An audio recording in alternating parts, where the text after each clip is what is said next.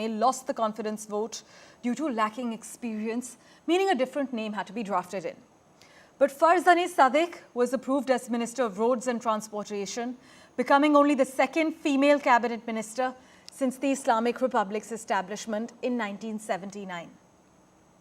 Mohsen Paknejad was approved as Minister of Oil.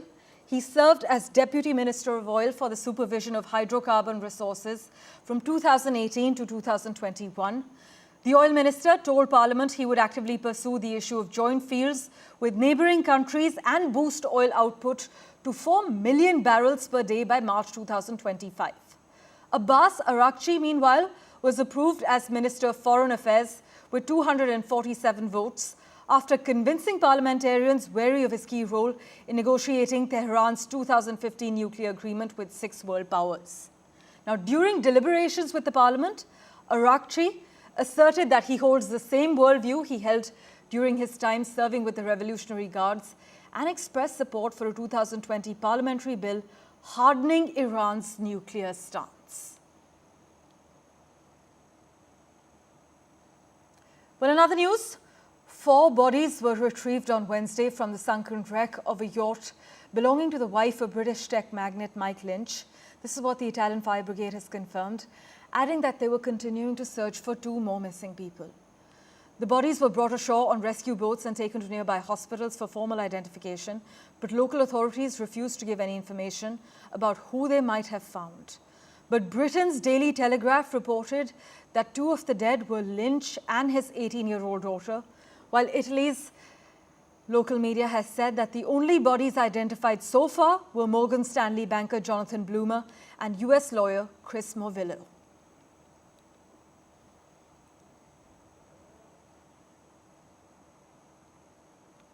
Well, our other big focus, India and the EU hosted a conference on combating terrorism. This was a 2-day regional conference, and the key focus was on the current and emerging threats as far as online radicalization is concerned. There were wide-ranging discussions held on countering online exploitation, and policymakers, academics, law enforcement officials were all in attendance. My colleague Mohammed Ghazali was tracking this closely. Listen into his report. I'm joined here by Mr. Marco Teixeira. He's the regional representative for the United Nations Office of Drugs and Crime for South Asia region. Thanks, Marcos, for talking to us. I just wanted to ask you first that the drug control is a big challenge, not just for India or South Asian region. What are the thrust areas like you have been focusing on since you've been a representative? You're a representative for the United Nations Drugs Office and Crime. Thank you for the question. Our work with the governments and non-state actors has been focused on different dimensions because drugs and crime are an holistic issues that require integrated actions. One of them is at the legislative side, work with the governments to improve their legal frameworks to address drugs and crime. Another dimension is social awareness, how we educate our young children to mitigate vulnerabilities for them to be in contact with drugs and crime and to take wise decisions on not engaging in crime and drugs. And the third element, to work with institutions, how to investigate, prosecute, and actually collect evidence that leads to successful prosecutions and sentences in aspects linked with drugs and crime. This has been part of our work on the region with the governments of the South Asian countries. Thanks for introducing that. And what has been the region which you feel in your operations after your research and work that has been instrumental or say the largest contributor for pushing drugs when it comes to South Asia? We have heard of Afghanistan, but what about the other regions we have? Because India has been facing the drug trafficking from Pakistan borders from Bangladesh. So has that also come under discussion with the Indian government?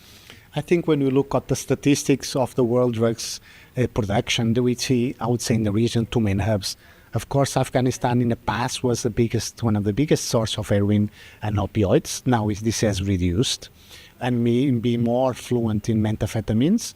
When we look at Myanmar, became now the big source of opium in the region, associated also with other aspects linked with methamphetamine and other amphetamine-type stimulants. So I think these two elements are part of the source of the drugs that we see in the region, but we see more and more synthetic drugs laboratories producing in the region that have also an impact on the availability of drugs that we see in this region. So it's a collective effort to disrupt this production of drugs in the region. How big is this a challenge that we have seen multiple reports contributing to the fact that this drug money is also sort of fueling terrorism and militancy across the border of India? You spoke about Myanmar, that's a disturbed region. We know what is happening in Afghanistan or even in Pakistan. So how do you see this drug money being one of the most major contributor towards fueling extremism or militancy across the Indian border? Financing of terrorism and our analysis comes from different sources. And in fact, the financing that originates from drug trafficking is also one of the facts that's fueling terrorism-affiliated groups and terrorism activities. Naturally, we try to mitigate this, to disrupt the illicit financial flows associated with drugs, and also mitigate the way they finance terrorism with the counterterrorism financing strategies that are in place in the region, and of course, working with the governments to mitigate their threats. Well, thank you for investing your time and watching this edition of The World 24/7 on the NDTV network. We'll keep tracking the latest updates for you. Do stay tuned.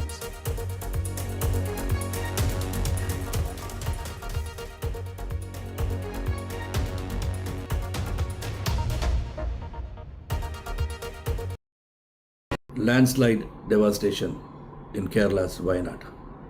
Join NDTV's initiative. Donate for Kerala.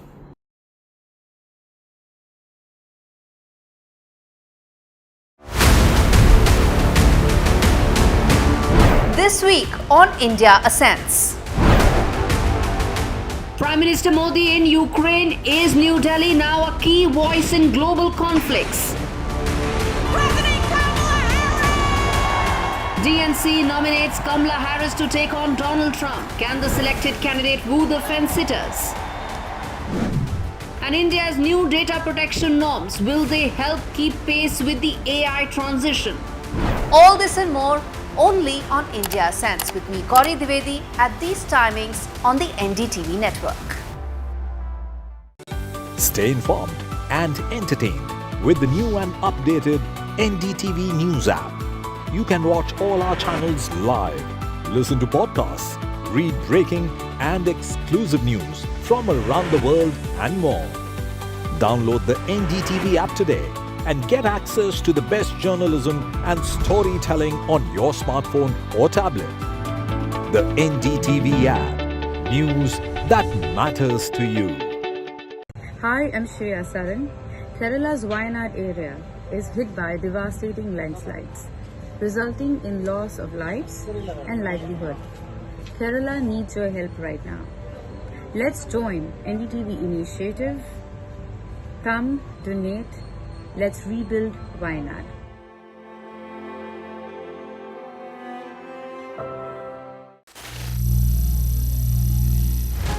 Some people say the metaverse will only be virtual. One day this lecture hall will be made of code, and driverless cars would be trapped in intersections. But even in this maze of the future, you can't wish away health. It's time to become more resilient.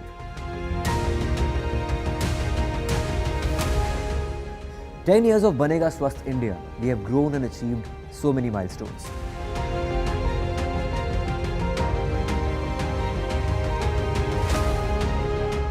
And now I have a plan to beat the urgency, to stop breathing with difficulty, to relieve getting choked with inactivity.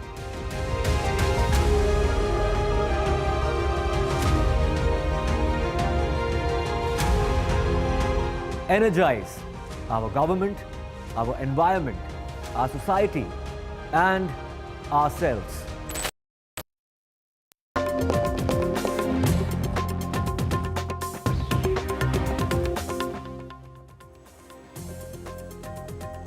A very good morning. You're watching NDTV 24/7. I'm Divya Vava. We have a whole lot lined up for you over the next 1 hour, but we'll start with the headlines. And let's just get you the very latest in regard to the Kolkata horror case in which 3 officials have now been transferred. We're talking about the new medical college principal as well as the vice principal who has now been transferred. In the Thane molestation case, the Bombay High Court will be hearing that case today. The court has taken suo motu cognizance in the matter. Allegedly, 4-year-old girls, 2 of them were sexually assaulted at the Thane school by the janitor in the school's bathroom. And 70 people have died in Andhra Pradesh's pharma factory blast, several injured in that reactor blast that took place at a factory. It's the Chief Minister who's ordered a high-level inquiry. He'll also be visiting the site today. And in regard to the elections coming up in Jammu and Kashmir, a key Congress National Conference meeting. We do know that Rahul Gandhi and Mallikarjun Kharge reached Jammu yesterday. They will be in Srinagar today. There is going to be a meeting regarding the seat sharing and the alliance dynamics. It is a meeting that's going to be held also with Omar Abdullah and Farooq Abdullah. And Tamil actor Vijay to unveil his party flag, as well as this is going to be his unveiling and unfurling the flag of his political party TVK. He launched his political party earlier this year in February. He will be contesting the assembly polls which will be coming up in Tamil Nadu in 2026. This is not an era of war, is what the Prime Minister has said, addressing the Indian community in Poland before his much-anticipated visit to Ukraine, where he's pledged to campaign for a peaceful resolution as far as the conflict between Ukraine and Russia is concerned. And Prime Minister Modi went on to say India's policy is to maintain close ties with countries, India's with everyone, and thinks about everyone's benefit.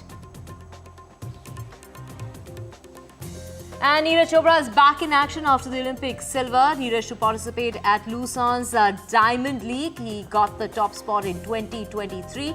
He will be resuming action at that meeting to reclaim the DL trophy at the season-ending finale, which will take place next month.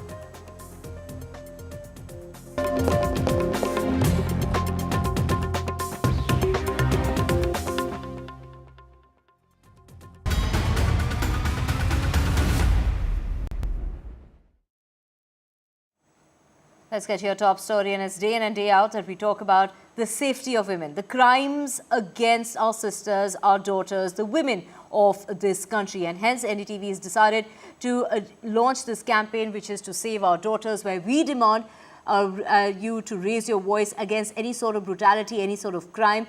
You need to make yourself heard in terms of the challenges that are being faced by women at large in the country. Join us to bring action and change on the ground. You can join our campaign, Save Our Daughters.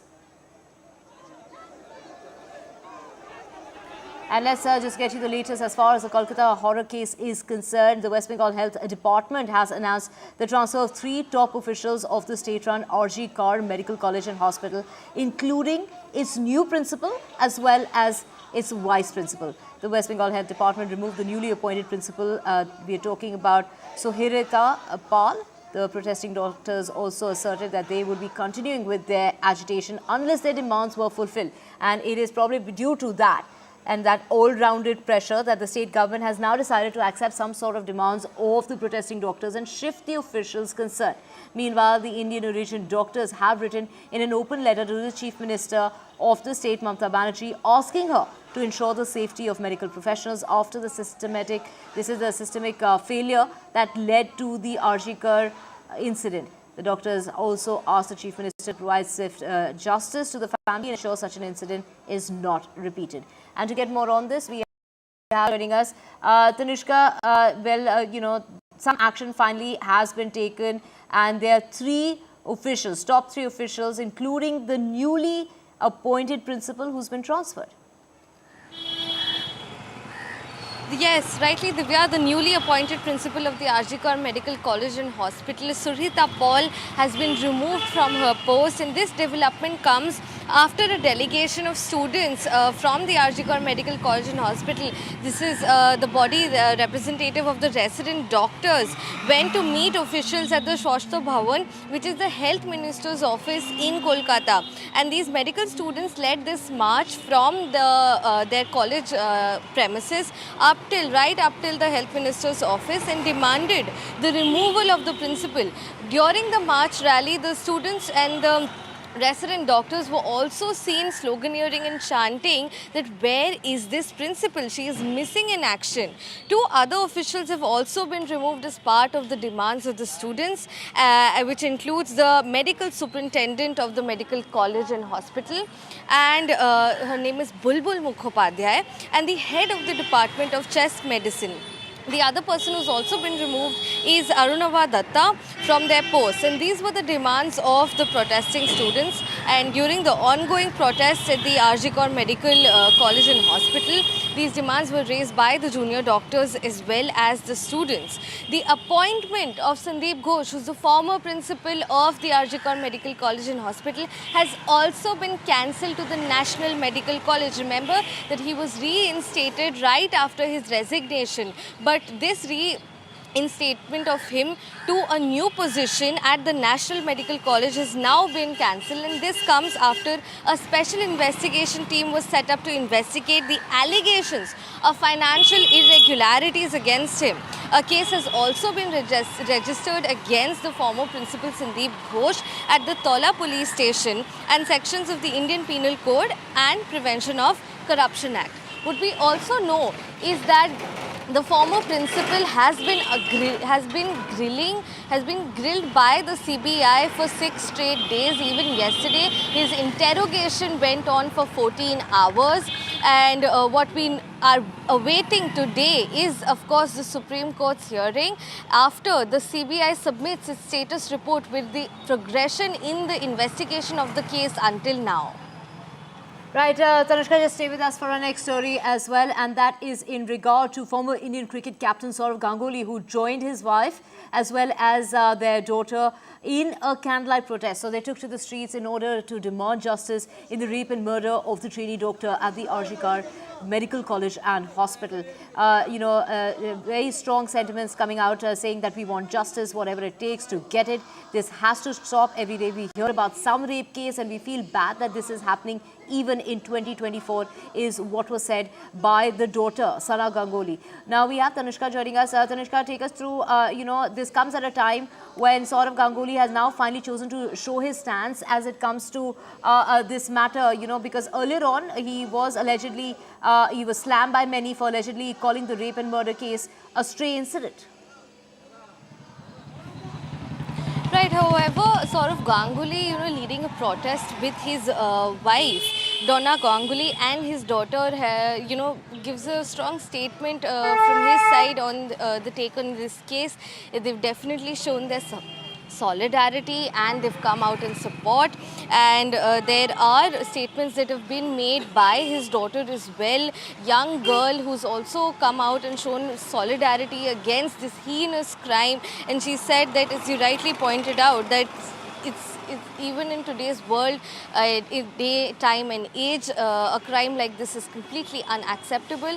And this also resonates with what the Supreme Court also said in its hearing on Tuesday, which is that we cannot wait for another rape case for real change to take place.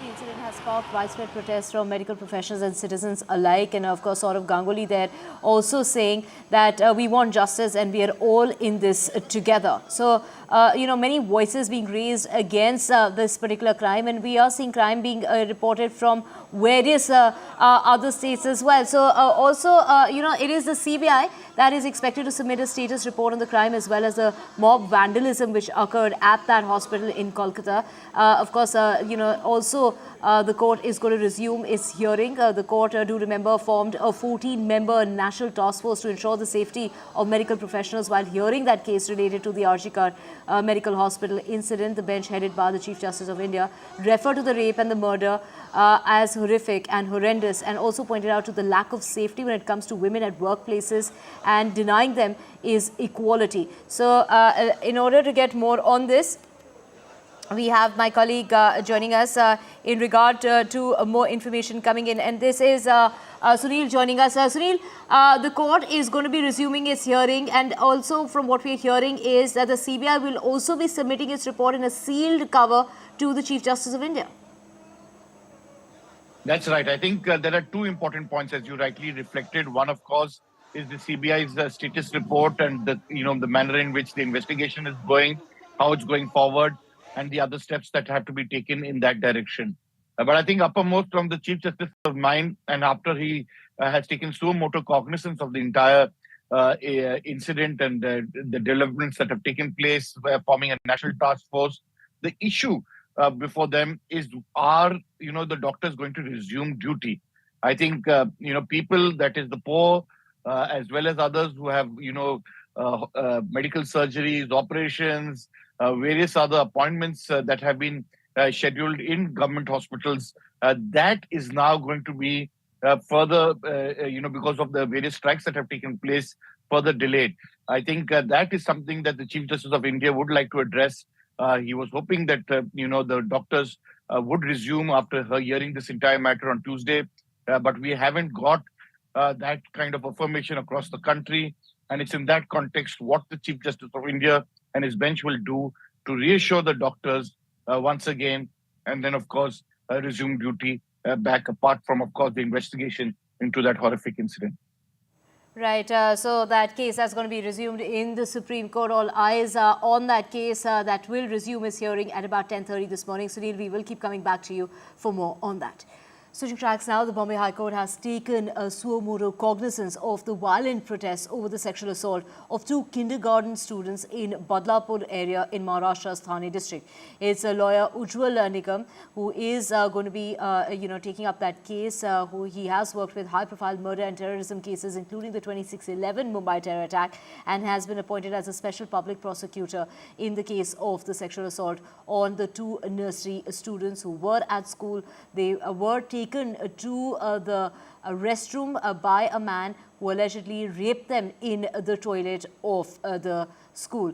Now, this is in regard to the man who has now been arrested, but it has sparked off a massive protest that took place on Tuesday and Wednesday, with many people heading to the streets in Thane to protest against sexual assault of the 2 students. The accused has, as far as his house is concerned, has been vandalized in Badlapur, and the police did reach the spot. It is the opposition that has called for a Maharashtra Bandh, which is going to take place on the 24th of this month to protest against the alleged sexual assault on the 2 kindergarten girls at that school in Badlapur. So it is Uddhav Thackeray-led Shiv Sena and NCP headed by Sharad Pawar, who took the decision after a meeting. Meanwhile, Maharashtra's chief minister has claimed that the massive rail roko protest was politically motivated and aimed at maligning the state government. My colleague Anush has the details. One of the first things that the court will take up in the morning, we saw that the activity around this particular case increased since the last couple of days, especially after the protests took place a couple of days ago in Badlapur. But as everyone should note, this incident happened, at least a week or 2 ago. It happened on the 12th and 13th of this month. But because of the delay in the activity by not just the school authorities side, but also especially by the police side, there was a lot of anguish and sadness and also frustration amongst the people, which forced them to get on the roads. Besides that, the political intervention and the political statements regarding this entire issue only started to come out when the people there stopped the railway for close to 8 hours. So we're seeing the High Court here taking the cognizance of the matter, and we'll be looking at the case with the division bench of Revti Dere and Justice Tripura Chauhan will hear the matter. They're expected to hear the matter at 10:30 a.m. today. Now, this is an important development and a pretty similar pattern to what happened in Kolkata as well. We saw that the court taking the cognizance of the matter. Of course, it was promised by the state government. Two major things were promised. Firstly, the fast tracking of the court when the people were demanding for instant justice, and secondly, an SIT committee was set up under the observation of senior police official in Mumbai, that is R.P. Singh. Now, yesterday we saw that several political leaders made their way to Badlapur, be it the Guardian Minister Shambhuraje Desai or, of course, the primary primary school education Deepak Kesarkar, and assurances were given by all of them. Girish Mahajan, one of the senior ministers in the Mahayuti cabinet, was present there when the protests were going on for more than an hour, interacting with the people. But now, this step taken by High Court would definitely be welcomed by people.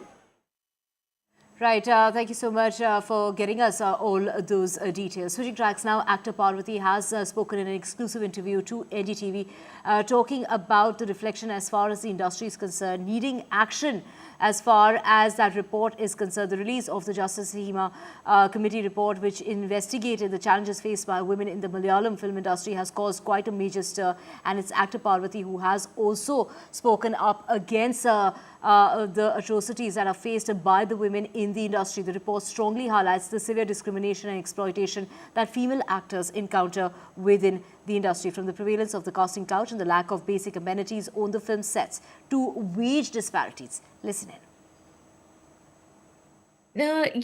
This sense of achievement is extremely bittersweet for us, mainly because the first deposition happened sometime in 2018 and the report was submitted sometime in 2019.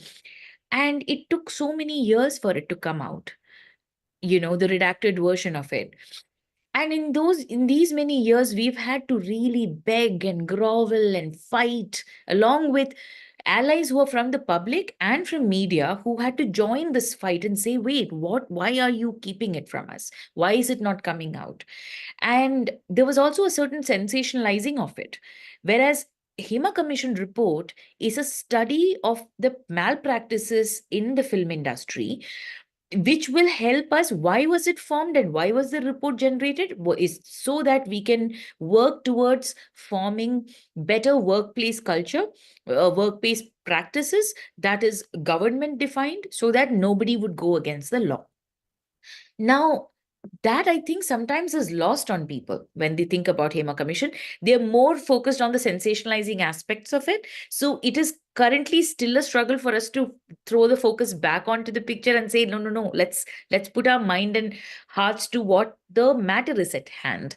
But at the same time, the fact that it's come out, why I say it's bittersweet is most of us who did go and depose in front of the committee, we had to speak up on so many things that even in other interviews we may have said, and things that are under confidentiality.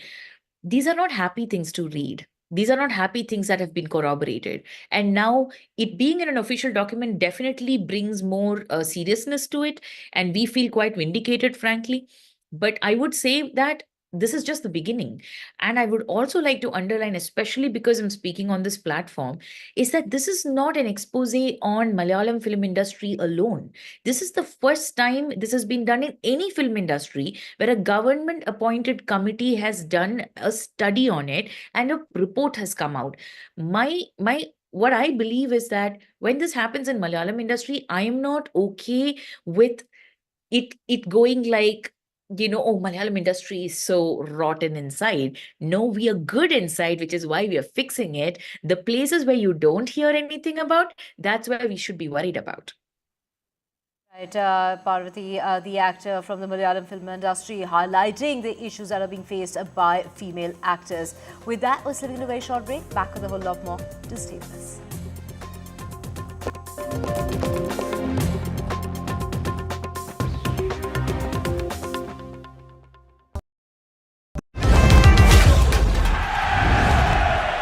Get the magic of the best working for you now. Link your payment cards once, collect rewards forever.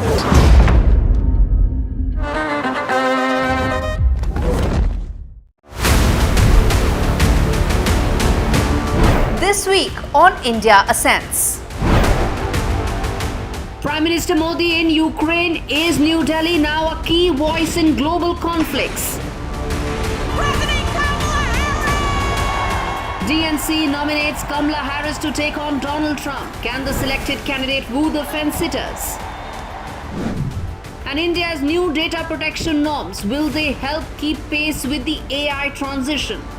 All this and more only on India Ascends with me, Gauri Dwivedi, at these timings on the NDTV network. Stay informed and entertained with the new and updated NDTV News app.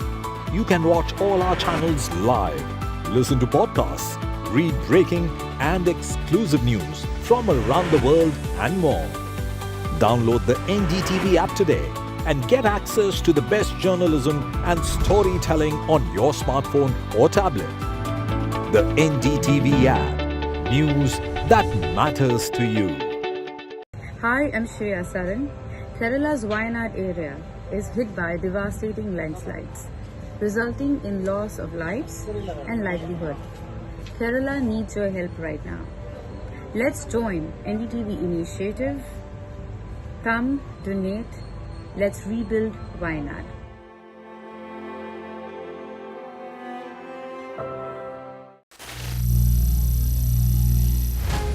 Some people say the metaverse will only be virtual. One day this lecture hall will be made of code, and driverless cars would be trapped in intersections.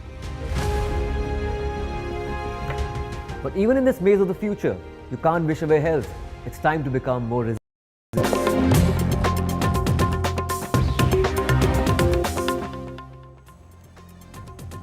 Welcome back. Let's get you the latest from Andhra Pradesh. And at least 70 people have died and 41 others have been injured after an explosion that took place in Andhra Pradesh's Anakapalli. The explosion took place at that special economic zone. The explosion occurred at a pharma firm's plant in the special economic zone, and the injured have been shifted to the NTR hospital for treatment.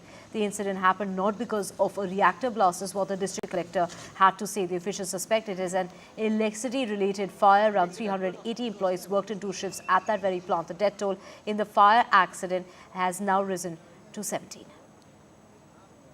Mr. Chandrababu Naidu, the Chief Minister, is expected to be visiting the blast site today, and he has in fact said that whoever the injured are, there are about 41 people who were reported injured yesterday, other than the 17 people who had died in the accident. And he said if any of them requires, air ambulances would be arranged for them to be transported either to Visakhapatnam or to Hyderabad for more sophisticated treatment. The second thing that he has said is that there will be an inquiry to find out and fix responsibility about what happened, because this is, of course, the special economic zone, and it's a pharma SEZ that we're talking about in Anakapalli district of Andhra Pradesh, and therefore there is a big concern. This is a unit that started about 5 years ago, and it manufactures API, active pharma ingredients, pharmaceutical ingredients, as well as intermediary products.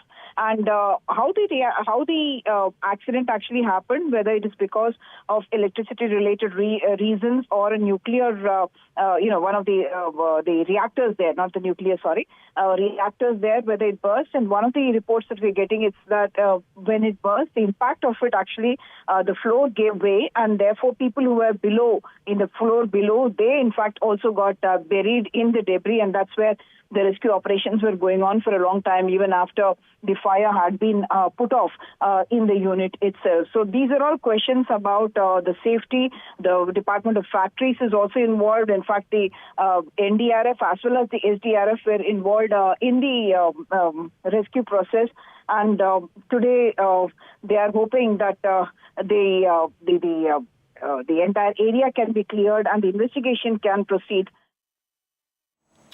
Right, thank you, Uma, for getting us all those details. Switching tracks now to the northeast, and it's Tripura, which is battling with massive floods. The flood situation in Tripura has further worsened, with the death toll now rising to 10, and over 34,000 people have been taken into shelter in 330 relief camps that have been set up in 8 districts. The Met Department has issued an orange category warning for more showers that will continue heavier in nature than usual. Do remember there was a red alert warning in place for yesterday.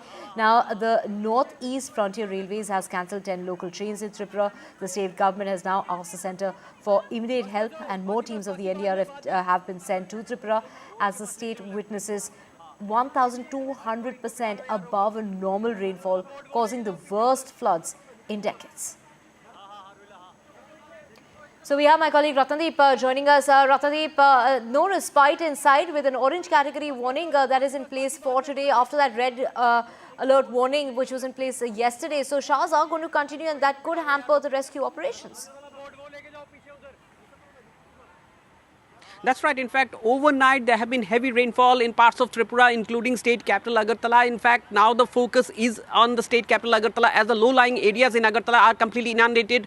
Overnight, what we are picking up is that round-the-clock rescue operations have taken place by NDRF, Assam Rifles, the state forces. The state government has once again asked centre to rush in more NDRF personnel. So what we are picking up, that NDRF personnel have been already dispatched from Arunachal Pradesh, from southern Assam. We are hearing that they might be airlifted from even from Guwahati. So therefore the centre now reaching out to Tripura government. Remember, the national highway that links Tripura to Assam, which is the lifeline of the state, is blocked in several places due to waterlogging, and there have been massive landslides on the railway tracks that had resulted in cancellation of 10 trains. In fact, in a way, the rail link is also disrupted. The airport also saw a lot of inundation, and somehow the air operations are still continuing. So that is the only way at this moment how the state is connected with the rest of the country. The state is facing a major calamity across the state, particularly in southern Tripura. The situation is very grim. Also, remember all the major rivers in the state, including Howrah, Gomati, they are much above their danger level, almost closing into the highest flood levels. And that's why in decades this is perhaps the worst ever flood that the state has witnessed, with over 1200% above normal rainfalls in the past 2 to 3 days, and that's the reason why there is so much of inundation which has taken place. The focus at this moment remains in terms of getting people out of their residences to safer places. But if you look at the topography of the state, then in the low-lying areas, you hardly have areas which are left to be not inundated, and therefore it is a challenge for the government also to find places where to keep people. Already close to 35,000 people have been rescued, and what we are picking up from government sources is that particularly in state capital Agartala, overnight there have been fresh inundation in several areas. People have to be evacuated overnight. In fact, the situation remains very grim. Here is a report that reflects the situation at ground zero in Tripura, how people are battling this worst ever floods in decades. An ambulance forcing its way through the raging floodwaters in Tripura. The tiny northeastern state is facing its worst flash floods in decades, caused by unprecedented rain over 1200% above normal over the past 2 days, resulting in death and destruction and widespread flooding in all 8 districts. NDRF, Assam Rifles and state forces are rescuing thousands. Over 200 teams are on the field, but more help is needed. I have already talked to him in the morning, and the status of the state I already informed him, and I told him that please send some NDRF team as early as possible. So I heard that from Arunachal Pradesh 4 NDRF teams are coming, and another already have reached from Silchar. The government has asked schools and colleges to remain shut till Thursday. The national highway is waterlogged, and even rail link has been hit by landslides. The South Tripura and the Gomati district are the worst hit. Even in state capital Agartala and its suburbs, there is massive inundation. Hundreds are marooned. बहुत गंभीर है अभी पानी के यहाँ पर बहुत सा आदमी बहुत तकलीफ में है। कुछ मिला सरकार की तरफ? नहीं, कोई कुछ नहीं, अभी तक कोई आया ही भी नहीं है, तो मिलेगा क्या? दिक्कत है सबको, खाना वाना का भी दिक्कत है, ये सभी चीज का दिक्कत। कहाँ रह रहे हैं लोग कुछ लोग तो गाड़ी में अपना घर बनाए, जो लेबर लोग हैं वो अपना गाड़ी में घर बनाए, और बाकी कुछ लोग जो है वो मतलब ऐसे आसपास के स्कूलों में गए। If the rain continues as forecast, Tripura will have to brace for tougher times. In Guwahati, Ratndeep Chaudhary for NDTV. Switching tracks to J&K now, and it is the Congress President Mallikarjun Kharge and the leader of the opposition Rahul Gandhi that received a rousing welcome upon their arrival in Jammu on Wednesday, with party activists and supporters lining up outside the airport. The enthusiastic supporters even stopped Rahul Gandhi's vehicle on the airport road, causing some sort of anxious moments for the security personnel. They are visiting for key meeting as far as this is in connection with the 3-phase assembly elections which will be coming up in the valley. We are talking about the elections that will start on the 18th of September. The two leaders will be engaging in extensive discussion with party leaders and workers, and that's expected in Kashmir today. The meeting will start at about 10 o'clock in the morning. They're also expected to meet with National Conference leadership to discuss a possible pre-poll alliance. So very, crucial meeting coming about just before elections. Alliance as far as seat sharing is concerned, the dynamics of the alliance is concerned, all that is coming up as far as talks in Srinagar, that will happen at about 10 o'clock this morning. We have my colleague Nazir joining us. Nazir, when it comes to the PDP, they have gone ahead and described Rahul Gandhi as a very impactful voice who could perhaps be raising issues of Kashmir and work towards broader coalition in Jammu and Kashmir. And now what we're expecting today is that Rahul Gandhi and Mallikarjun Kharge are expected to meet with Omar Abdullah and Farooq Abdullah. Well, That's expected, but that would all depend on the progress both sides, National Conference and the Congress, would make on the seat sharing arrangement or the formula and form an alliance. So far, 3 rounds of talks have not achieved any positive result. Both sides are sticking to their positions when it comes to seat sharing. Both want more seats. So till late last night, there were hectic negotiations between Congress and National Conference in Srinagar. And one of the Congress, negotiator leaders all even walked out during the meeting, and he even had a fight within his own party that, look, you are conceding more seats to National Conference. National Conference is also not ready to concede some seats in the Kashmir Valley, particularly Anantnag and Pulwama district, which will go to the polls in the first phase of election. Time is running out for both the sides because the last date of filing of nomination papers for the first phase of elections is on 27th. So they have just few days left before they can complete the thing. So this meeting between Rahul Gandhi, Mallikarjun Kharge and Farooq Abdullah and Omar Abdullah was expected yesterday evening. That was not materialized. It's also now expected any time today in the forenoon if talks progress, because last night both the sides did not agree. National Congress did not agree on seat sharing. So there are still last minute hitches.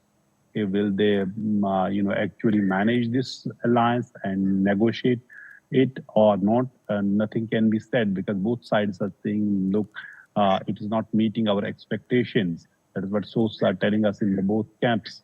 So there's very hectic negotiations going on, and the meeting between Rahul Gandhi and Abdullah would all depend on the progress both sides would make on the seat sharing arrangement and alliance between the two parties ahead of first phase of election in Jammu and Kashmir. On the other side, we see senior BJP leader Ram Madhav, who has been appointed as the in charge of Jammu and Kashmir elections by the BJP. The return of Ram Madhav is also a major factor now in Jammu and Kashmir elections. He has also held certain meetings with the political leaders in Kashmir Valley yesterday. Right. Thank you so much, Nasir, for joining us with all those details. Switching tracks now, in fact, it is actor Vijay who will be unveiling his party flag as well as his party song, and that is expected any minute now. The popular actor is one of the highest paid in the industry. He will be unveiling and unfurling the flag of his political party, TVK, in a prelude to a formal launch at a massive rally that's being planned in the last week of September. Do remember that he had launched his party back in February of this year as a party against corruption, which is set to contest in the 2026 Assembly elections. We have my colleague Sam Daniel joining us to get us. We have Sam Daniel joining us to get us more on this. Sam, what time is this expected from unfurling the party flag to also the party song is what we're expecting? That's right. We expect that to happen around 9:15 this morning. In another half an hour, Divya. We are at the party headquarters, the TVK headquarters along the East Coast Road in Chennai.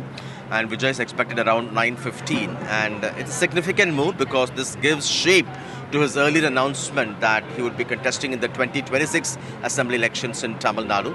Vijay has been nurturing political ambitions for a long time. And in the run-up to that, over the last 2 years, he has been reaching out to first-time young voters by honouring Class 12 toppers across Tamil Nadu constituency-wise, honouring them and their parents and giving them cash awards as well. Besides, his team has also been expanding their welfare activities in terms of setting up libraries for several communities across the state, extending legal help, building houses for the poor, and also helping children with their studies and tuition and things like that. And Tamil Nadu is not new for actors entering politics and even becoming successful chief ministers. We've had script writers becoming chief ministers like Annadurai and Karunanidhi, very popular chief ministers. Later, stars like MGR and Jayalalitha have also become successful chief ministers. But over the last 2 decades, Tamil Nadu has not been giving a thumbs up for stars becoming chief ministers. Even superstar Sivaji Ganesan, superstar Rajinikanth, Kamal Hassan, all of them have not been able to make a big splash. But Vijay's fans hope that he's different, he is young, he makes this plunge at the peak of his career, and they hope that he'll be successful. Right, of course, thank you so much, Sam, for getting us all those details. So, of course, we will be tracking that story and getting you more on that. And let's just get you the latest. And this is in regard to the Prime Minister's visit to Poland. He arrived in Poland yesterday. And it is the Prime Minister who's gone on to say this is not the era for war. This is something that he said just ahead of his visit to Ukraine. Do remember that he is in Poland today and he will be leaving for Ukraine tonight on a train.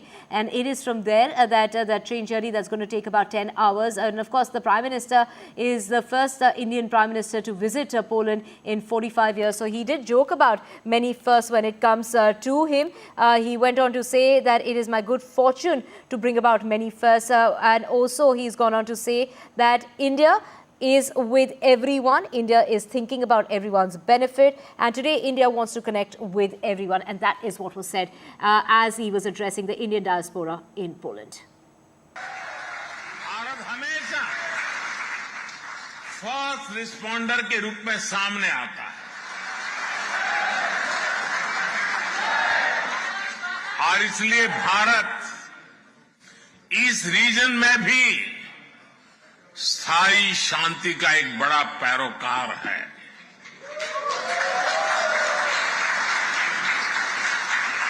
Bharat का मत एकदम साफ है, ये युद्ध का युग नहीं है। I'm at the Maidan Square in the heart of Kiev in Ukraine. Behind me are flags, the Ukrainian flag, each one symbolizing the loss of a soldier who's been killed in this war, which is now stretched for well more than 900 days. The visit of Prime Minister Modi over here is highly anticipated. I've been speaking to Ukrainian leaders who do know that India has a close association with Russia. Could that be a possible avenue to getting to Vladimir Putin, to get into a discussion which is on favorable terms?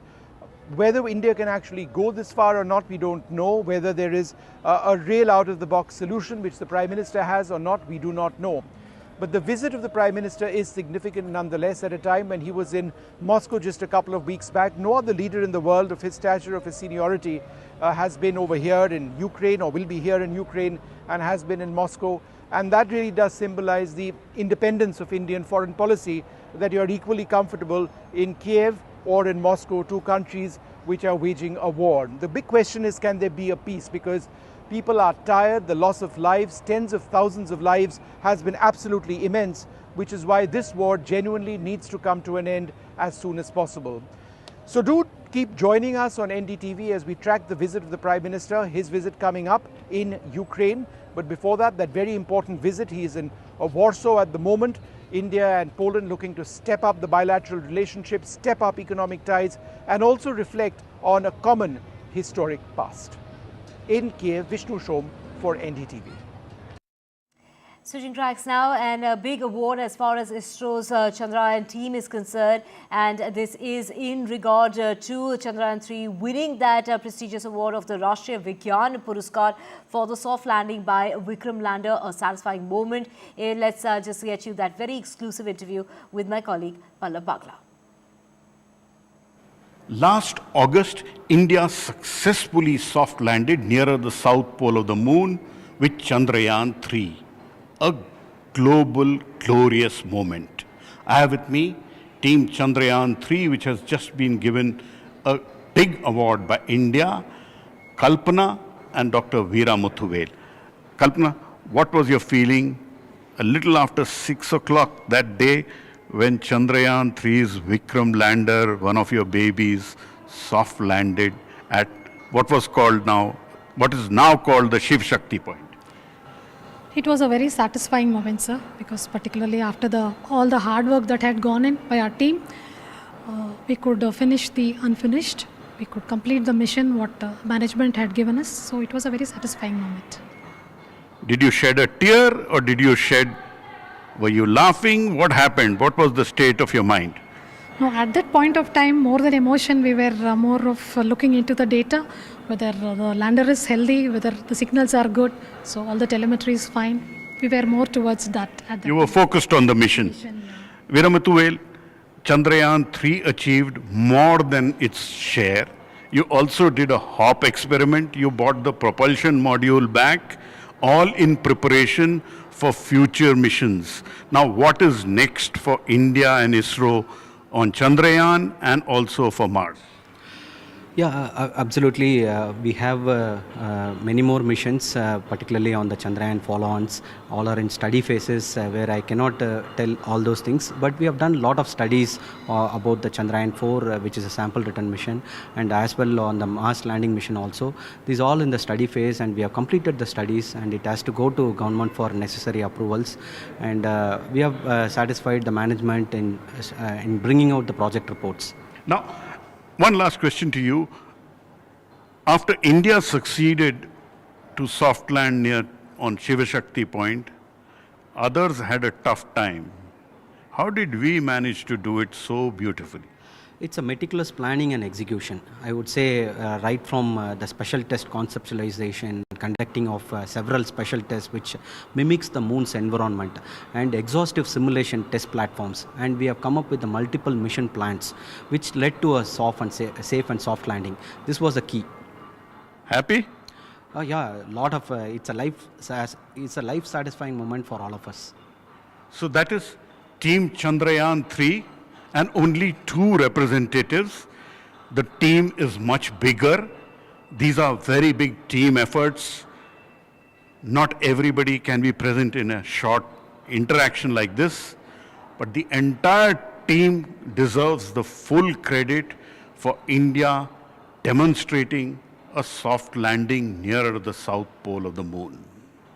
And we have the Vikram lander and the Pragyan rover right here displayed to make the team feel even more proud. With camera person Kumar at the U.R. Rao Satellite Center in Bangalore, Pallav Bagla for NDTV.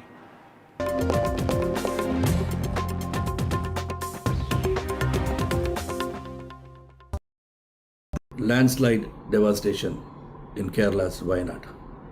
Join NDTV's initiative. Donate for Kerala.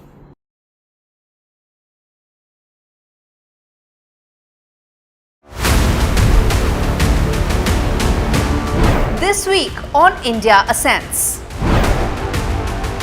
Prime Minister Modi in Ukraine. Is New Delhi now a key voice in global conflicts? DNC nominates Kamala Harris to take on Donald Trump. Can the selected candidate woo the fence-sitters? And India's new data protection norms, will they help keep pace with the AI transition? All this and more only on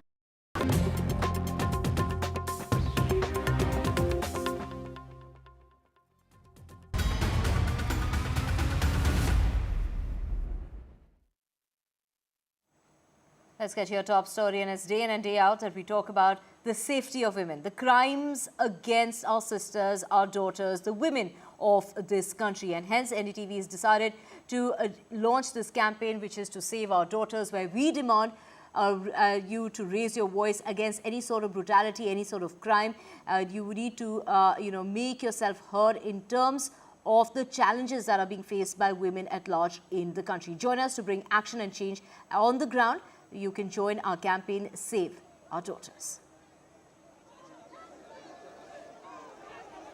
And let's just get you the latest as far as the Kolkata horror case is concerned. The West Bengal Health Department has announced the transfer of 3 top officials of the state-run RG Kar Medical College and Hospital, including its new principal as well as its vice principal. The West Bengal Health Department removed the newly appointed principal. We are talking about Sohireta Pal. The protesting doctors also asserted that they would be continuing with their agitation unless their demands were fulfilled.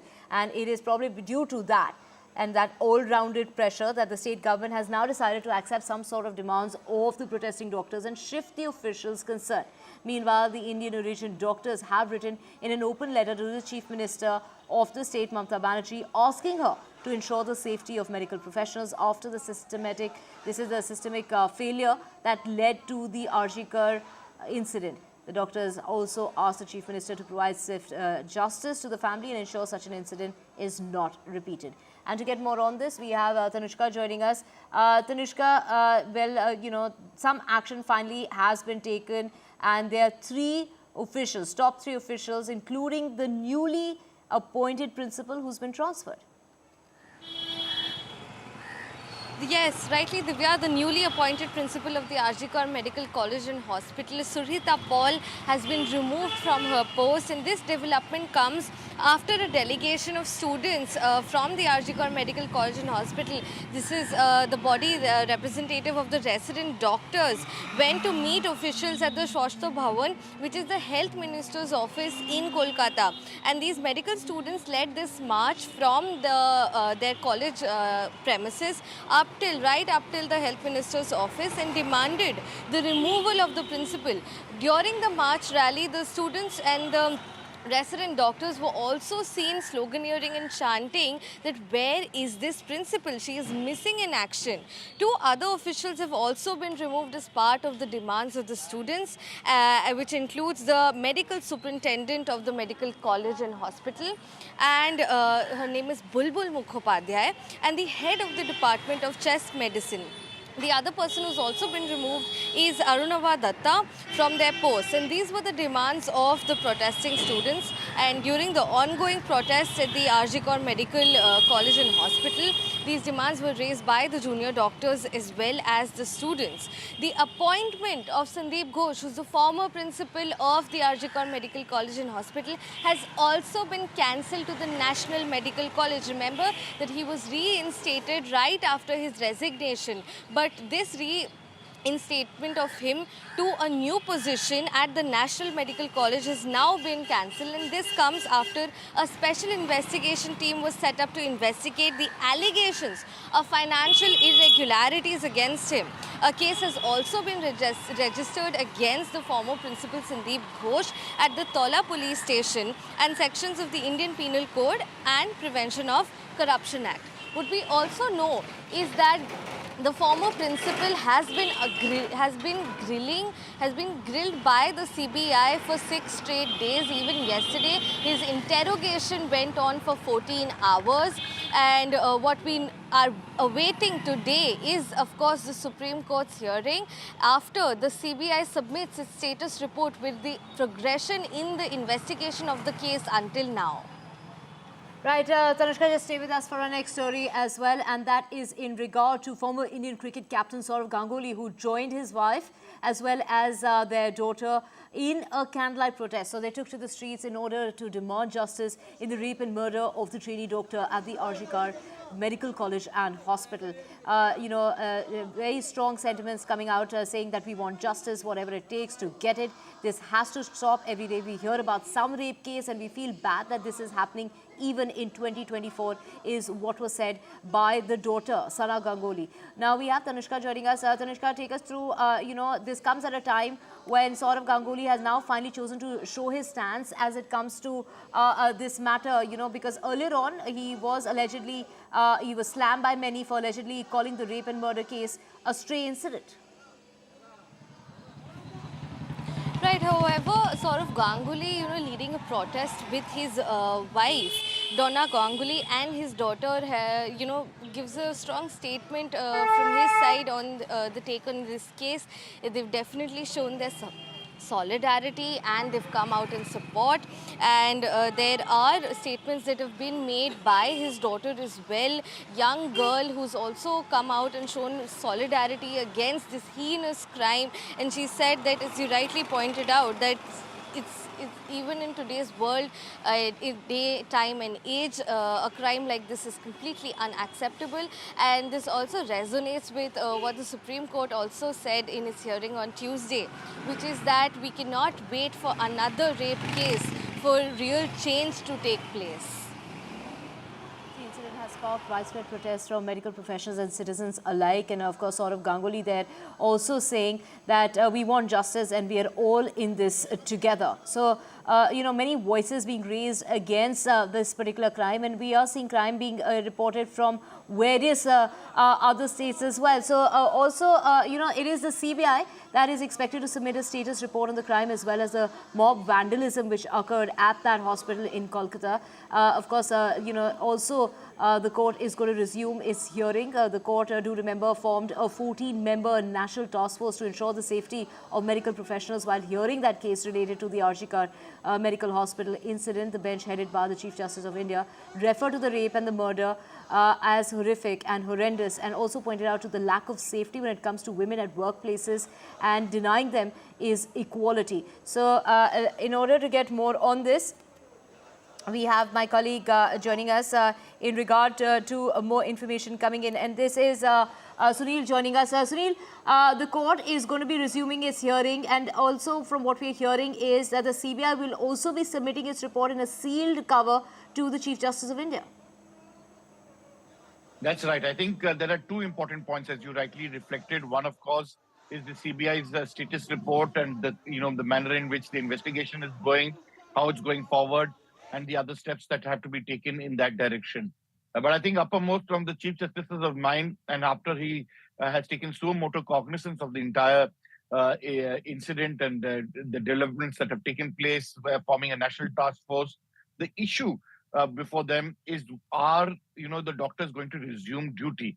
I think people, that is the poor as well as others who have medical surgeries, operations, various other appointments that have been scheduled in government hospitals, that is now going to be further because of the various strikes that have taken place, further delayed. I think that is something that the Chief Justice of India would like to address. He was hoping that the doctors would resume after hearing this entire matter on Tuesday, but we haven't got that kind of affirmation across the country. And it's in that context what the Chief Justice of India and his bench will do to reassure the doctors once again, and then, of course, resume duty back, apart from, of course, the investigation into that horrific incident.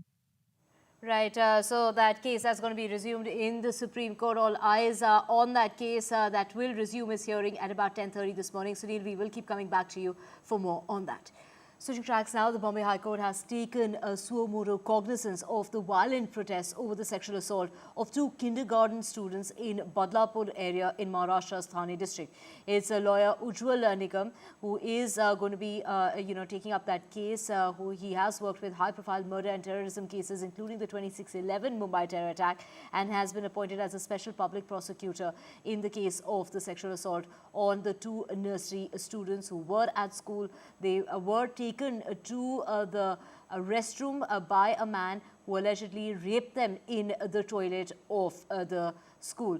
Now, this is in regard to the man who has now been arrested, but it has sparked off a massive protest that took place on Tuesday and Wednesday, with many people heading to the streets in Thane to protest against sexual assault of the two students. The accused has, as far as his house is concerned, has been vandalized in Badlapur, and the police did reach the spot. It is the opposition that has called for a Maharashtra Bandh, which is going to take place on the 24th of this month to protest against the alleged sexual assault on the two kindergarten girls at that school in Badlapur. So it is Uddhav Thackeray-led Shiv Sena and NCP headed by Sharad Pawar, who took the decision after a meeting. Meanwhile, Maharashtra's Chief Minister has claimed that the massive rail roko protest was politically motivated and aimed at maligning the state government. My colleague Anush has the details. One of the first things that the court will take up in the morning, we saw that the activity around this particular case increased since the last couple of days, especially after the protests took place a couple of days ago in Badlapur. But as everyone should note, this incident happened, at least a week or two ago. It happened on the 12th and 13th of this month. But because of the delay in the activity by not just the school authorities side, but also especially by the police side, there was a lot of anguish and sadness and also frustration amongst the people, which forced them to get on the roads. Besides that, the political intervention and the political statements regarding this entire issue only started to come out when the people there stopped the railway for close to 8 hours. So we're seeing the High Court here taking the cognizance of the matter, and we'll be looking at the case with the division bench of Revti Dere and Justice Tripura Chauhan will hear the matter They're expected to hear the matter at 10:30 a.m. today. Now, this is an important development and a pretty similar pattern to what happened in Kolkata as well. We saw that the court taking the cognizance of the matter. Of course, it was promised by the state government. Two major things were promised.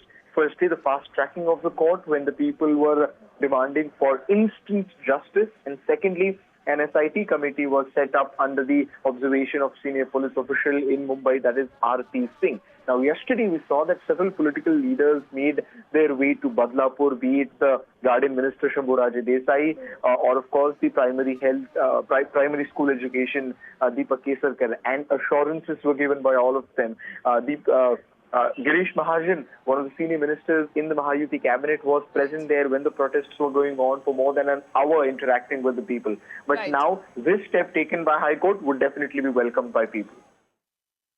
Right, thank you so much for getting us all those details. Switching tracks now, actor Parvati has spoken in an exclusive interview to NDTV, talking about the reflection as far as the industry is concerned, needing action as far as that report is concerned. The release of the Justice Hema Committee report, which investigated the challenges faced by women in the Malayalam film industry, has caused quite a major stir. And it's actor Parvati who has also spoken up against the atrocities that are faced by the women in the industry. The report strongly highlights the severe discrimination and exploitation that female actors encounter within the industry, from the prevalence of the casting couch and the lack of basic amenities on the film sets to wage disparities. Listen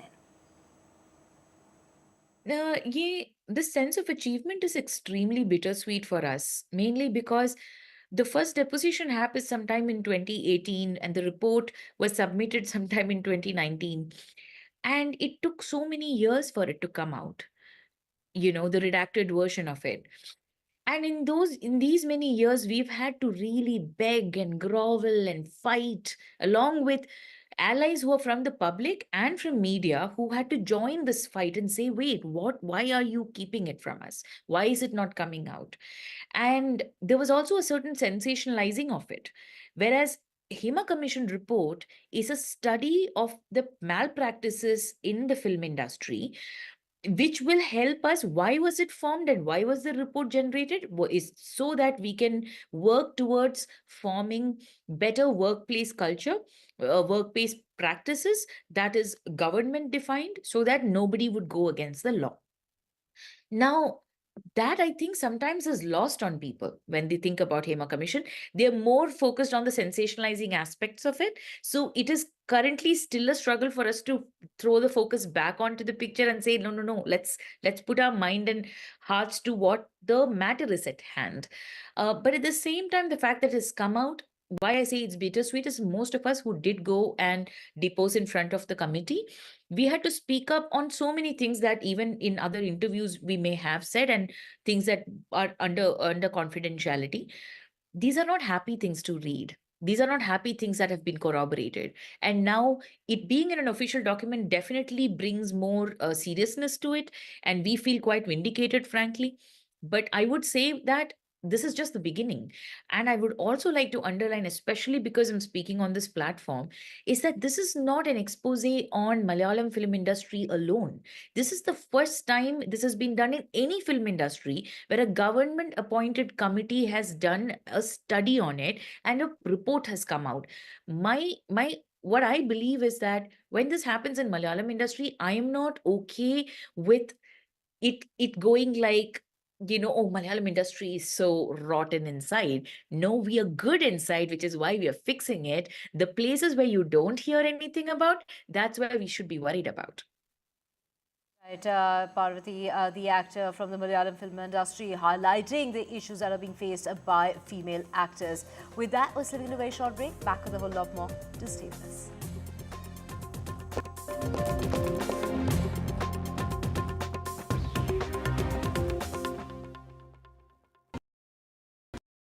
Stay informed and entertained with the new and updated NDTV News app.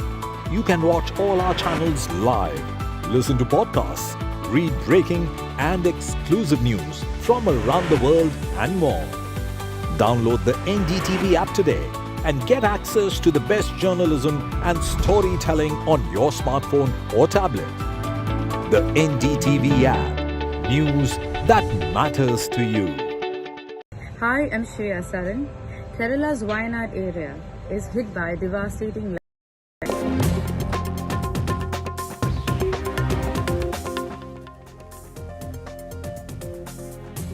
Very good morning. You're watching NDTV 24/7. I'm Divya Vazwa. We have a whole lot lined up for you, including the CBI that will be submitting its report in the Kolkata horror case, and the Supreme Court that we're resuming is hearing in the rape and murder of the trainee doctor in Kolkata. We'll get you all the details. First, the headlines. In the Kolkata horror case, it is the Mamata Banerjee government that has finally taken some action, and now 3 officials have been transferred, including the newly appointed principal and also the vice principal. In the Thane molestation case, Bombay High Court will be hearing that case. The court has taken suo motu cognizance in the matter in the alleged 2 4-year-old girls who were sexually assaulted at a school in Thane district of Maharashtra. 70 people have died in Andhra Pradesh due to a factory blast that took place at a pharma site. Several people have been injured in that incident. As the Chief Minister has ordered a high-level probe into the matter, he will be visiting the site today.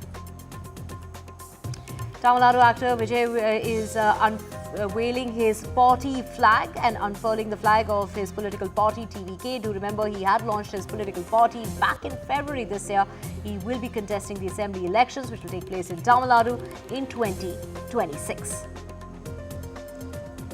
And it is Mallikarjun Kharge and Rahul Gandhi who are in Jammu and Kashmir. Do remember, they landed in Jammu yesterday. Today they are going to be in Srinagar. They're expected to be meeting with Umar and Farooq Abdullah, and talks are going to be taking place as far as seat trading and alliance dynamics are concerned. This is not an era of war, is what the Prime Minister said while addressing the Indian diaspora in Poland. He gone on to say that India's policy is to maintain close ties with all countries. India thinks about everyone and everyone's benefit. And Neeraj Chopra back in action after the Olympic silver. He will be participating in Lausanne Diamond League. He will be, Neeraj Chopra will be resuming action in order to reclaim that DL trophy at the season-ending finale, which is going to take place next month.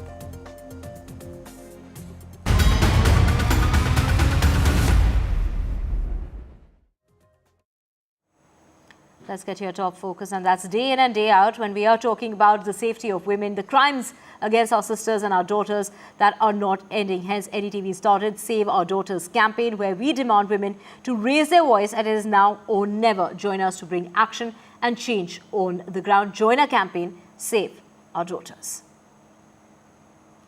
Now, some action finally has been taken by the Mamata Banerjee government, and there has been a transfer order of 3 top officials of the state-run RG Kar Medical College and Hospital in Kolkata. This includes the newly appointed principal as well as the vice principal.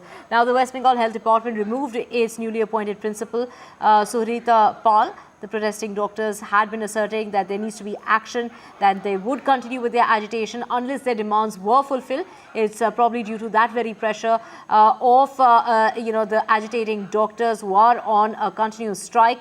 The state government finally has decided to accept some of the demands of the protesting doctors and shift the officials concerned. Meanwhile, Indian origin doctors have written in an open letter to the Chief Minister of the state of Kolkata, asking Mamata Banerjee to ensure that safety of medical professionals after the systemic failure that led to the RG Kar incident. The doctors also asked the Chief Minister to provide swift justice to the family and ensure such an incident is not repeated.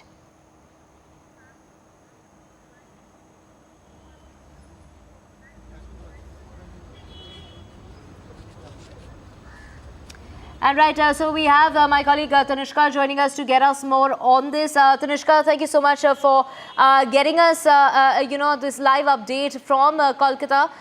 It is the government that finally taking some sort of action. We know 3 officials have been transferred, including the principal and the vice principal. Take us through the details.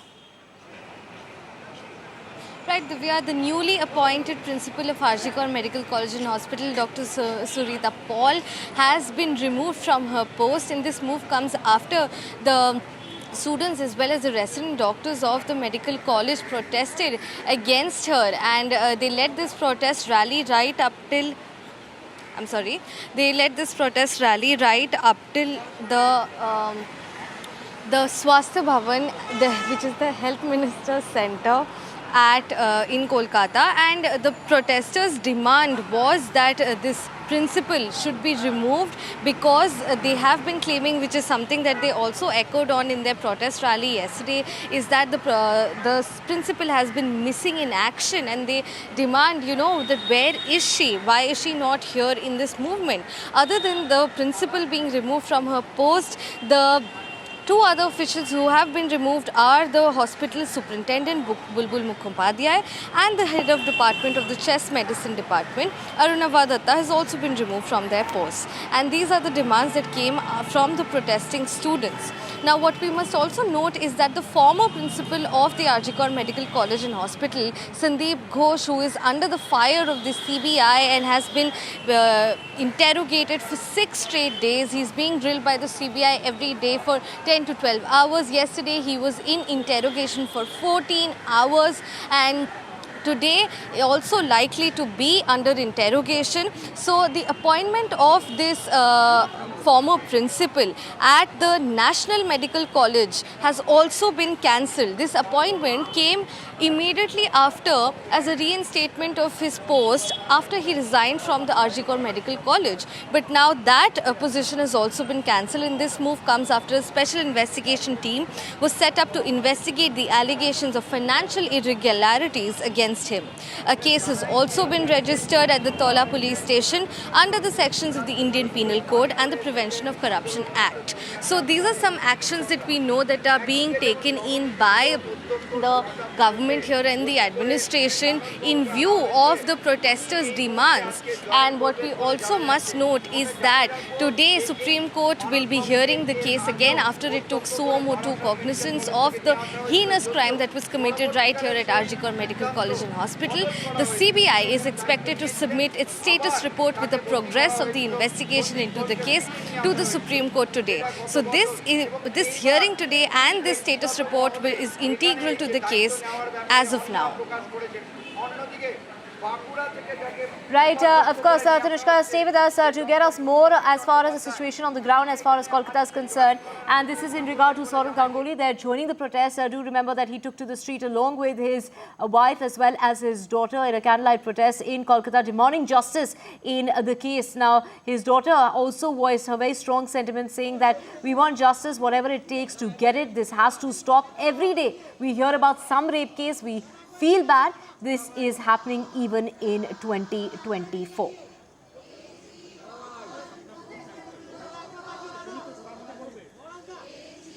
Tanushka, of course, Saurav Ganguly there, obviously now taking a stance, saying that we want justice, saying that we are all in this together.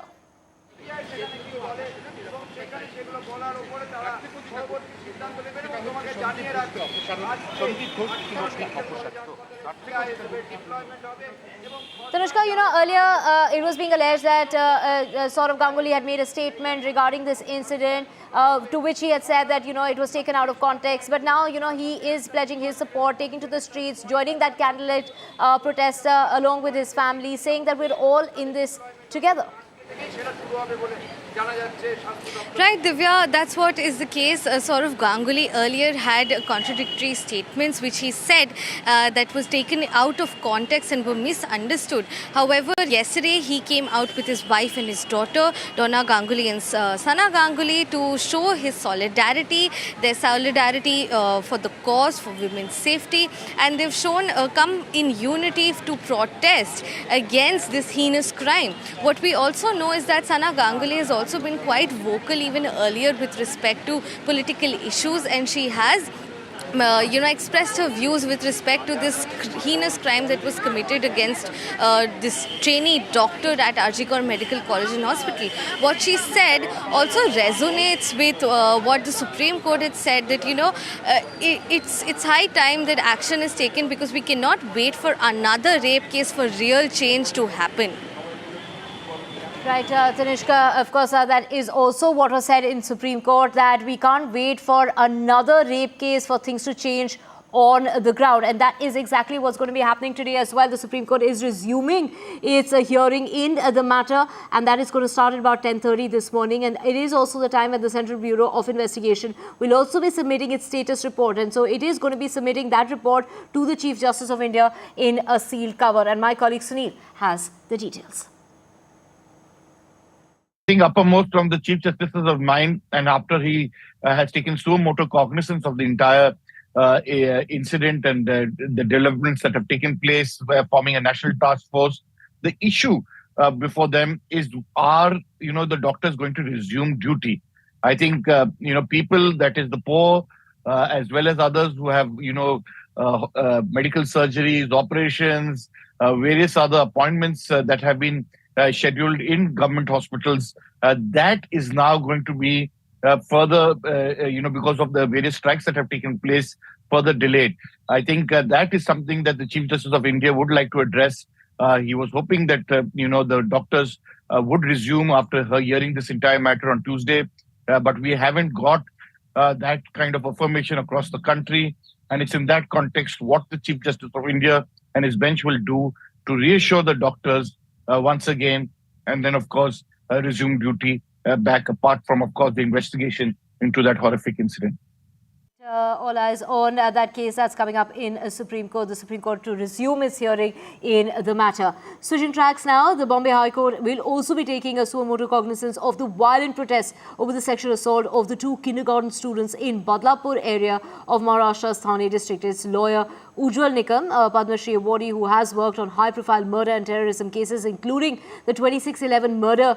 This is the Mumbai terror attacks that have he has been appointed as the special public prosecutor in the case of the alleged sexual assault on 2 nursery students who had gone to the toilet in the school when the person accompanying them is a man who had been recently recruited into the school just on the 1st of this month, then accompanied them to the toilet and apparently sexually assaulted them. The 23-year-old male school attendant has been arrested, but a massive protest that was sparked due to that, especially due to the lapses and the delay in filing the FIR that agitated people who came out in large numbers. To remember, they were that rail roko that had started on Tuesday and followed by Wednesday, when many people hit the streets in Thane to protest against the sexual assault. The house of the accused was also vandalized in Badlapur, and it is the Maha Vikas Aghadi which has called for a Maharashtra Bandh in order to protect the women in the state, and also to protest against the alleged sexual assault on the 2 kindergarten girls at the school in Badlapur. It is Uddhav Thackeray-led Shiv Sena and the NCP headed by Sharad Pawar who have taken that decision after a meeting, while Eknath Shinde has claimed that that massive rail roko protest that took place in Badlapur was only politically motivated. We have my colleague Radhika joining us to get us more on this. Radhika, of course, Eknath Shinde there claiming that this was nothing but a politically motivated protest that took place on the streets of Thane. But it is the Maha Vikas Aghadi there saying that they are now urging for a Maharashtra Bandh, and that is going to be taking place on the 24th. That's right. This entire incident has taken a political turn with the opposition MVA calling for a statewide bandh on August 24. And besides that, we also saw the Congress party protesting. Of course, they say that the law and order situation in the state has declined, and that the government is not doing enough to protect the women and children of the state. Of course, now the Bombay High Court has taken suo motu cognizance of the alleged sexual assault of 2 minor girls in Badlapur and the violent protests that followed. Of course, 2 lawyers on Tuesday evening urged the Bombay High Court to take suo motu cognizance. We know for a fact that soon after that, the state government did swing into action. They did take action against the errant police officials and also against the school administration, and a bunch of guidelines to ensure the safety and security of children in educational institutions has also been brought in, and a special public prosecutor also appointed. Right. Radhika, we'll just come back to you for more on that. Let's just cut across now to actor Vijay, who's unfurling and unveiling the flag for his party. Do remember, a party that he had launched back in February early this year. he will be contesting in the assembly elections, which will be taking place in Tamil Nadu in 2026. So one of the highest paid actors, a very popular Tamil actor, Vijay, there unveiling and unfurling the flag of his political party, the TVK. This is going to be a prelude to his formal launch at a massive rally that's being planned in the last week of September. So the actor who launched his party, the TVK, in February this year as a party against corruption, which is set to contest the elections, the assembly elections, which will be coming up in 2026 in Tamil Nadu. So those are live visuals on your screen of the actor there reaching the venue. This is where he will be unveiling and unfurling the flag of his party, the TVK, and also the party song is expected to be launched there. So a lot of, the actor who's gone on to say that he has gone ahead and formed this party, which was formed back in February of this year. But since then, nothing has been said or done. But now finally, he is going to be unveiling the flag of his party, the TVK. To get more on this, we have Sam joining us from right at that venue. Sam, take us to the details of this party, which was formed in order to fight corruption, in order to fight divisiveness, is what was said by the actor. And now, minutes from now, is when he will be unveiling the flag. That's right, Divya. We come to you from the TVK party's headquarters along the East Coast Road in Chennai. As we speak now, Active Vijay has arrived. We understand he would first introduce the party's flag and the anthem before he would hoist the flag.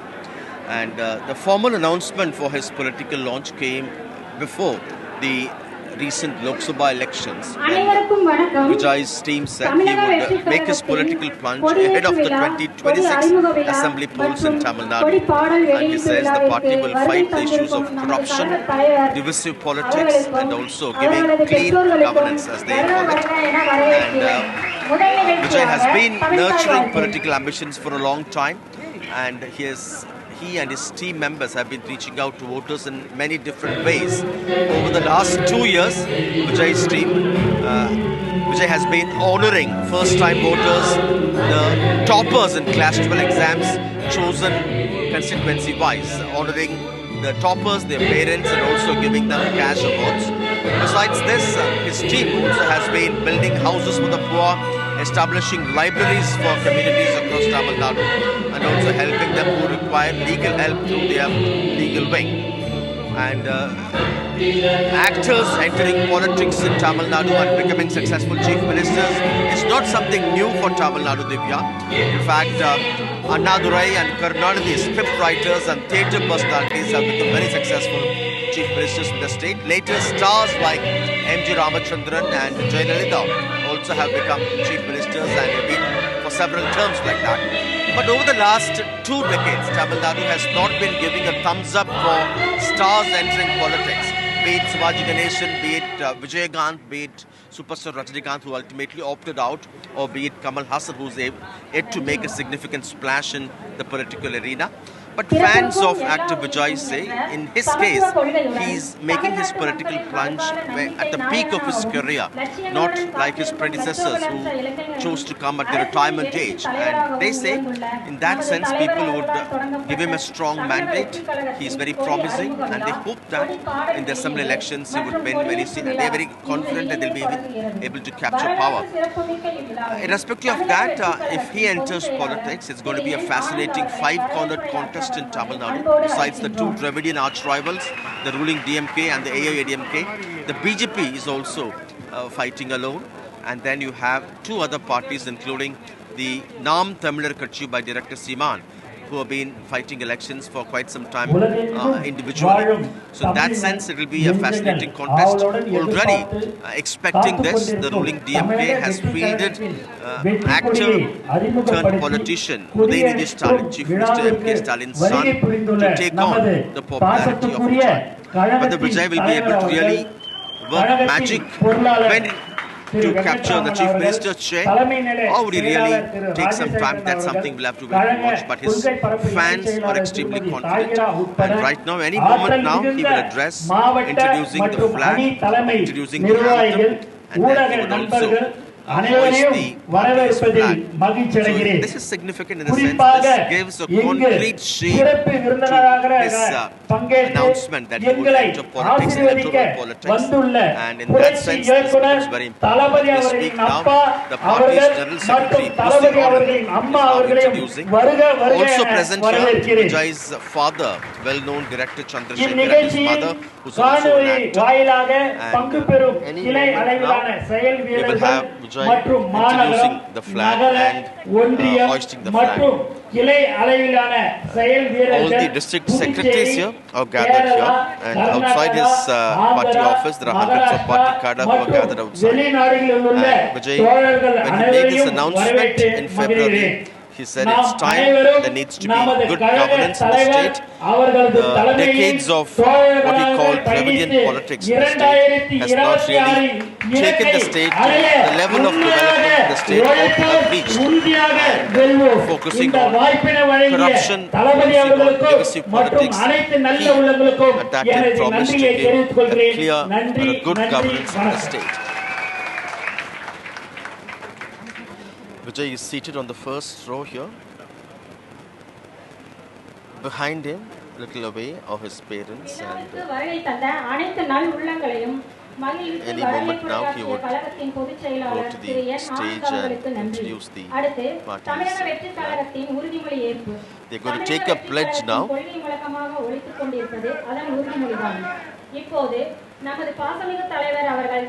Vijay will administer that pledge to his district secretaries, and they're asked to stand as Vijay would administer the party's pledge to his key core leadership who have gathered here now.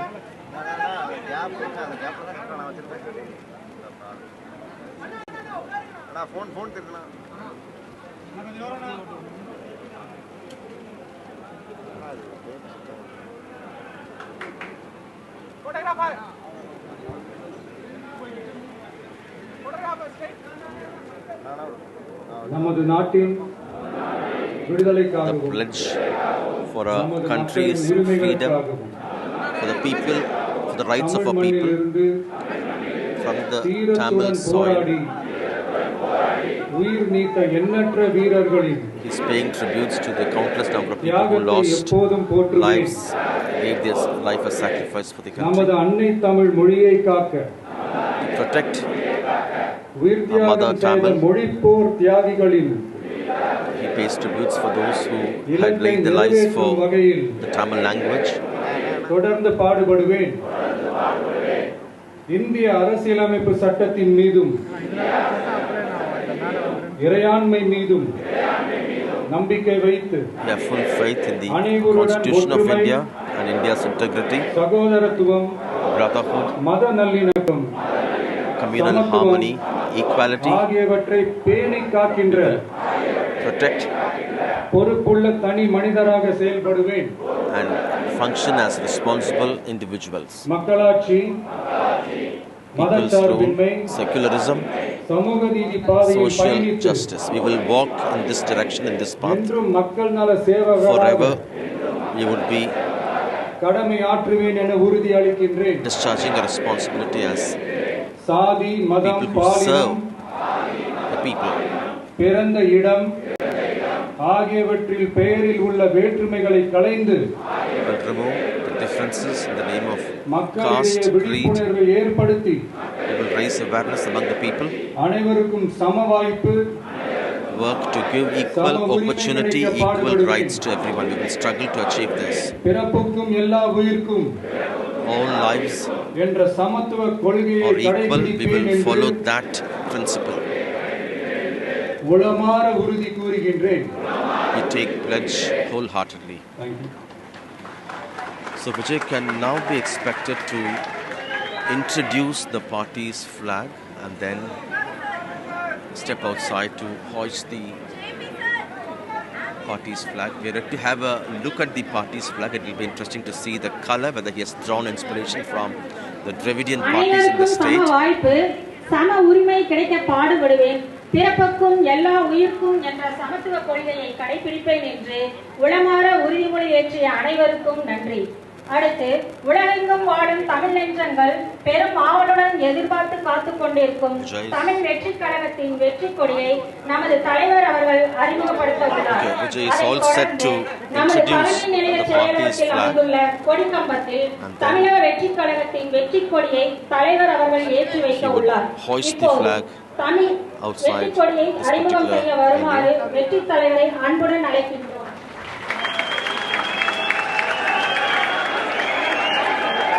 Moment Vijay's fans have been waiting for to get a sense of what's going to be the direction of his political party, the focus of his political party. They expect some kind of a clear message, clear understanding through the speech as he unveils the party's flag and will hoist it at the party's thing. Here it is, the flag is kind of maroon in color with a yellow line in between, with pictures of elephant on either side, and there is also a logo in between, what appears to be a flower, but many strands of lights. We'll have to wait for him to say what would be the meaning of this logo, but the broader description would be it's a two-colored flag, maroon with yellow in the middle, two elephants, two tuskers on either side of a peacock, what appears to be a peacock, fully opening its feathers. Yes, it's a peacock. And now we can expect Vijay to step out to hoist the flag, and then perhaps he's going to come back and make that speech explaining the flag and the anthem. Remember, he's also expected to launch the anthem, so we can expect the anthem to be played. And Vijay, as we speak, is walking to that podium to hoist the party's flag, the newly launched flag. A double-coloured flag with maroon on the top and the bottom, with the yellow colour in between, with two elephants on either side, with a peacock, the national bird, in between them. The party's name is Tamilaga Vetri Kalagam, TVK, and Vijay unveiling that plaque and is all set to hoist that party's flag. He just administered a pledge to his core leadership at the party headquarters.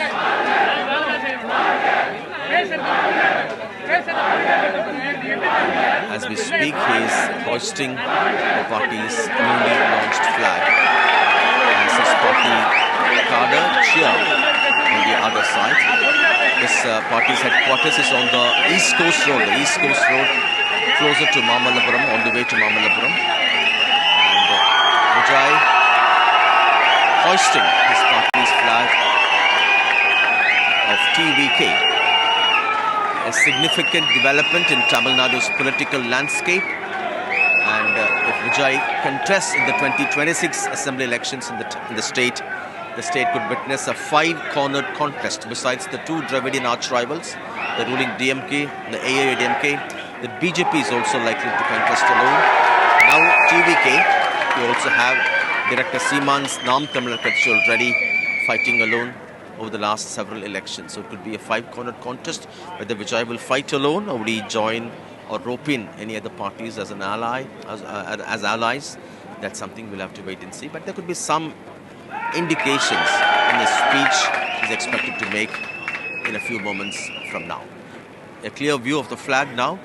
Two-colored flag, maroon on the top and the bottom, with a yellow band in between. Two elephants on either side, and a picture of the peacock surrounded by stars in the middle. Flower petals.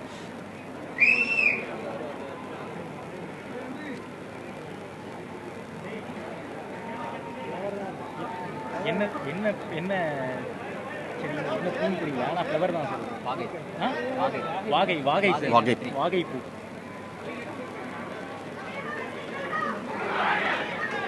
தங்கம் லிட்டரேச்சர்ல வாகைப்பூ வந்து வெற்றியை குறிக்கும் sir. Okay, any moment Vijay will make that speech now.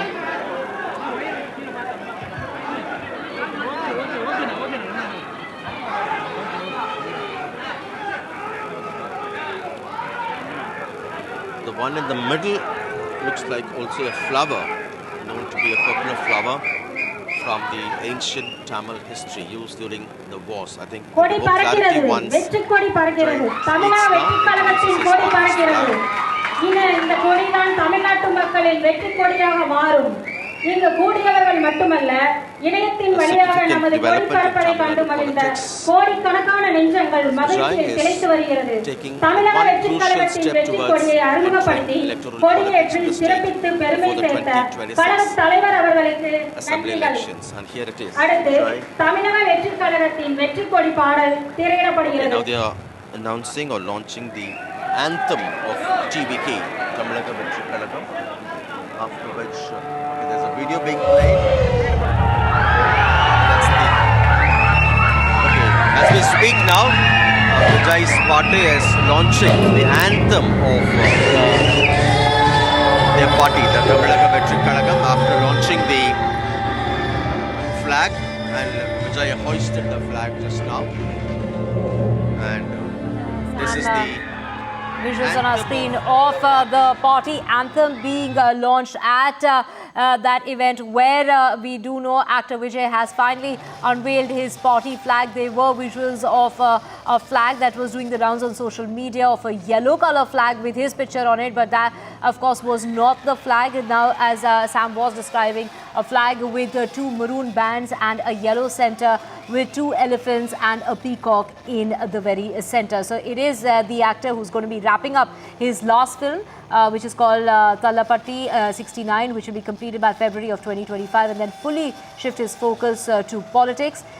It is the actor whose plunge as no actor has created before, as far as the MGR magic is concerned, in about 4 decades, in a state where over 75% of the vote share is controlled by DMK and AIADMK.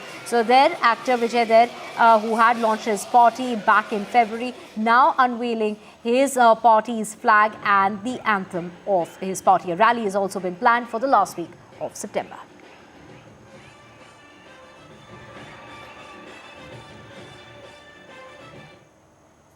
And with that, we're slipping into a very short break. Back with a whole lot more on the other side. Do stay with us.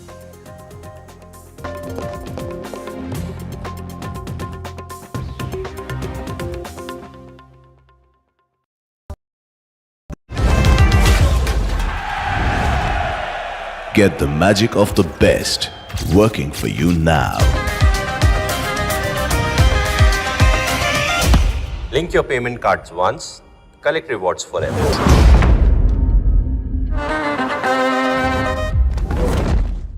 Landslide devastation in Kerala's Wayanad. Join NDTV's initiative. Donate for Kerala.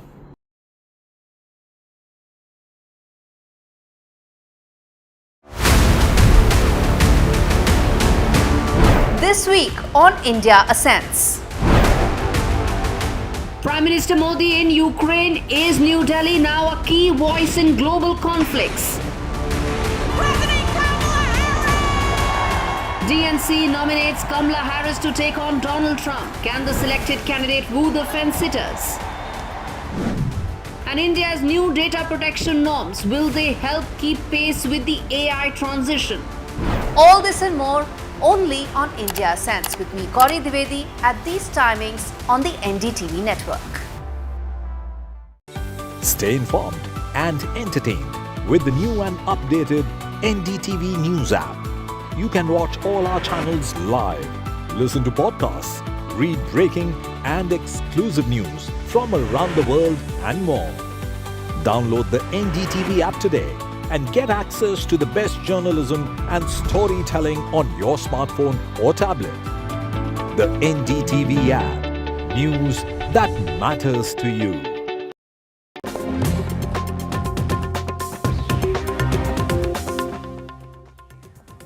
Welcome back. After the release of the Justice Hema Committee report, which investigated the challenges faced by women in the Malayalam film industry, that has caused quite a major stir, we have actor Parvati also reacting, saying that the party strongly, this is in regard to the report that strongly highlights the severe discrimination and exploitation that female actors encounter within the industry. Let's listen in to the actor.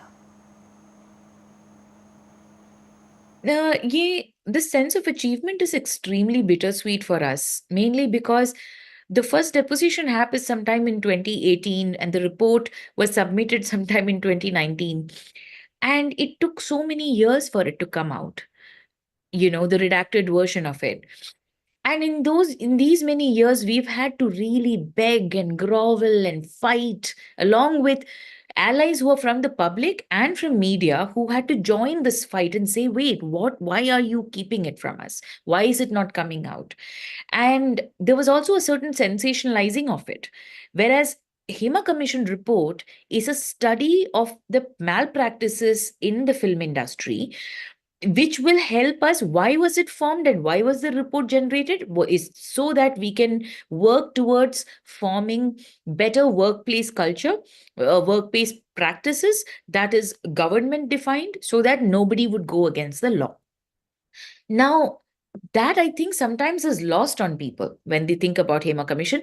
They're more focused on the sensationalizing aspects of it. So it is currently still a struggle for us to throw the focus back onto the picture and say, no, let's put our mind and hearts to what the matter is at hand. But at the same time, the fact that it's come out, why I say it's bittersweet is most of us who did go and depose in front of the committee, we had to speak up on so many things that even in other interviews we may have said, and things that are under confidentiality. These are not happy things to read. These are not happy things that have been corroborated. And now it being in an official document definitely brings more seriousness to it. And we feel quite vindicated, frankly. But I would say that this is just the beginning. And I would also like to underline, especially because I'm speaking on this platform, is that this is not an expose on Malayalam film industry alone.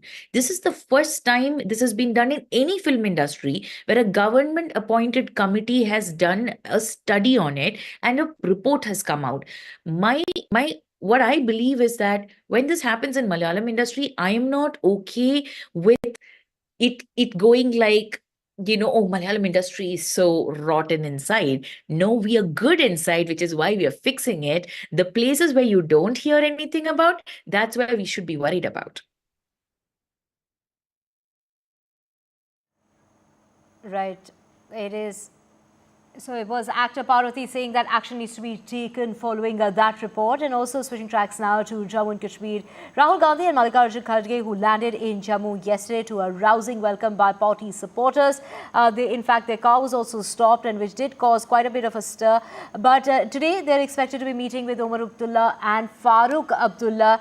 Many meetings have been lined up. The two leaders are in Jammu and Kashmir for key meetings in connection with the three-phase assembly elections, which will start on the 18th of next month. Do remember, to the 1st of October, and the results will be declared on the 4th of October. So, many meetings have been planned up, extensive discussion with party leaders and workers, and also in, the seat sharing formula, as well as the dynamics when it comes to the alliance. All that is up for discussion. And to get more on this, we have my colleague Nazir joining us. Nazir, a meeting with Farooq Abdullah and Omar Abdullah is planned for today.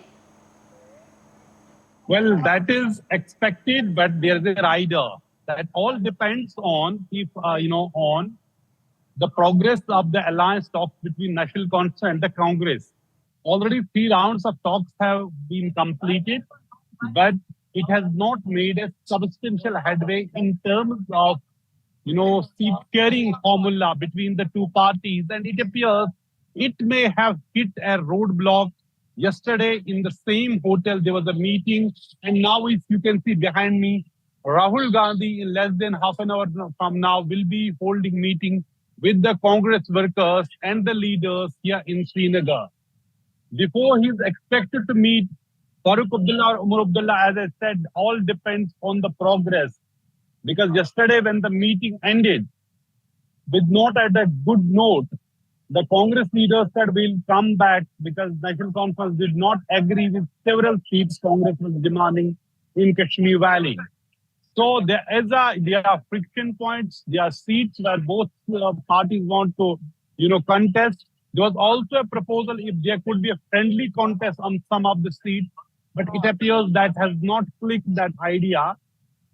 But right now, 3, rounds have been completed. Congress and these National Conference leaders are meeting again today and see what best can be done. And that will actually determine if Rahul Gandhi and Abdullah will meet today in Srinagar.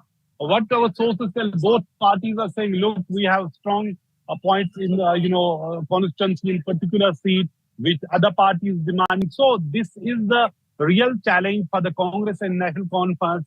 If it works, this alliance has to work. Someone has to blink. So who will blink first? That depends. But right now, you can see these Congress workers here. They are waiting for their turn to go inside the meeting hall here in Srinagar. So where Rahul Gandhi at around 10, he is holding meeting to get feedback from the party leaders and the party workers. Later on, he will be visiting Jammu also. Jammu visit was actually planned yesterday, but that had to be rescheduled. And Rahul Gandhi reached here yesterday evening. Then he went to Srinagar's, famous restaurant for dinner, and then he also had gone for this ice cream shop at Lal Chowk as well. So there was a night out of Rahul Gandhi in Srinagar yesterday, last evening. But today is a crucial meeting, one with the party leaders, and that depends on the alliance talks.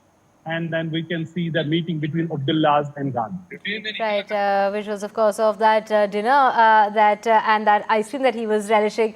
Thank you so much, Nazir. All eyes on that crucial meeting that's coming up. And this also comes on the heels of the PDP also calling him an impactful voice when it comes to Rahul Gandhi, who could raise issues of Kashmir and work towards broader coalition in Jammu and Kashmir, is what is being said by PDP. Moving on now, at least 17 people have died and 41 others have been injured in an explosion in Andhra Pradesh's Anakapalli. The explosion that took place in a special economic zone at about 2 o'clock in the afternoon. The injured have been taken to the hospital. The incident happened not because of a reactor blast, is what the district collector has gone on to say. It was perhaps an electricity-related fire in which about 17 people have died and over 40 have been injured out of a staff of 380 people working at that plant in 2 shifts. Now, it is in regard to that explosion, my colleague Uma has all the details.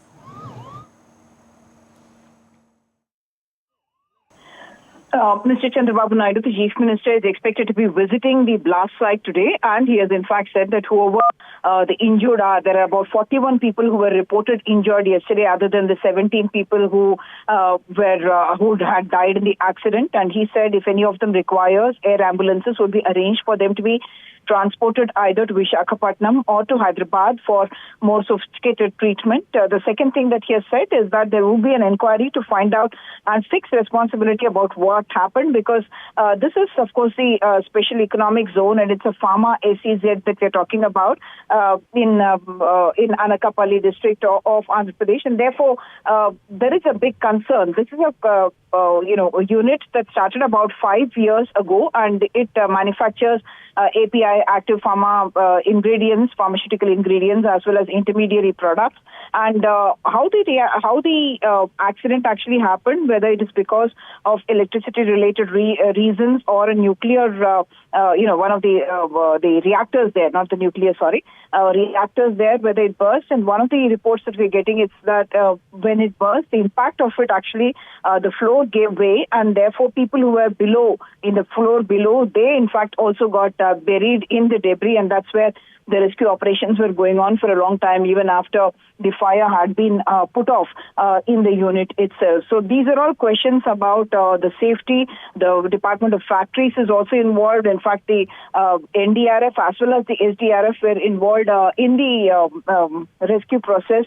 And today, they're hoping that the entire area can be cleared and the investigation can proceed. Right, Uma, stay with us for our next story as well, and this is in regard to the farmhouse. BRS working president KTR has refuted allegations that he owns a farmhouse on the land within the full tank level area located at the outskirts of Hyderabad. During a press conference at the Telangana Bhavan in Hyderabad on Wednesday, he urged officials to demolish all illegal constructions in the area under the jurisdiction of the Hyderabad Disaster Response and Asset Protection Agency. He also stressed that no exceptions should be made, including the property owned by government officials, political leaders or ministers. A farmhouse has become the latest flashpoint between the Telangana government and the former state minister KTR. This is a farmhouse allegedly constructed illegal in a preserved area that could be bulldozed, as the Telangana High Court has rejected the plea of the realtor Pratap Reddy to stay its demolition by the Hyderabad disaster response. Uma has the details. Farmhouse in Janwada area has come under attention because Chief Minister Revanth Reddy, who was Telangana Congress MP from Malkajgiri, he had at that time itself alleged that that particular farmhouse belongs to BRS working president Mr. K.T. Ramarao, who has denied that it belongs to him. He has in fact said that it belongs to a friend of his, Pradeep Reddy, and that he had taken it on lease for 8 months. And after the High Court yesterday dismissed the plea of Pradeep Reddy for not entertaining the actions of the Hydra, which is a body that's been recently created in order to stop encroachments on lakes, on any kind of water bodies. In fact, in April of 2022 itself, Revanth Reddy had written to the NGT and other authorities alleging violation on the part of K.T. Ramarao, who has said that if there is violation in this farmhouse, he himself would accompany the team which is going to demolish it. But he says at the same time action should be taken against the properties belonging to several other leaders, including Congress ministers that he named. He said Punguleti, Srinivas, all and other leaders that he named, and he said those properties also need to be demolished, just like this property is being demolished because of violation of full tank level, FTL as it is called, and also the buffer zone in that particular area. So this is also blowing up into a full political war between the authorities, the government and the opposition party, the BRS. Right, Uma, stay with us for our next story as well, and this is in regard to the phone tapping case in which the top official has filed its affidavit before the High Court, and it is the Telangana's Chief Secretary speaking on the phone tapping case and was saying that no permission was sought as far as phone tapping is concerned, is what the Chief Secretary has gone on to say. In that Special Intelligence Bureau ex-chief was the main accused as far as the case is concerned. The Special Intelligence Bureau had not taken permission to tap the phones of selected people, is what the Home Department official has said in an affidavit that's been filed in the case. The Chief Secretary Ravi Gupta has said that the then Special Intelligence Bureau Chief Prabhakar Rao had not taken permission from him. My colleague Uma has the details. Telangana phone tapping case, for which a suo motu case was filed in the High Court. Affidavits were filed by the Home Secretary, who is a Special Chief Secretary rank officer, Mr. Ravi Gupta, and in that he has said that the former SIB chief, Mr. Prabhakar Rao, had in fact violated, misled and not told the truth about tapping of phones. What he has mentioned is that while he, as the Home Secretary then, was the competent authority to authorize any such phones, there was a government order, a GO that was passed at that time giving him the authority to be able to tap phones, but the requirement was also that he should come back and report to the competent authority within 7 days and take the permissions that are requisite in this particular case, but he had failed to do so. He also asked the court to close the suo motu case, explaining to them that because a full-fledged investigation is on and already one charge sheet has been filed in this particular case and a supplementary charge sheet is likely to be filed as well, and the investigation was going on in full earnest, and therefore the court need not take this case further up. There is also an affidavit that is filed by the Ministry of Home Affairs, and Undersecretary there has mentioned that while the centre was not informed about the phone tapping, the illegal kind of interception of not just phone lines but also internet of very important authorities, personalities and even constitutional authorities.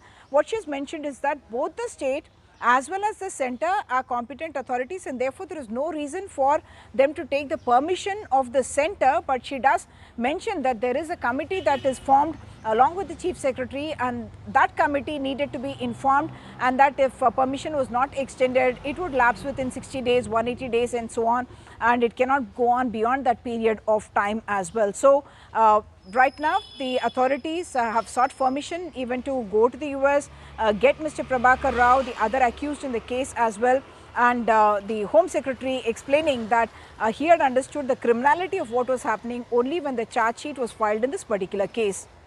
Right, thank you so much, Uma, for getting us those details. And now, switching tracks, the first meeting of the Joint Committee of Parliament examining the Waqf Bill will be held today, during which the Ministry of Minority Affairs will brief the 31-member panel about the proposed legislation. And to get more on this, we have my colleague Aishwarya joining us. Aishwarya, take us through the details that you have for us of this very crucial panel meeting that's coming up. Well, this is the first meeting of the Joint Parliamentary Committee on the Waqf Bill today inside the Parliament, which will start at around 11 a.m. Jagdambika Pal, BJP member, is the chairperson of a 31-member panel that will seek recommendations from different bodies and also the MPs from both Lok Sabha and Rajya Sabha who are in this joint parliamentary committee, and that will give recommendation to the Ministry of Minority Affairs, which will be taking the recommendations further as to amend the Waqf Board Amendment Bill 2024. Remember, on August 8, the bill was introduced in the Lok Sabha by the Minority Affairs Minister Kiran Rijiju, which was a contentious bill. Of course, the opposition parties had clearly was not very happy, and they sought joint parliamentary committee to be constituted, and there should be further consultations that needs to be done, and therefore the reason and the sources also stated that the allies of the Bharatiya Janata Party also was not very much happy, and therefore privately they conveyed to the government, and therefore the reason perhaps the government decided to send it to the JPC. Now, as far as the proposals are concerned and the amendments are concerned in the Waqf Board Bill, there had been contentious proposals which were opposed. For example, the Waqf Board Council should have non-Muslim members as well. The Waqf Board, alongside with the state Waqf Board, should have the centralized council which can deal with the property-related issues. Anyone who can challenge the properties of Waqf Board, can also reach out to the appellate authorities like Supreme Court, like the High Courts as well. Earlier, remember, it was just the Waqf Board who can decide the challenging of the properties, whether it is of the Waqf Board or not. Apart from it, district collector should be given the authority to look after those petitions in the appellate tribunal of the Waqf Board, which comes in as challenges. So, a lot of contentious proposals that had been stated by the opposition parties during this bill during the bill that was introduced, but the government stated that they are not interfering directly into mosque and the functioning of the mosque. This will only reform the entire proposal of the Waqf Board. So, all important meeting at 11 a.m. The JPC will sit down, and we'll get to know that what sort of recommendations come as far as the Joint Parliamentary Committee on the Waqf Board Bill is concerned. Right, of course, thank you so much, Aishwarya. All eyes on that, parliamentary panel meeting that's coming up. We will keep following that story and coming back to you for more on that. Now, it is, in fact, the Prime Minister who is in Poland. He's gone on to say this is not an era for war, something that he said just before he will be embarking on that journey via train to Ukraine. This is going to be the first visit of the Prime Minister in Ukraine. He's, of course, also spoken about many firsts when it comes to him. He's also spoken about the fact that the situation in India has changed. Earlier, India maintained the policy of keeping a distance from all countries. Now, India wants to maintain close ties with all countries. Today, India is with everyone and thinks about everyone's benefit.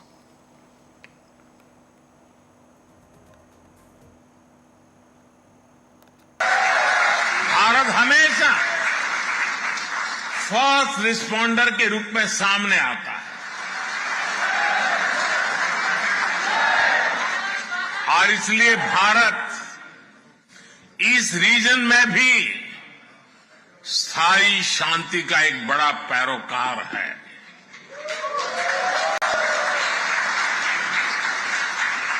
Bharat का मत एकदम साफ है,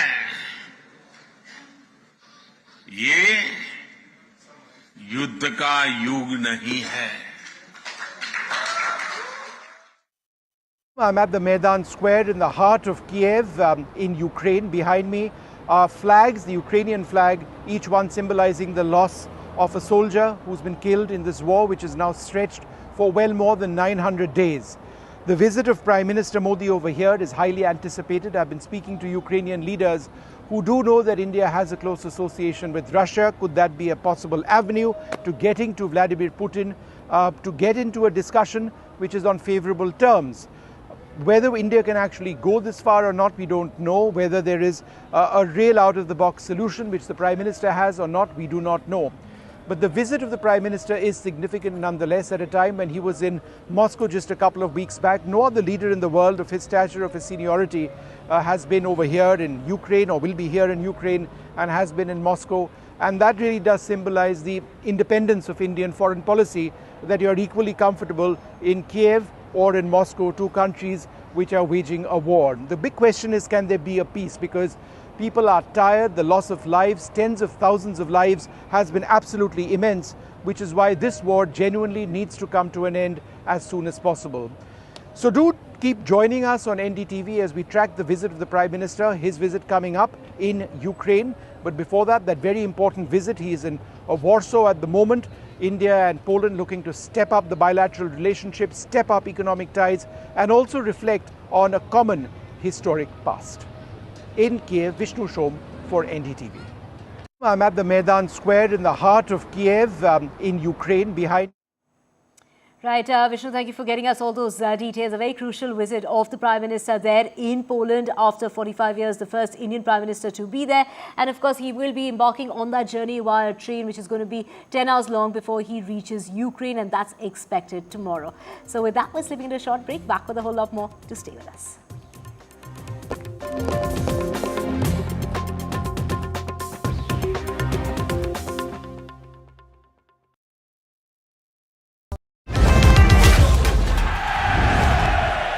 Get the magic of the best working for you now. Link your payment cards once, collect rewards forever.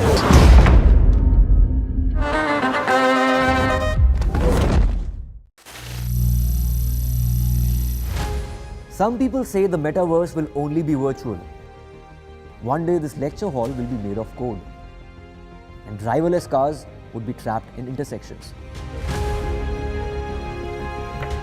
But even in this maze of the future, you can't wish away health. It's time to become more resilient.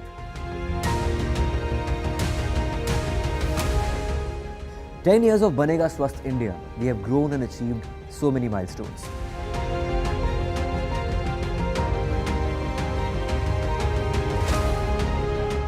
And now I have a plan to beat the urgency, to stop breathing with difficulty, to relieve getting choked with inactivity.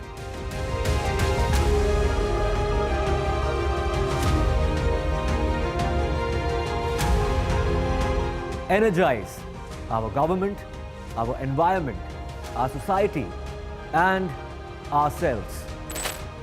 Everyone, everywhere, every day.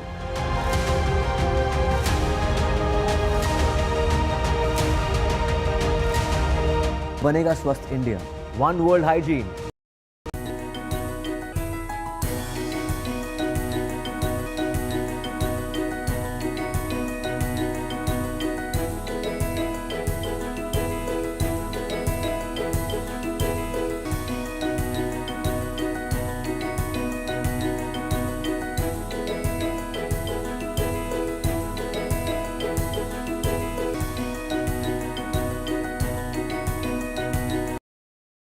Landslide devastation in Kerala's Wayanad. Join NDTV's initiative. Donate for Kerala.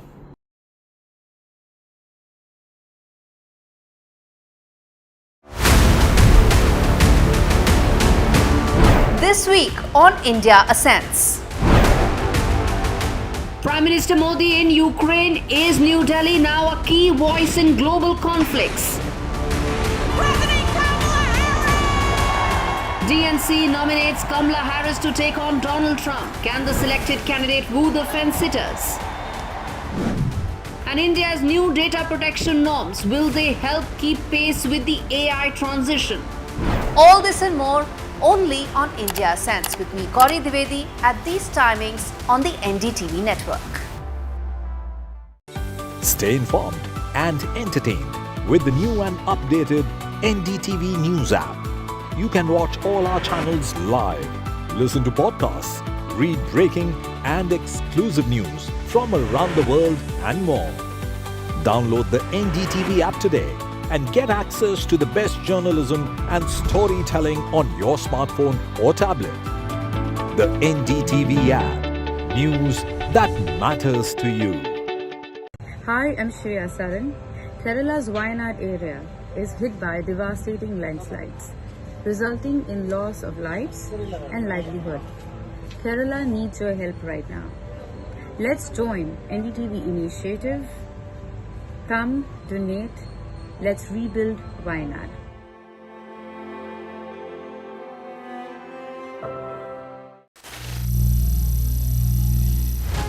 Some people say the metaverse will only be virtual. One day this lecture hall will be made of code. And driverless cars.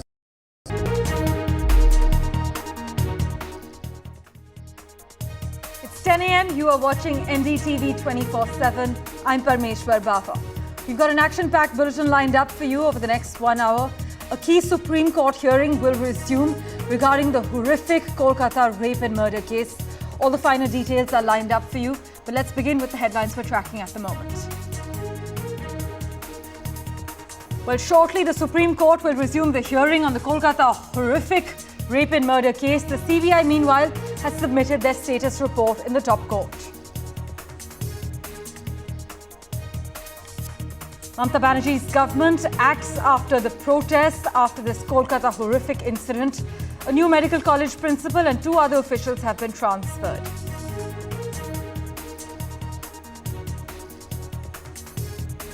Meanwhile, in Thane's molestation horror, the Bombay High Court is expected to hear the case.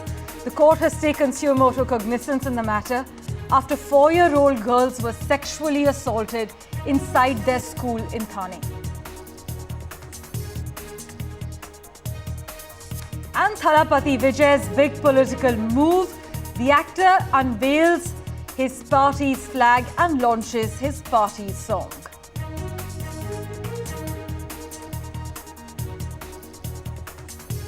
In Jammu and Kashmir, meanwhile, a key Congress National Conference meet ahead of the election. The meet, we're told, is over seat sharing and alliance dynamics. Congress President Mallikarjun Kharge and Rahul Gandhi are in Srinagar for these talks.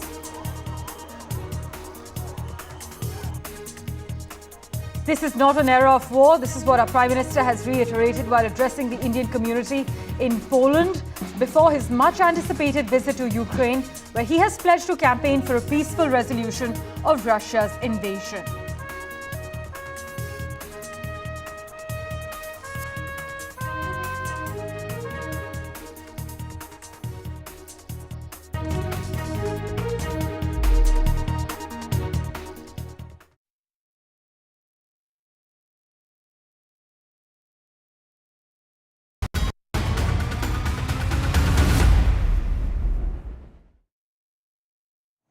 Well, our big focus, the Supreme Court will resume hearing pleas in connection with the rape and murder of a trainee doctor at RG Kar Medical College and Hospital in Kolkata at 10:30 a.m. today, in about half an hour from now. The Central Bureau of Investigation, meanwhile, has submitted its status report on the case. The CBI was expected to submit the probe into the rape and murder of this 31-year-old trainee at Kolkata's state-run RG Kar Medical College and Hospital.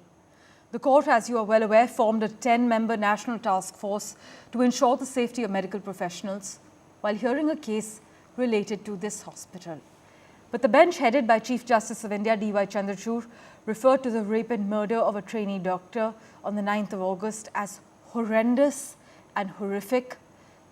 They also pointed out that the lack of safety for women at the workplace was akin to denying them equality. My colleague Sunil Prabhu is tracking the latest developments for us. He joins us live at the moment. Sunil, now the CBI has filed their status report, while the Bengal government is expected to file their status report before the Supreme Court, and that hearing to begin in about 25 minutes? That's right. I think it's listed top of the board, but there's some other items, so I don't know when, when exactly it will be taken, but it's being live streamed, so many people can be able to watch and see exactly what the Chief Justice of India and his bench will decide on this matter. There are 3 important issues. One, of course, he's already addressed, that is the National Safety Protocol to ensure that these rapes don't become, and we wait for another rape to take place, as he said the other day. So that's being addressed. There's a committee, National Task Force, been set up, and it's been given a month's time to report. The second most important is what you were talking about, a CBI status report, which will be probably given in a sealed cover for the Chief Justice and his bench to peruse. And of course, what the state government has to say and the action they have taken in this regard. The CISF, as you're well aware, has taken over the security of the RG car premise. The third most important issue, which the Chief Justice at the beginning itself, and which even Justice his co-bench judge had pointed out, is to ensure that doctors get back to work, to resume duty, because these are government hospitals, these are medical doctors who have to ensure that those who are waiting for surgery, as well as medical operations and various other procedures, don't get delayed. It can be delayed, as Justice Pardiwala said, by nearly a year or two. And it's in that context that we are hoping that the Supreme Court will be able to address this concern after taking suo motu cognizance of this entire issue. As always, Sunil, for joining us with the latest. We will, of course, revert to you closer to 10:30 a.m. when the Supreme Court starts hearing the matter. Meanwhile, the West Bengal Health Department has announced the transfer of 3 top officials of the state-run RG Kar Medical College and Hospital in Kolkata, including its new principal and vice principal. According to an order issued last evening, Professor Bulbul Mukhopadhyay, the medical superintendent and vice principal of the RG Kar Hospital, was replaced by Saptarshi Chatterjee with immediate effect. The state government removed Surita Paul, the newly appointed principal of the RGK MCH, within 10 days of her appointment. The decision, we are told, was actually taken after protesting students demanded the removal of those on administrative duty when the hospital was vandalized on Independence Day on the 15th of August. Meanwhile, Manas Kumar Bandyopadhyay was named as the new principal of the state-run medical college and hospital. This, as the CBI has been grilling Sandeep Ghosh, the former principal, for the 6th straight day. The agency also summoned other top authorities of the hospital, including the superintendent and vice principal Bulbul Mukhopadhyay and her predecessor Sanjay Vashisht for questioning. I must also inform our viewers that the Ministry of Information Technology has formally asked social media platforms to remove any references, including the name, photos and videos related to the trainee doctor who was allegedly raped and murdered at the RG Kar Medical College and Hospital. My colleague Tanushka has been tracking the latest developments for us. She joins us live at the moment. Tanushka, give us a sense of what's happening on the ground at the moment. We know that the CBI has filed their status report in the top court, but the Bengal government is expected to file their report anytime now. The Bengal government is also expected to file in their report in the investigation to mark the progress in the investigation of the case of the mob vandalism that had happened right here at RG Kar Medical College and Hospital on the eve of Independence Day on 14th of August, which is also when women took to the streets of Kolkata as they reclaimed the night as a mark of protest against this heinous crime that was committed right here. So the Bengal government is also expected to file in their status report with respect to the mob vandalism case. We know that the CBI is also producing its files and reports to the Supreme Court in a sealed file with respect to the investigation, the entire investigation in this murder and rape case. And in view of all of this, protests, student protests, citizen protests, resident doctors protests are continuing. And yesterday, as the protesters from RG Kar Medical College and Hospital led to the Swasthya Bhavan, which is the health minister's office in Kolkata, they met with the Secretary of Health with respect to their demands, and their major demand was the removal of this new principal who was brought into place after the former principal of this college, Sandeep Ghosh, who's also being grilled for like 6 days straight by the CBI, gave in his resignation. So Dr. Surita Paul, she has been removed after the protesters demanded for her removal, and that's because these protesters were claiming that she has been missing in action, that this principal is missing and is nowhere to be seen, and she is not standing with the cause of the college. So the government has taken into consideration by removing the principal and bringing about a new principal position in place. Two other doctors, senior doctors have also been removed, which one of them is Bulbul Mukhopadhyay. She was the medical superintendent of the college, and the other one being Arunavadatta Chaudhary, and they were the head of the department for chest medicine. So these are the three main officials at RG Kaur Medical College and Hospital who have been removed from their positions in the college. And what we also know is that the principal, the former principal Sandeep Ghosh, who was reinstated just 4 hours after his resignation at the National Medical College, has also been removed. His reinstatement as a principal at the National Medical College has also been cancelled. I am currently standing outside the academic building at RG Kaur Medical Hospital, wherein just a short while back there was some CISF officials who had come here to had a meeting with the officials at the college, and they're also performing recce. We know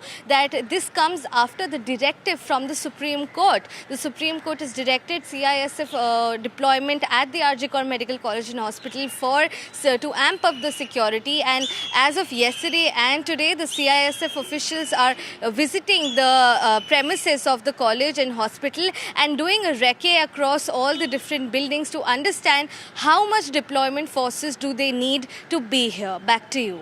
As always, Tanushka, thank you so much for taking us through the latest details that have emerged on Ground Zero. We will, of course, revert to you for regular updates from the RG Kaur Medical College and Hospital. With that, let's turn our attention now to the other big story we're tracking. The Bombay High Court has taken a suo motu cognizance of the violent protests over the sexual assault of 2 kindergarten students in Badlapur in Maharashtra's Thane district. Now, Ujjwal Nikam, the lawyer, a Padma Shri awardee who has worked on high-profile murder and terrorism cases, including the 26/11 Mumbai terror attacks, has been appointed as a special public prosecutor in the case of sexual assault on 2 nursery students. 2 kindergarten students, aged 3 and 4, were allegedly sexually abused by a 23-year-old male school attendant last week, which sparked off a massive protest on Tuesday and Wednesday. In fact, many people hit the streets in Thane to protest against the sexual assault case of 2 school students, of 2 toddlers. The accused's house has been vandalized in Badlapur. The police had reached the spot, we're told. Meanwhile, the opposition Mahavikas Aghadi has called for a Maharashtra Bandh on the 24th of August, day after tomorrow, to protest against this sexual assault on 2 kindergarten girls inside their school in Badlapur in Thane district.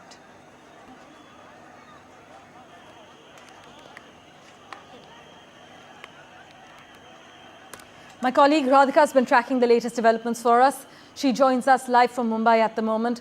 Radhika, what further details have emerged that you can disclose with our viewers at the moment?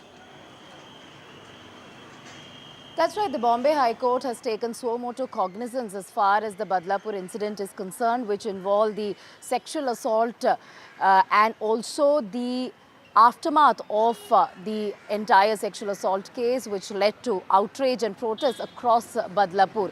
Now, as far as the entire incident is concerned, we know for a fact that the state government did swing into action post the protest and outrage, with multiple steps being taken, measures being announced in terms of safety and security to be provided to students in educational institution. Also, formation of SIT as far as the sexual assault case is concerned. And as you mentioned, Special Public Prosecutor Ujjwal Nikam has been appointed as well. A fast tracking of this case will also be done. As far as measures are concerned, it has proposed multiple steps in terms of complaint boxes in schools, ensure verification of all the staffers and CCTVs to be functional across educational institutions and so on.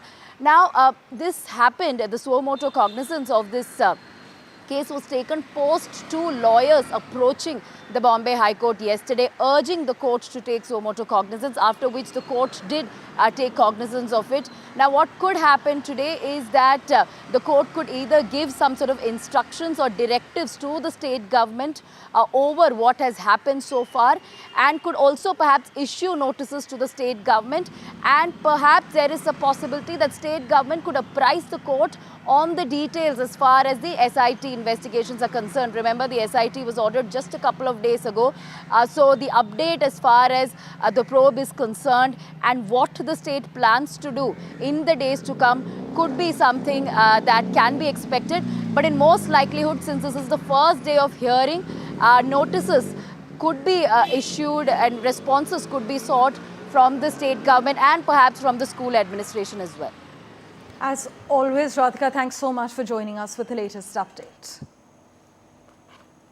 With that, let's turn our attention now to the story that's just coming in from Andhra Pradesh at the moment. I'm told at least 17 people have died and 41 others were injured after an explosion in Andhra Pradesh's Anakapale. The explosion took place at the Achutapuram Special Economic Zone. This is what we're being told. The explosion occurred at a pharma firm's plant in the Special Economic Zone. While the injured have been shifted to the NTR hospital for treatment, officials have said that the incident happened not because of a reactor blast. In fact, the district collector has categorically said the incident happened not because of a reactor blast.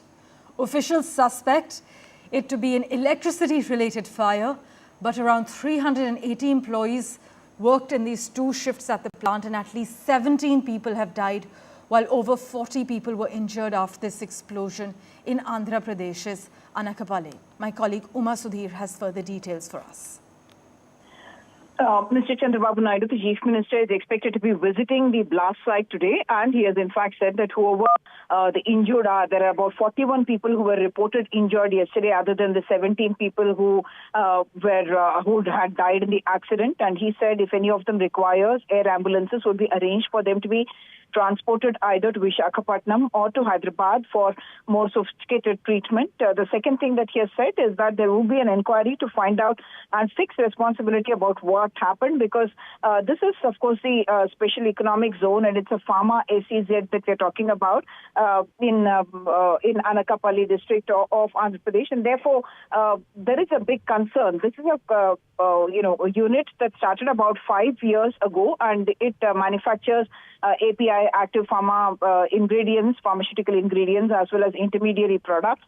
And how the accident actually happened, whether it is because of electricity-related reasons or a nuclear, one of the reactors there, not the nuclear, reactors there, whether it burst. And one of the reports that we're getting is that when it burst, the impact of it actually, the floor gave way, and therefore people who were in the floor below, they in fact also got buried in the debris, and that's where the rescue operations were going on for a long time, even after the fire had been put off in the unit itself. So these are all questions about the safety. The Department of Factories is also involved. In fact, the NDRF as well as the SDRF were involved in the rescue process. And today they are hoping that the entire area can be cleared and the investigation can proceed. Meanwhile, the Bharat Rashtra Samiti working president K.T. Rama Rao has refuted allegations that he owns a farmhouse on land within the full tank level area at Janwada, located on the outskirts of Hyderabad. Now, during a press conference at the Telangana Bhavan in Hyderabad, KTR urged officials to demolish all illegal constructions in FTL under the jurisdiction of Hyderabad Disaster Response and Asset Protection Agency, Hydra. He also stressed that no exception should be made, including for properties owned by government officials, political leaders or ministers. But a farmhouse has become the latest flashpoint between the Telangana government and former State Minister and BRS working president K.T. Rama Rao. The Janwada farmhouse, allegedly constructed illegally in a preserved area, could be bulldozed as the Telangana High Court has rejected the plea of realtor Pratap Reddy Badvelu to stay its demolition by the Hyderabad Disaster Response and Assets Monitoring and Protection Agency. Uma Sudhir breaks down the details for you. A farmhouse in Janwada area has come under attention because Chief Minister Revanth Reddy, who was Telangana Congress MP from Malkajgiri, he had at that time itself alleged that that particular farmhouse belongs to BRS working president, Mr. K.T. Ramarao, who has denied that it belongs to him. He has in fact said that it belongs to a friend of his, Pradeep Reddy, and that he had taken it on lease for 8 months. And after the High Court yesterday dismissed the plea of Pradeep Reddy for not entertaining the actions of the Hydra, which is a body that's been recently created in order to stop encroachments on lakes, on any kind of water bodies. In fact, in April of 2022 itself, Revant Reddy had written to the NGT and other authorities alleging violation on the part of K.T. Ramarao, who has said that if there is violation in this farmhouse, he himself would accompany the team which is going to demolish it. But he says at the same time action should be taken against the properties belonging to several other leaders, including Congress ministers that he named. He said Punguleti, Srinivas, all and other leaders that he named, and he said those properties also need to be demolished, just like this property is being demolished because of violation of full tank level, FTL as it is called, and also the buffer zone in that particular area. So this is also blowing up into a full political war between the authorities, the government and the opposition party, the BRS. In other news, top Tamil actor Vijay launched his political party's flag just a few moments ago. While unveiling his party flag and symbol, the actor took a pledge along with party workers and leaders at the party office in Chennai. If you remember, in February this year, Vijay had announced the launch of his party and said he will be contesting the 2026 assembly polls in the state. And as you know, his party did not support any political bloc in the just concluded Lok Sabha elections, where the DMK-led alliance swept the polls in Tamil Nadu.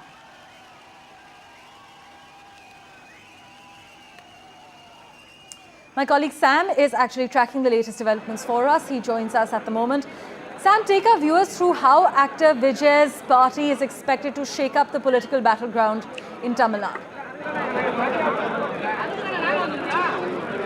That's a big question. It'll be interesting to see how much he is able to really shake up or challenge the status quo in Tamil Nadu, Parameshwar, because over the last 2 decades at least, Tamil Nadu has not given a thumbs up for actors or stars to become chief ministers. Although in the past, the state has had script writers and actors becoming successful chief ministers, including Annadurai, Karunanidhi, script writers, MGR and Jayalalitha, popular stars. But fans of Vijay say you cannot compare him with other recent stars who could not really make a mark in politics, including Rajinikanth and Kamal Hassan and Vijay Gant, saying that they came into politics at the retirement stage. But Vijay, they say, is entering politics when he's still at the peak of his acting career, when he's still the #1 in the state.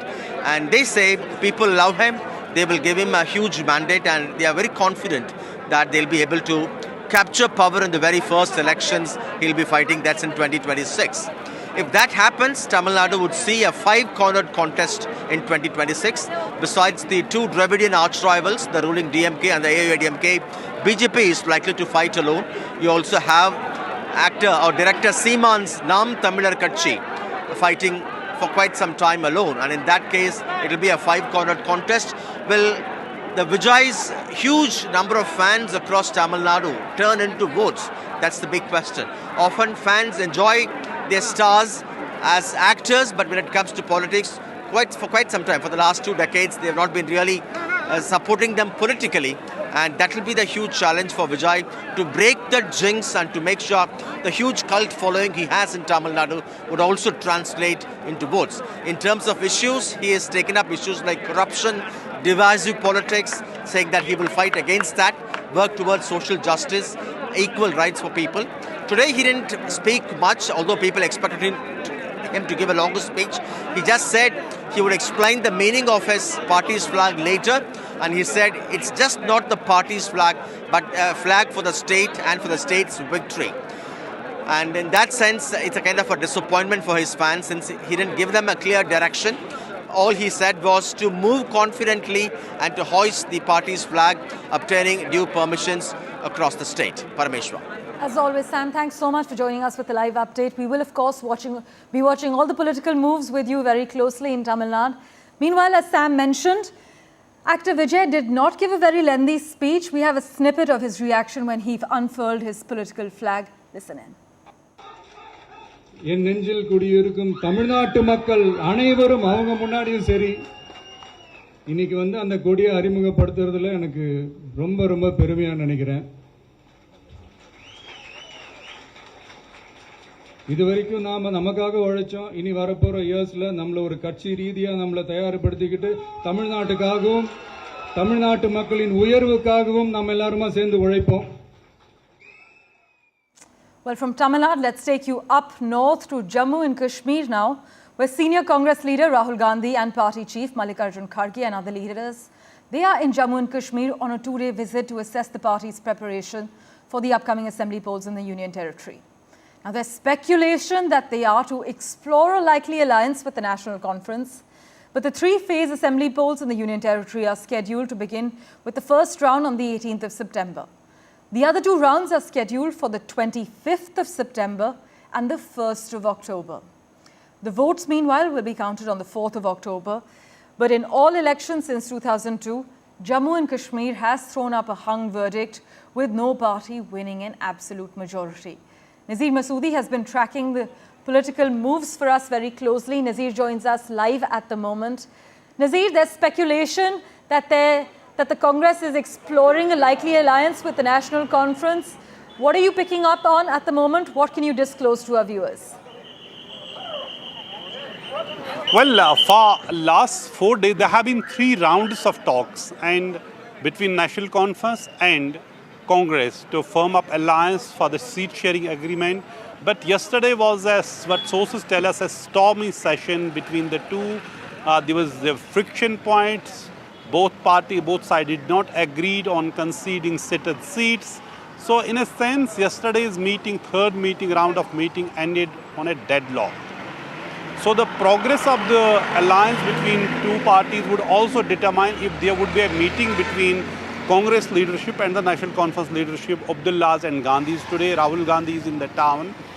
In a short while from now, he will be holding a meeting here in Srinagar with the Congress workers and leaders to get their feedback and prepare for the assembly election, which is the first assembly election in Jammu and Kashmir after a gap of 10 years. So Congress is pulling all the stops and they have galvanized leadership across Jammu and Kashmir. They have also changed the PCC chief. Viqar Usulwani was, removed as a PCC chief on the day when the notification was issued. The Election Commission announced elections, and Tariq Hamid Kara is the new PCC chief. So there have been lots of change in the Congress also. But the big question is, will there be an alliance between National Conference and the Congress? National Conference is not willing to concede many seats, according to sources, in Kashmir Valley, and Congress has been demanding several seats, for example, in South Kashmir, in Anantnag and in Pulwama, and National Conference doesn't agree that. They believe it is the bastion, this Kashmir Valley, where they have won most of the seats. But Congress is not easily relenting. So the yesterday's talks session, third round of talks, actually ended on a deadlock. In fact, one of the Congress leaders, he walked out from the meeting and even accused his own colleagues that, look, they are more soft on National Conference, conceding more seats.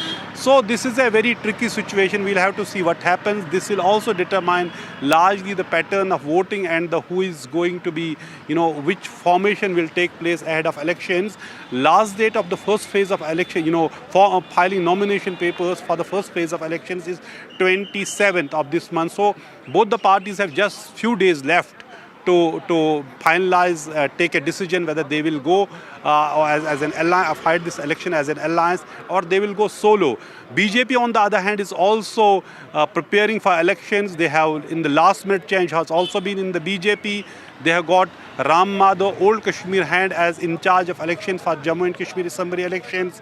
So he was in Srinagar yesterday, and today he will be in Jammu meeting party leaders also. So hectic political activities across Jammu and Kashmir, and here in Srinagar, Rahul Gandhi will be meeting his party workers, and then Rahul Gandhi and Mallikarjun Kharge are expected to address a press conference at around 12 today. We'll have to see what they will say and what would happen, or if there would be any meeting between National Conference leadership, Abdullahs and Rahul Gandhi today. That, as I said, all may depend on the progress Well, of Nazir, a the tricky situation alliance indeed. talks between the two parties. As you mentioned, a tricky situation indeed. We will, of course, revert to you for regular updates and at noon when that press conference is expected. Meanwhile, in a significant move, Assam Chief Minister Himanta Biswa Sarma announced that his government will introduce a bill for the compulsory government registration of Muslim marriages and divorces in the upcoming autumn assembly session. Now, this bill, known as the Assam Compulsory Registration of Marriage and Divorce Bill, aims to address and prevent child marriages in the state. The Assam Cabinet approved the Muslim Marriage Registration Bill 2024, which stipulates that marriage registrations will be handled by government authorities rather than qazis. Speaking to the media ahead of the monsoon session, Mr. Sarma stated that the new legislation will prohibit the registration of marriages involving individuals under the age of 18. Here's what the Chief Minister of Assam said. देखिए, हमारे जो मुस्लिम विवाह होते थे उनको काजी register करते थे। आज से ये सरकार में रजिस्टर होगा और उस बिल में पहले प्रावधान था कि माइनर का मैरिज भी रजिस्टर हो सकता है। आज से माइनर का शादी रजिस्ट्रेशन नहीं होगा। तो बेसिकली यही दो प्रोविजन है। Well, as always, news and updates continue on NDTV 24/7 in a moment, right after this very short break.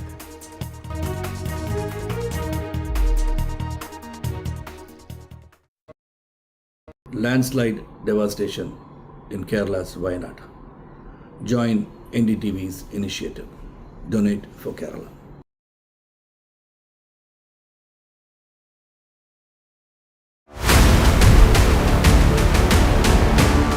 This week on India Ascents. Prime Minister Modi in Ukraine. Is New Delhi now a key voice in global conflicts?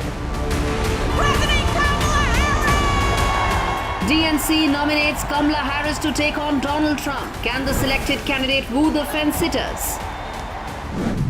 And India's new data protection norms, will they help keep pace with the AI transition? All this and more only on India Ascents with me, Gauri Dwivedi, at these timings on the NDTV network. Stay informed and entertained with the new and updated NDTV News app. You can watch all our channels live, listen to podcasts, read breaking and exclusive news from around the world and more. Download the NDTV app today and get access to the best journalism and storytelling on your smartphone or tablet. The ND. Hi, I'm Shreya Saran. Kerala's Wayanad area is hit by devastating landslides, resulting in loss of lives and livelihood. Kerala needs your help right now. Let's join NDTV initiative. Come, donate. Let's rebuild Wayanad.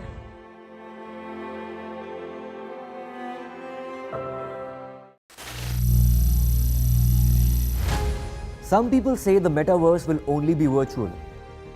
One day this lecture hall will be made of code, and driverless cars would be trapped in intersections.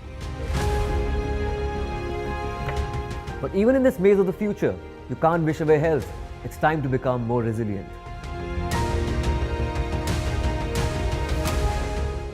"10 years of Banega Swasth India, we have grown and achieved so many milestones."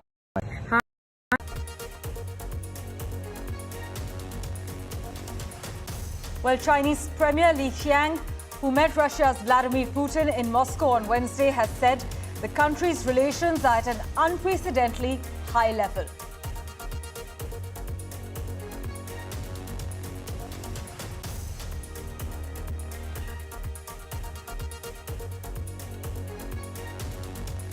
Masked police officers in Romania carried out fresh raids at the home of divisive internet influencer Andrew Tate, who is awaiting trial on charges of human trafficking, rape, and forming a criminal gang to sexually exploit women.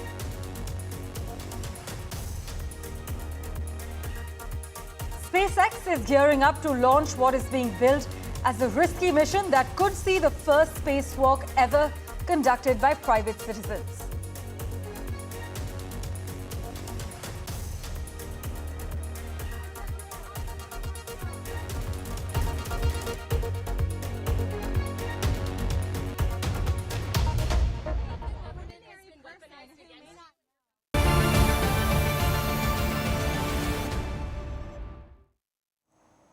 Well, our big focus, this is not an era of war, our Prime Minister has reiterated while addressing the Indian community in Poland 2 days before his much-anticipated visit to Ukraine, where he has pledged to campaign for a peaceful resolution of Russia's invasion.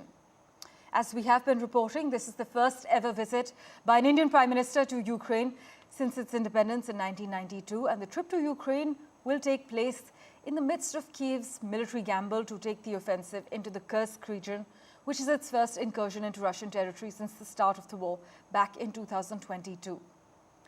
But when Modi arrived in Moscow on the 9th of July, Ukrainian cities had been under multiple missile strikes, with one of the targets hit being the largest children's hospital in Kyiv. But as you know, India has consistently refrained from directly criticizing Russia for the invasion of Ukraine and has abstained from UN resolutions condemning Moscow. However, as a country, India has sought to balance its stance by emphasizing the need for peaceful resolution of armed conflicts, the prevention of civilian casualties, and the unobstructed delivery of humanitarian aid. Listen in to what Prime Minister Modi had to say in Poland, followed by my colleague Vishnu Shom's ground report. Bharat हमेशा first responder के रूप में सामने आता है और इसलिए भारत इस रीजन में भी स्थायी शांति का एक बड़ा पैरोकार है।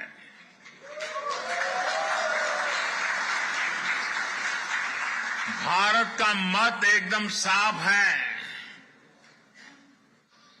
ये युद्ध का युग नहीं है। I'm at the Maidan Square in the heart of Kiev in Ukraine. Behind me are flags, the Ukrainian flag, each one symbolizing the loss of a soldier who's been killed in this war, which is now stretched for well more than 900 days. The visit of Prime Minister Modi over here is highly anticipated. I've been speaking to Ukrainian leaders who do know that India has a close association with Russia. Could that be a possible avenue to getting to Vladimir Putin, to get into a discussion which is on favorable terms? Whether India can actually go this far or not, we don't know. Whether there is a real out-of-the-box solution which the Prime Minister has or not, we do not know. But the visit of the Prime Minister is significant nonetheless at a time when he was in Moscow just a couple of weeks back. No other leader in the world of his stature, of his seniority, has been over here in Ukraine or will be here in Ukraine and has been in Moscow. And that really does symbolize the independence of Indian foreign policy, that you are equally comfortable in Kiev or in Moscow, two countries which are waging a war. The big question is, can there be a peace? Because people are tired, the loss of lives, tens of thousands of lives has been absolutely immense, which is why this war genuinely needs to come to an end as soon as possible. So do keep joining us on NDTV as we track the visit of the Prime Minister, his visit coming up in Ukraine. But before that very important visit, he is in Warsaw at the moment. India and Poland looking to step up the bilateral relationship, step up economic ties, and also reflect on a common historic past. In Kiev, Vishnu Shom for NDTV. The visit of Prime Minister Narendra Modi to Ukraine is one that's being watched very closely all across the world, certainly over here in Ukraine. We're joined now by a very special guest. Alexander Kornienko is the first deputy chairperson of the Ukrainian Parliament. Thank you very much, sir, for being with us. Are you looking forward to the visit of Prime Minister Modi? Of course, we wait this very historical visit for our country, and I think not only for our bilateral relationship, but even for all over the world. Ukraine has always spoke about the importance of European security and joining the European Union. How is that still a big priority for Kyiv? It's our biggest priority, joining and accession to EU. It's our biggest and the main priority right now. I'm a member of negotiation team of our country, like representative of our parliament on high level. And every day we have meetings, calls, different discussion inside our country. And of course, when the Euro Commission will return from vacation, our process will be very active. We have very huge ambitions to go through this pathway of accession, not in 10 years, not in 20 years. Of course, maybe in 5 years, and 2, 3, 5 years. Of course, it's a very important part of our integration to EU. Our accession will be a security issue. Yes. We understand that for EU, it start to be very, very sensitive question last years because of this full-scale invasion Russia to Ukraine, but because also about the security situation. Well, with that, let's turn our attention to the other big story we're tracking coming out of Chicago. The Minnesota Governor Tim Walz will take the stage tonight in Chicago to formally accept his nomination as Kamala Harris's pick for vice president and introduce himself to voters on a scale like no other. It is a critical introduction. While a subsection of the internet has embraced Tim Walz as a Midwestern dad figure, about 4 in 10 Americans actually say they still don't know enough about the former geography teacher to form a strong opinion of him. This is what AP has reported as well. Now, though he ranks high in favorability generally with Democrats, he's still lacking with several key Democratic coalitions, is what we can pick up on. And the vice presidential nominee, Tim Walz, as well as former President Bill Clinton, are the headliners on the third day of the DNC, as the party hopes to build on the momentum that Kamala Harris has brought since joining the race a month ago. Tim Walz, by the way, also became the target of Republican criticism over how he's portrayed his National Guard service as well as his personal story. Being inside Trump's White House was terrifying. But what keeps me up at night is what will happen if he gets back there. The guardrails are gone. The few adults in the room the first time resigned or were fired. I am excited to see what she does for healthcare. I am a pharmacist, and every single day I see Americans suffer to pay for medications out of pocket, and it's really heartbreaking.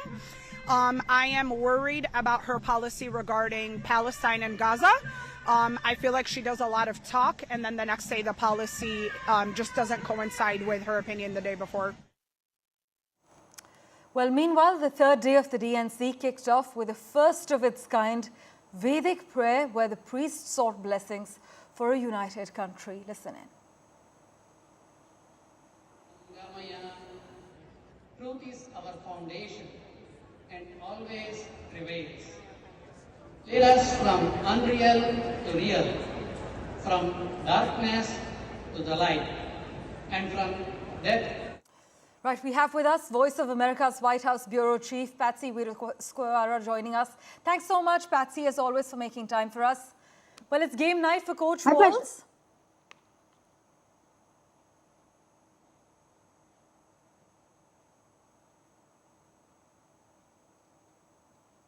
Patsy, am I audible to you? Yes, yes, now I can hear you. Go ahead.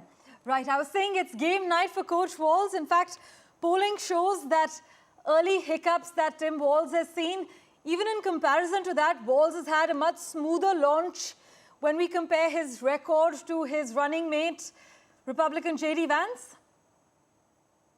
Yes, absolutely. That's true. What you said earlier about Tim Walz being accepted wholeheartedly by most Democrats is absolutely true. You can feel it here. You can feel the energy and the enthusiasm. And as you say, he's a very memeable figure. And he is really good with these zingers that put down his opponents. The larger question is whether or not Americans will have enough time to get to know him. There is less than 80 days to the election, and that's not a lot of time to introduce someone to the rest of the country. And this is his big debut.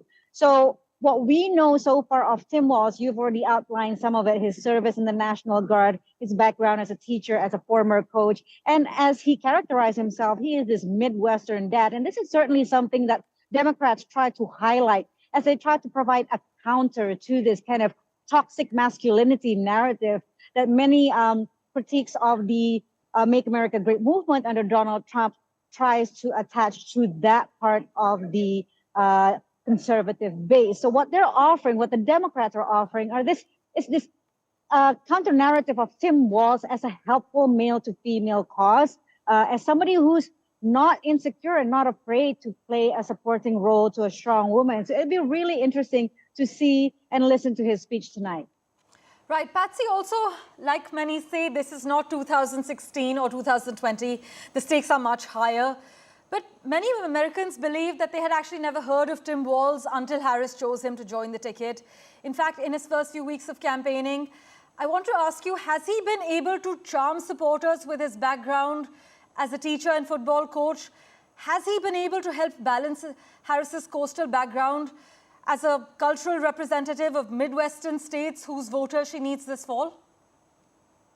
Certainly for Democrats and certainly for young progressive Democrats, right? I mean, he is just all over social media right now. But the question is, the rest of the country who's not so tuned in on Instagram, who's not so tuned in on YouTube and all these channels where Tim Walz is becoming this just popular, memeable figure alongside with these other, coconut memes and other snippets that influencers put on social media. Influencers, by the way, have a really special spot here at the Democratic National Convention. I was just walking around earlier and I saw this lounge. About 200 social media influencers were invited by the White House and by the Harris campaign to come and produce content from the DNC. And they were getting, to be honest, a lot better treatment than we, the actual press, the actual media are getting. So this is certainly something that shows you how much the Harris campaigns underscores the strength of social media in this particular election cycle. And yes, you're absolutely right. Is Tim Walz going to be able to charm the rest of the country? That is the big question and the big homework for Democrats and the Harris campaign. Right, the week in Chicago's United Center, it has been a balancing act for Harris and other Democrats. But Patsy, you were mentioning that there's a bit of a star lineup of performers. Take us through the plan of action. Yeah, so the big keynote speaker other than Tim Walz is, of course, Bill Clinton. Yes. He is there to showcase the continuity of, former Democratic presidents supporting Kamala Harris. We had Barack Obama yesterday. We had, of course, Joe Biden earlier this week, as well as, Jason Carter. He's the grandson of Jimmy Carter, who is now 99 years old and is unable to speak on stage. But as far as performers go, there's Stevie Wonder, there is John Legend. We are going to have Pink tomorrow. So this is, of course, something that Democrats are really proud of. And they try to contrast that with the experience at the Republican National Convention last month, where you don't see former Republican presidents. You don't even see former Trump administration officials. What you see is a lineup of Trump family members. So this is something that Democrats want to highlight. There is continuity. There is support from the entertainment industry coming out here in Chicago tonight. Well, the Democrats want to harness the exuberance that has swept over their party since Joe Biden stepped aside, while also making clear to their supporters that the election will be a fierce fight. As always, Patsy Veerakuswara, thank you so much for joining us with the latest from the DNC in Chicago. My pleasure. Thank you. Well, meanwhile, John Pollan and Rachel Goldberg Pollan, the parents of Hirsch Goldberg Pollan, brought many tears to the Democratic National Convention and the audience there as they paid tribute to their son, who is still being held by Hamas after its October 7th attack. At this moment, 109 treasured human beings are being held hostage by Hamas in Gaza. They are Christians, Jews, Muslims, Hindus, and Buddhists. They are from 23 different countries. The youngest hostage is a 1-year-old red-headed baby boy, and the oldest is an 86-year-old mustachioed grandpa. Among the hostages are 8 American citizens. One of those Americans is our only son. His name is Hirsch. Meanwhile, the Federal Reserve appears to be very much on track for an interest rate cut in September after a vast majority of officials said such an action was likely, according to the minutes of the US Central Bank's July 30th to 31st meeting. Now, the minutes, which were released on Wednesday, even showed some policymakers would have been willing to reduce borrowing costs at last month's gathering. But the policy-setting Federal Open Market Committee left its benchmark interest rate unchanged in the 5.25% to 5.50% range on the 31st of July, but opened the door to a cut at the 17th to 18th September meeting.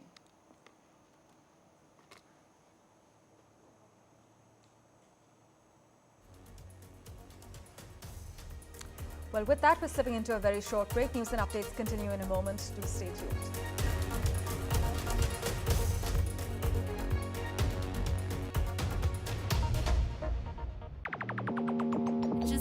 Around to say hello. I'm so fly. You took a nosedive. Careful when you play on my level. For you it's so. Hey, hello. Motorola Razr 50 Ultra. Flip the script. Hello, Moto. Help keep your teen safe with Instagram's family tools, like sensitive content control, helping your teens filter out sensitive content. Default private accounts, allowing your teens to decide who sees and responds to their content. Restricted direct messages. By default, block messages from people your teens don't follow or aren't connected to. And we have tools for parents to help set daily time limits and more.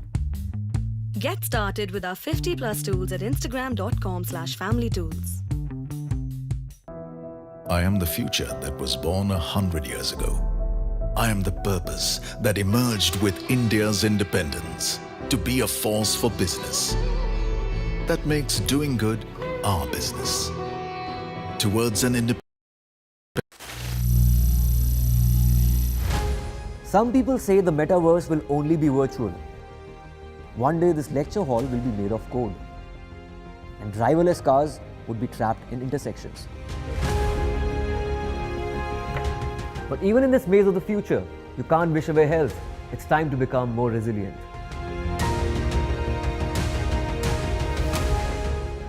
10 years of Banega Swasth India, we have grown and achieved so many milestones.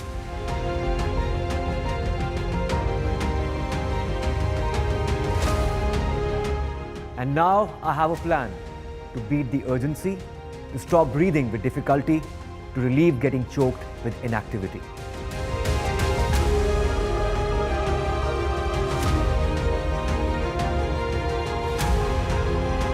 Energize our government.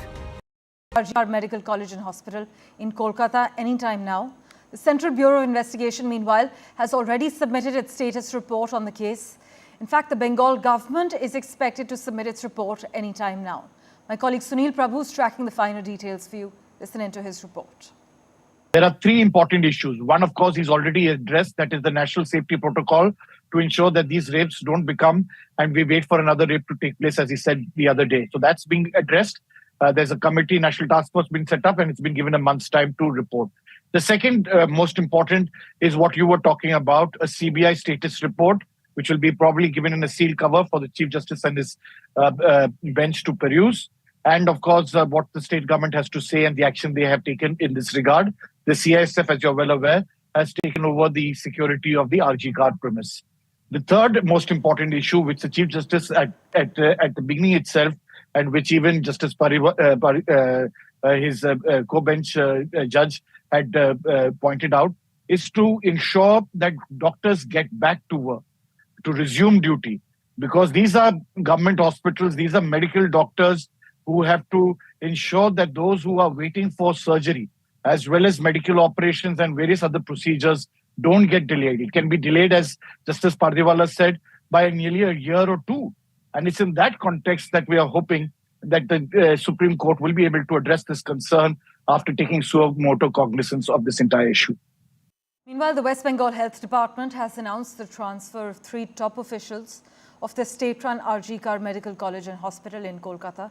This includes their new principal and vice principal as well. Now, according to an order that was issued late last evening, Professor Bulbul Mukhopadhyay, the medical superintendent and vice principal of the RG Kar Hospital, was replaced by Saptarshi Chatterjee. This is with immediate effect. Meanwhile, the state government removed Suhitra Paul, the newly appointed principal of the RGKMCH, as I just mentioned, within 10 days of her appointment. The decision was taken after protesting students demanded the removal of those on administrative duty when the hospital was vandalized over Independence Day on the 15th of August. Manas Kumar Bandyopadhyay was named as the new principal of the state-run medical college and hospital. But for the finer details from ground zero, listen into Tanushka's report from Kolkata. The Bengal government is also expected to file in their report in the investigation to mark the progress in the investigation of the case of the mob vandalism that had happened right here at RG Kaur Medical College and Hospital on the eve of Independence Day on 14th of August, which is also when women took to the streets of Kolkata as they reclaimed the night as a mark of protest against this heinous crime that was committed right here. So the Bengal government is also expected to file in their status report with respect to the mob vandalism case. We know that the CBI is also producing its files and reports to the Supreme Court in a sealed file with respect to the investigation, the entire investigation in this murder and rape case. And in view of all of this, protests, student protests, citizen protests, resident doctors protests are continuing. And yesterday, as the protesters from RG Kaur Medical College and Hospital led to the Swasthya Bhavan, which is the Health Minister's office in Kolkata, they met with the Secretary of Health with respect to their demands, and their major demand was the removal of this new principal who was brought into place after the former principal of this college, Sandeep Ghosh, who's also being grilled for like 6 days straight by the CBI, gave in his resignation. So Dr. Surita Paul, she has been removed after the protesters demanded for her removal, and that's because these protesters were claiming that she has been missing in action, that this principal is missing and is nowhere to be seen, and she is not standing with the cause of the college. So the government has taken into consideration by removing the principal and bringing about a new principal position in place. Two other doctors, senior doctors have also been removed, which one of them is Bulbul Mukhopadhyay. She was the medical superintendent of the college, and the other one being Arunavadatta Chaudhary, and they were the head of the department for chest medicine. So these are the three main officials at RG Kaur Medical College and Hospital who have been removed from their positions in the college. And what we also know is that the principal, the former principal Sandeep Ghosh, who was reinstated just 4 hours after his resignation at the National Medical College, has also been removed. His reinstatement as a principal at the National Medical College has also been cancelled. I am currently standing outside the academic building at RG Kaur Medical Hospital, wherein just a short while back there was some CISF officials who had come here to had a meeting with the officials at the college, and they're also performing recce. We know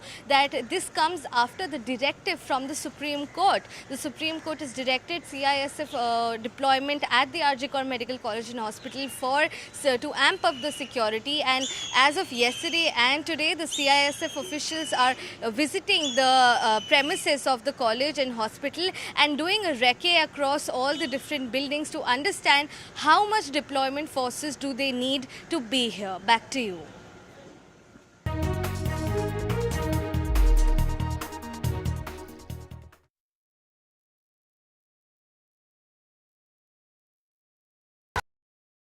Landslide devastation in Kerala's Wayanad. Join NDTV's initiative. Donate for Kerala.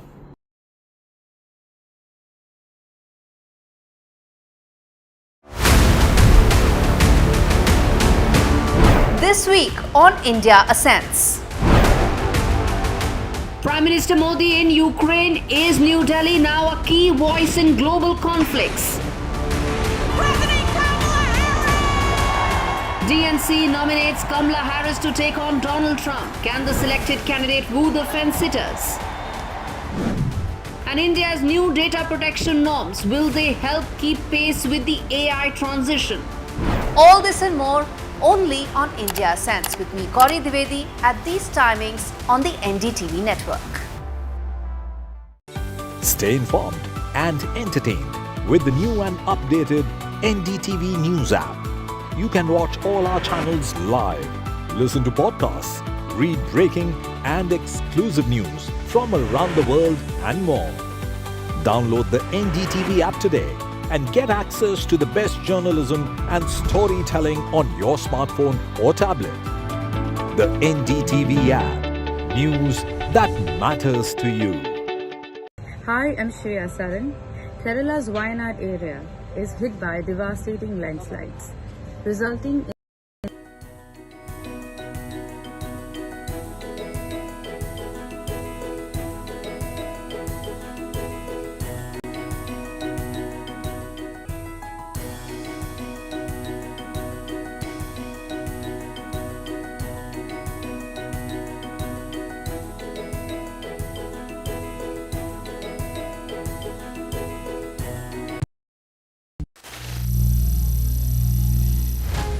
Some people say the metaverse will only be virtual. One day this lecture hall will be made of code, and driverless cars would be trapped in intersections.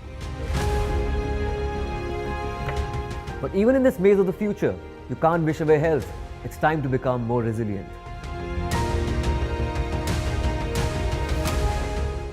"10 years of Banega Swasth India, we have grown and achieved so many milestones.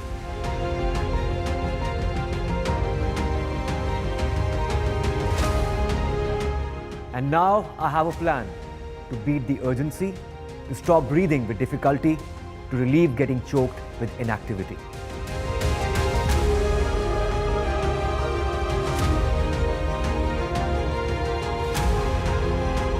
Energize our government, our environment, our society, and ourselves. Everyone, everywhere, every day.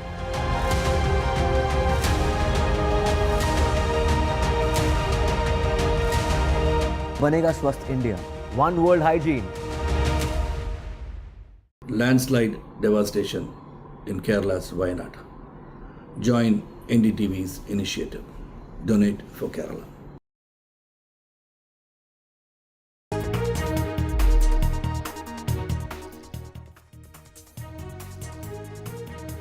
A very good afternoon. You're watching NDTV 24/7. We have a whole lot lined up for you over the next 1 hour, including the CBI that will be submitting its report to the Chief Justice of India as the hearing will resume today in the Kolkata rape and murder case by the Supreme Court. We'll get you all the details. First, the headlines.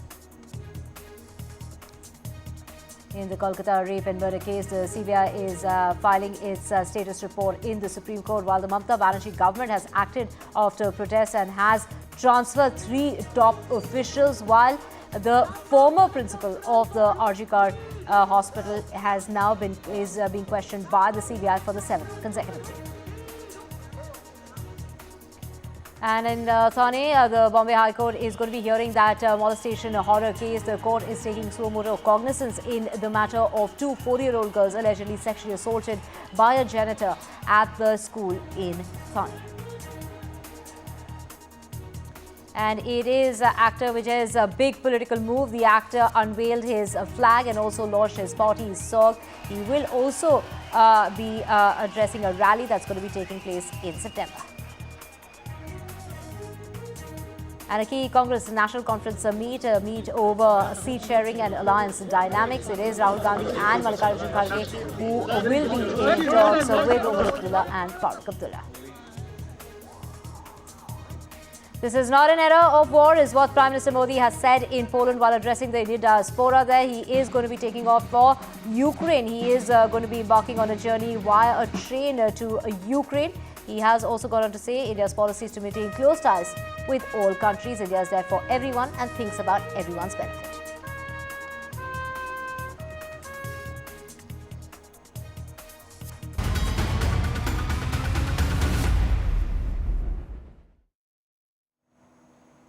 Very good morning. Let's get you our top focus, and that is day in and day out. We talk about the safety of women in the country, the crimes against our sisters, our daughters that are just not ending. Hence, NDTV started the Save Our Daughters campaign where we demand women to raise their voice, and it is now or never. Join us to bring action and change on the ground. You can join our campaign that's been launched by NDTV in order to save our daughters. And the West Bengal Health Government today has made an announcement regarding the transfer of 3 top officials of the state-run RG Medical College and Hospital in Kolkata, including its principal and vice principal. This at a time when the former principal of the RG Hospital is being questioned by the CBI for the 7th consecutive day. Now, in the meantime, there is a newly appointed principal. The new principal of the state-run medical college is Manas Kumar Bandyopadhyay, who will be now running the school and that medical college there in Kolkata. Well, also this comes at a time when the hearing as far as the matter, do remember the Supreme Court had taken suo motu cognizance of the case, taken the matter into its own hands and had said that the nation can't wait for another rape in order for things to change on the ground. So the hearing is now resuming this morning in the Supreme Court, and this is when the CBI will be submitting its report as far as the findings in the case is concerned. This will be submitted to the Chief Justice of India in a concealed cover.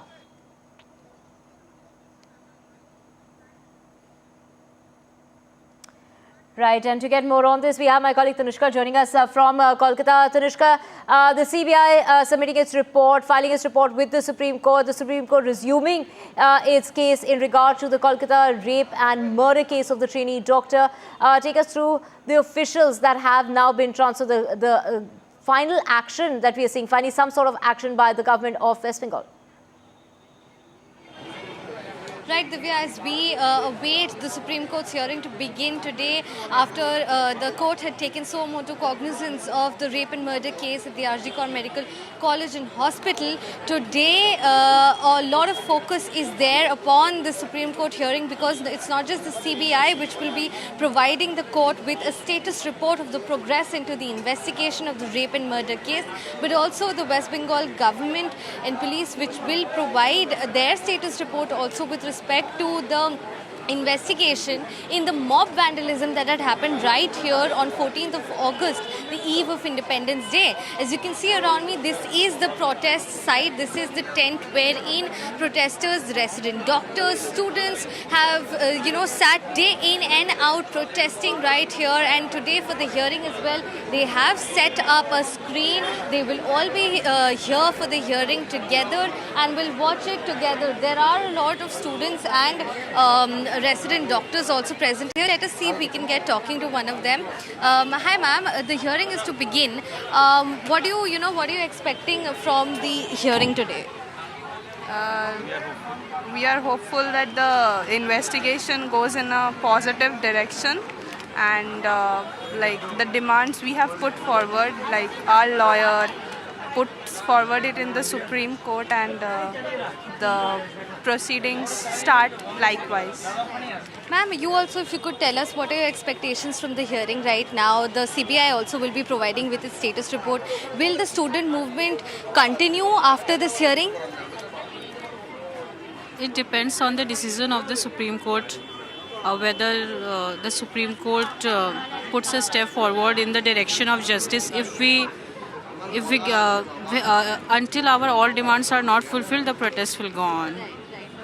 Thank you so much for that voice here. We hear from the student protesters here as well as the resident doctors that until and unless a hearing comes in favor wherein justice is served, they say that the protest will go on.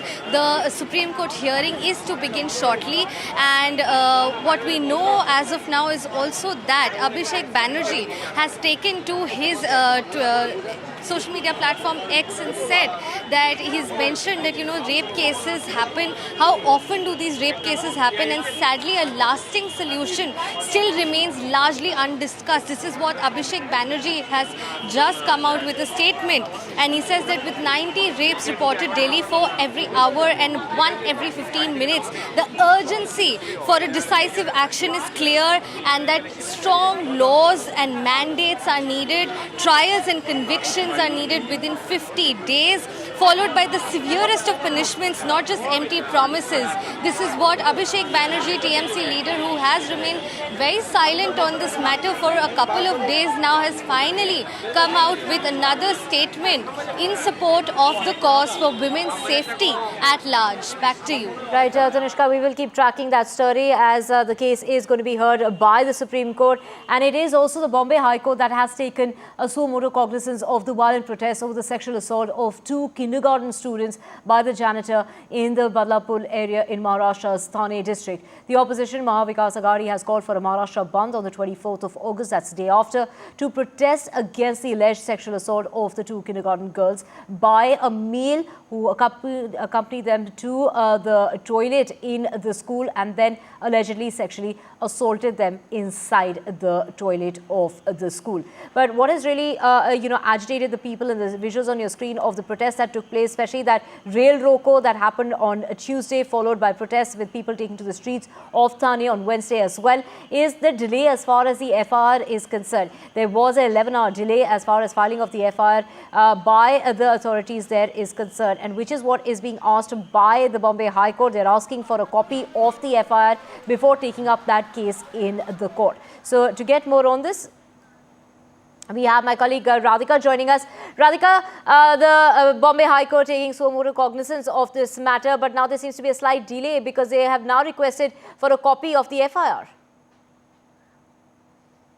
That's right. The Bombay High Court did take suo motu cognizance of the entire Badlapur incident, the sexual assault case, as well as the fallout of it, which was in the form of protest and outrage by people of Badlapur. So all that has been taken cognizance of by the Bombay High Court. Yesterday is when they took cognizance. The hearing started just a few moments ago. The court has asked for the investigating officer as well as the copy of the FIR, which will be given to the court in just a bit. In fact, Chief Public Prosecutor appeared before the court, who said that the Advocate General will be appearing as far as this entire case is concerned. The Chief Public Prosecutor also sought the copy of this particular suo motu petition. It's not been uploaded, so therefore a copy was given by the division bench to the advocate as well. Now, Advocate General will be appearing before the court to take the matter forward. So at this point, of course, the copy of the FIR in the Badlapur sexual assault case has been sought by the division bench of the Bombay High Court. That will be perused by the court. We'll have to wait and see what kind of directives or orders may perhaps be issued by the court. It will mostly be notices and responses that will be sought, notices perhaps to be given to the state government or perhaps the school administration even. So will that happen? What kind of directives could be issued in the hours to come? That remains to be seen. But the matter did take a political turn, and a lot of questions raised as far as the safety and security in that particular school is concerned. We know for a fact that the FIR itself was delayed, as a result of which there was protest, outrage. Of course, the arrest of that cleaner did happen. However, the school administration did not take responsibility, no accountability whatsoever, and many of the CCTV cameras were non-functional there. There were no female attendants.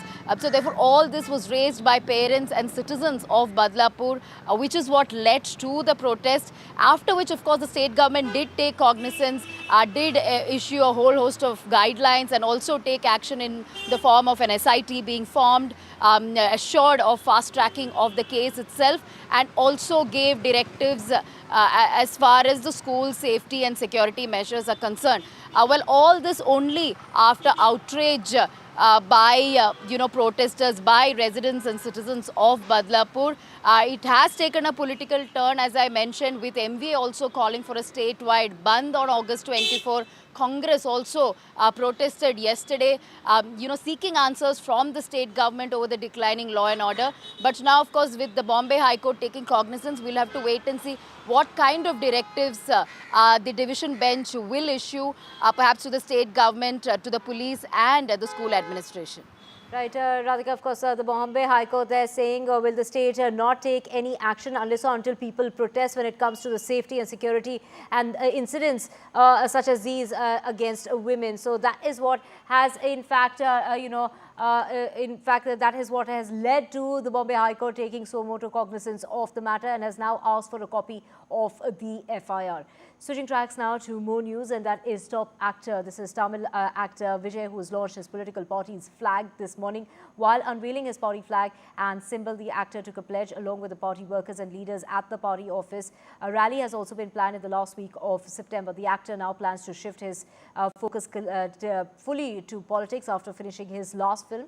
Talapati 69, which will be completed by February of next year. Do remember, it was in February of this year when he had launched his political party, and now he is in fact going to be also addressing that rally that's going to take place next month. But today he unveiled the flag and also launched the theme song.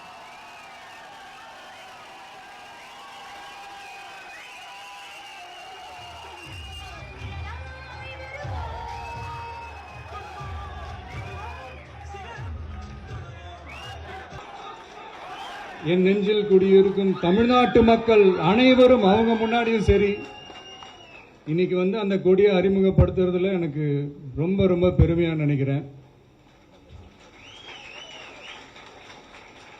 இதுவரைக்கும் நமக்காக உழைச்சோம். இனி வரப்போற இயர்ஸ்ல நம்மள ஒரு கட்சி ரீதியா நம்மளை தயார்படுத்திக்கிட்டு தமிழ்நாட்டுக்காகவும் தமிழ்நாட்டு மக்களின் உயர்வுக்காகவும் நம்ம எல்லாருமா சேர்ந்து உழைப்போம். And let's just cut across to the Supreme Court that is resuming the hearing as far as the alleged rape and murder of the 31-year-old trainee doctor is concerned. These are live visuals on your screen. Let's just listen in to what is being said in the Supreme Court this morning. Day before yesterday. What's the name of the My lords, it's Amir Arsiwala. Yes. Amir Arsiwala. Lords, my apologies. Please, my lords. I'm great. My lords, your lordship said some of the chief secretaries of states which are defaulted on payments of pension and allowances tomorrow. Yes. Your lordships will also ask me to give a list of those chief secretary, those states which have actually complied. I've just passed it on. I've So just we passed now it on. just 3 copies. Just 1 second.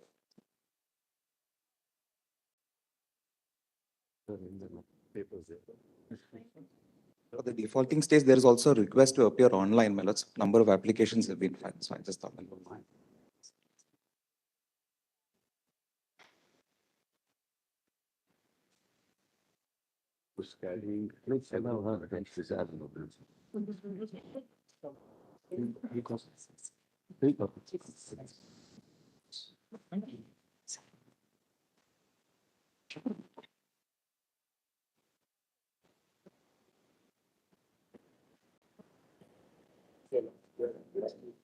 No.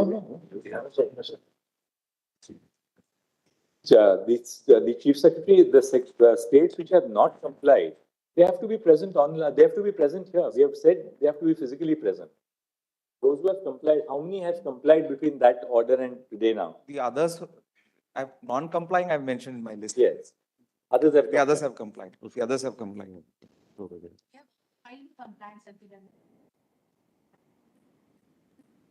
Who? I appear for West Bengal, most of the They have not complied. Tamil Nadu, Madhya Pradesh, Andhra, West Bengal, Chhattisgarh, Delhi, Assam, Nagaland, Meghalaya, Himachal, J&K, Ladakh, Jharkhand, Kerala, Bihar, Goa, Haryana, Odisha.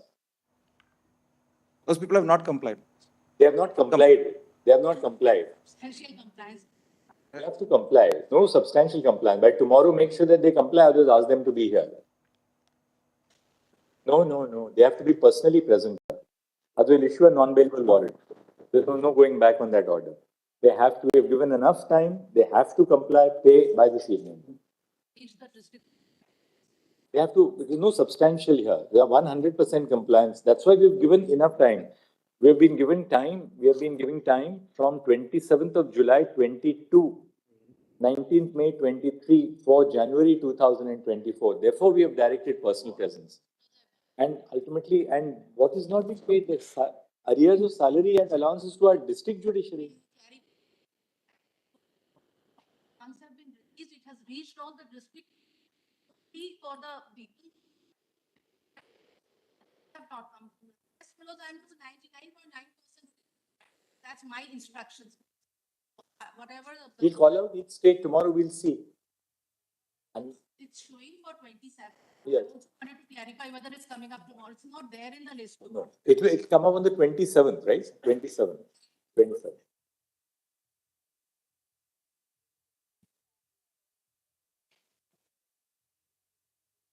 We'll take it up, and then we will call out each state separately and see what the compliance is. Let them be present before us. We'll see.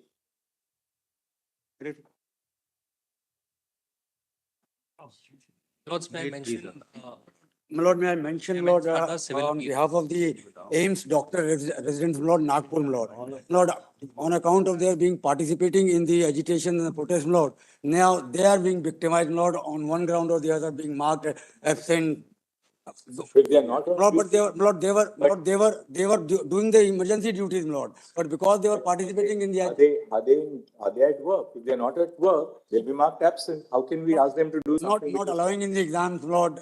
Lord, in one way or the other, Lord. If a lenient will be taken, Lord, if a lenient will be taken. If they are on duty, they will not be marked absent. If they are not on duty, the law will have to follow its course.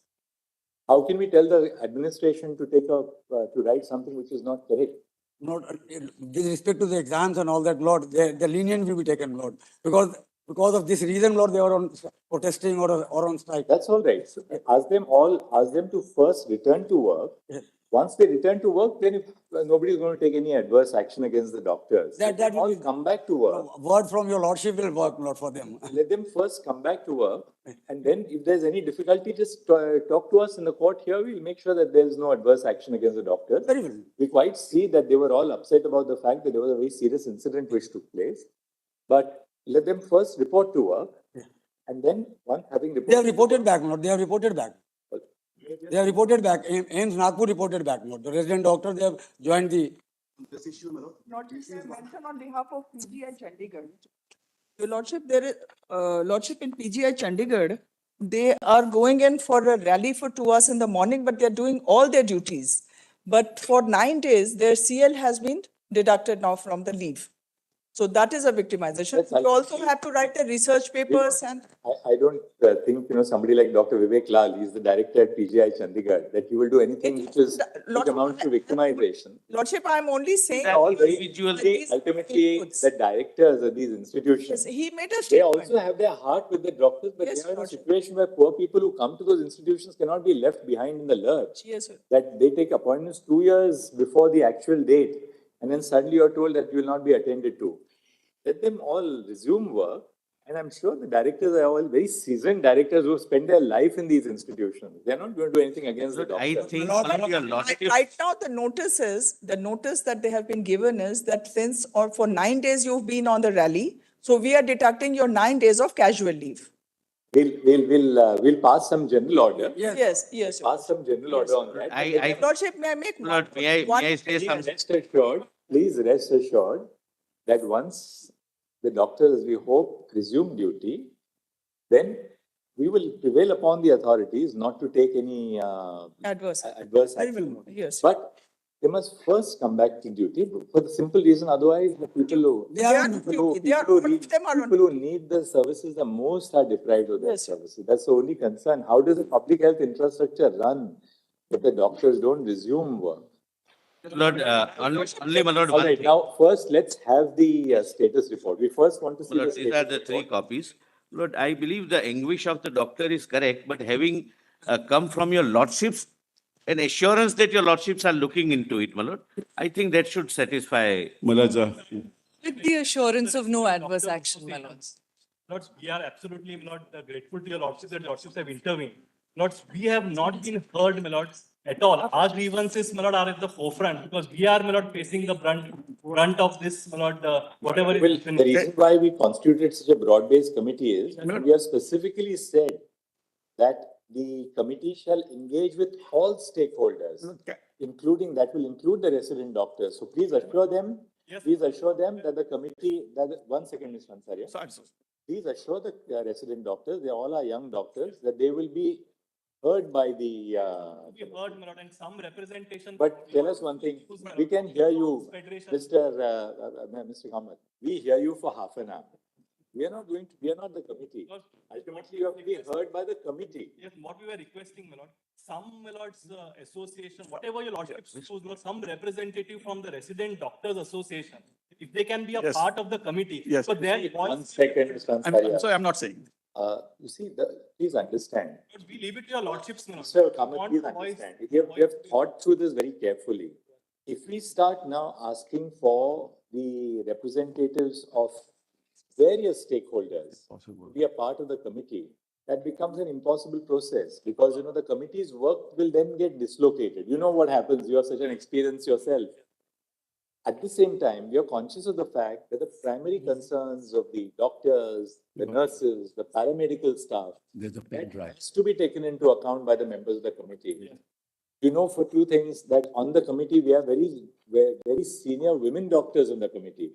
The doctors who are on the committee are people who have worked for a long time in their life as part of public health infrastructure. So therefore, what we have expected the committee to do is that the committee will hear these various stakeholders, namely the interns, the residents, the senior residents, representatives of the nurses, the other paramedical staff. So therefore, you know, they are in a hospital, there are a huge number of stakeholders. The committee will ensure that it will hear representative. Hold on, in fact, I have taken instructions. I represent about 30,000 doctors. Please, and you know, Mr. Kamath, please tell them that the committee will definitely give them a hearing. We'll reiterate that in our order today. We will certainly, Mr. Kamath, your point is well taken. We'll make it clear.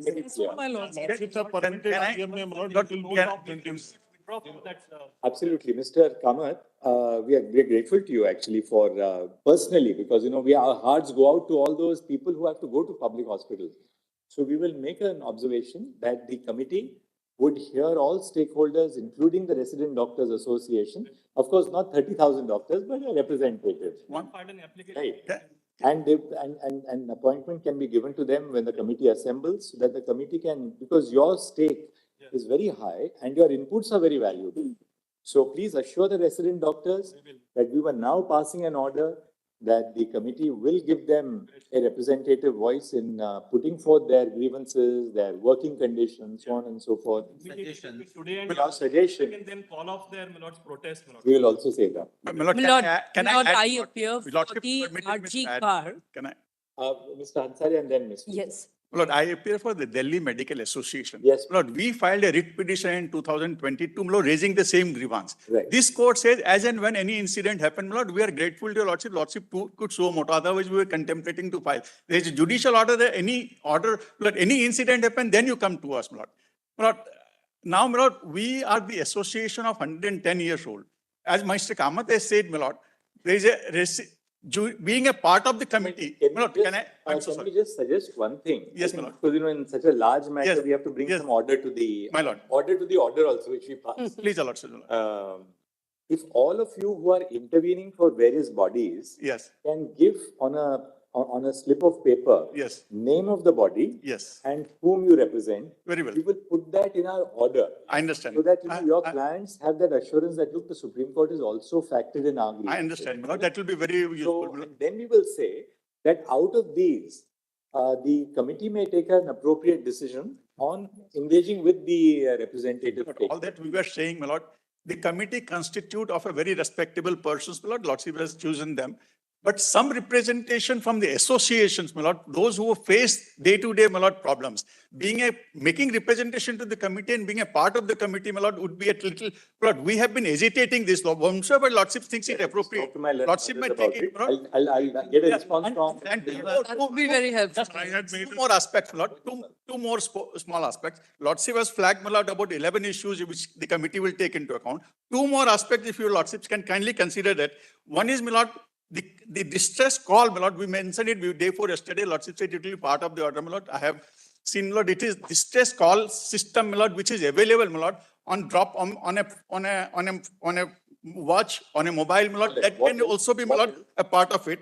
Secondly, my lord, institutional FIR, my lord. What has been happening here, my lord, the parents has to go, the relatives has to go. There should be an institutional FIR within 2 hours of a cognizable offense, my lord. If that also comes with your lordship, part of the order, my lord. And finally, my lord, the fast tracking of, my lord, we have done cases 10 years back, my lord. The trial is still proceeding. Lord, in 2016, my lord, a person was murdered, a doctor was murdered inside the hospital, my lord, at a point blank range, my lord. Nothing happened. There was a widespread agitation. The chief minister said 50. What I'm saying, there are similar matters pending in this court. If a lordship expedite that. To obviate, you know, handing over slips, but we'll go about it in a very systematic way. Yes, Mr. Devdatta Kamath is appearing for whom? Instead of your lordships writing down, let us give it. Can we just, it will be easier for us. It would be easier. It doesn't look good also. All right. All right, what we are doing is, we are just circulating a sheet of paper if you can all just, as we are going along with the matter, write it, so we'll examine that and we'll put your names down. I had made a request Please yesterday. collect. Some SOP, the committee is looking into it. There is no SOP on the hours of the doctor. Of course, we said that. It is a specific It's a mandate. remit of the committee. One second. One of the points which, that one para where I say, this is a non-exhaustive list. It specifically says that they are made to work for 36 hours. And one more thing, we have said, we have referred to working conditions in general, which includes the work. So please assure the doctor, we are as concerned about them, that they have to work for 36 hours. Yes. All of us have also had family members, relatives. We have gone to public hospitals. Yes. I have slept on the floor of a public hospital when somebody in the family was not well. So we have gone through that. And you observe all of them working for 36 hours. But we would also not like, my lord, a doctor who has not slept for 30 hours to treat us, my lord, because May I just explain what happens in the hospitals? Because I have doctors in the family and also people studying in the medical colleges. What happens is that the senior, who are the third-year students of PG courses, they are the one who assign duty. You do 12 hours to 24 hours, and then thereafter you are given a rest for 2 to 3 hours. Again, you are called back on duty. The junior doctors are the one who prepare the discharge summary. And the discharge summary is prepared by them. So the workload is then again 2-3 hours. So it is almost 48 hours. It is not even 36 hours. So my humble submission is that you are neither in a physical state or a mental state at that stage to even resist if somebody is teasing you. I'm not even on the bigger sexual assault. I'm not on that because there are many incidents. So currently, if you look at our order, yes. Ms. Kumudata Das, if you see our order, Yes, if you see our order, we have in fact highlighted this very aspect, that there is a certain hierarchical nature of the workplace in a public hospital or any hospital. So when we have referred to that, and we have said because of the hierarchical nature, doctors, including junior doctors, are susceptible to harassment, not just sexual harassment, but different kinds of harassment. Yes, Your Lordship. Yeah. So we have specifically referred to this, but now that you have mentioned it, in a course of our order, in a brief order today, we will add to that as well. No difficulty. Your point is perfectly well taken. So please. My lord, that a is small point to supplement that. say, Is that because my I lord, also may I come just from a take a family of minute? doctors.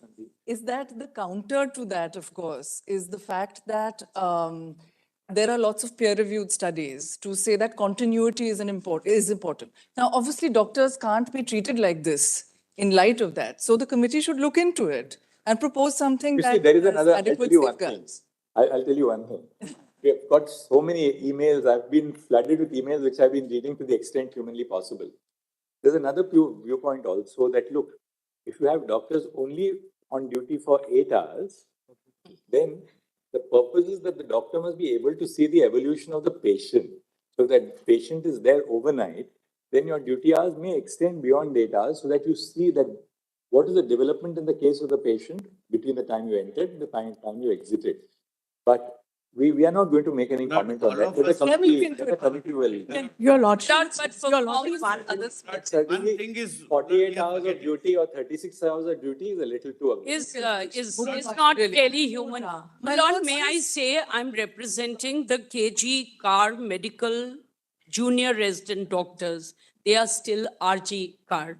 And my lord, they are still... By the way, Brother Justice Rishikesh Roy pointed out to me in another CB yesterday that you kept on saying car is car. So I said, well, I apologize. We are forgetting one crucial thing. So, my lord, Can I speak? Can I We are forgetting one crucial thing. All doctors, my lord, which your lordships have constituted in the committee, they have passed through this very phase. They are aware of the problems. So, my lord, I'm just saying that they are still terrorized. They are still in fear. They are saying our senior residents are back at work. We'll give it to the Registrar General in a sealed cover, the names of the people. There are about 70 junior residents and they are interns. And they are still feeling terrorized. They are threatened. They are actually being targeted in the hospital. But terrorized by whom? Because this is a serious thing. And they come in the RG or medical hospital. CISF is already there. What is that? But instead of, my lord, giving them here, let them be given to me. I'll ensure, my lord, CISF to do the needful. My lord. Yes, but we have to have their names in seal cover because those who've spoken up are feeling targeted already. And they have a timeline of videos they have taken. Targeted by whom? Don't give us names, but targeted broadly By by officials, my lords, by goons. I am for the 20,000 doctors in the, Kolkata, my lords. And Lordship sees the many of whom work in RG Car. possibly a hint of. By members of the administration, by people who are in the hospital. All right, and we'll take note of that. Yes. There is one more submission, Your Lordship. There's a last submission, Your Lordship, I want to make. Can we have a compensation distress fund for the victims and the deceased of the family created by the state so that when at the time of the crisis of this kind of a situation, they can be also get a compensation system like what we have done in the Nirbhaya case, Your Lordship. All right, let's just see the status report for a moment. We'll just see the status. With your lordship, Just give us one moment. with your lordship permission, may I just 1 second. We'll have to Lordship put in. permits us, then should we post on the filing, e-filing, the suggestions or the pointers that we have, because it is anonymity which the resident doctors and interns from different places they are requesting, because the direct impact is on them. And their mental state is terrible. There is also a survey report of National Medical Council which says that 28%. Point taken. There should be a portal where suggestions can be given to the committee, even anonymously, without disclosure of identity. Yes. Point well taken. Noted.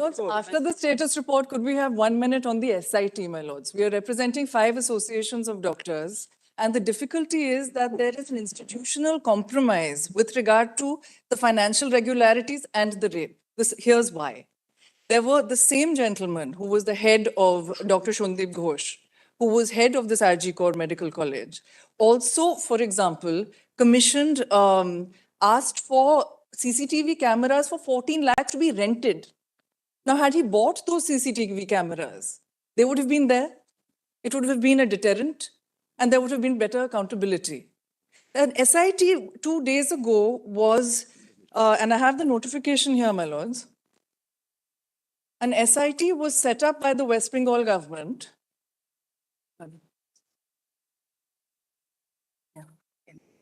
To look into these irregularities by the same person, and that only constitutes officials that are under the control of the West Bengal government. Would your lordship consider having the status report?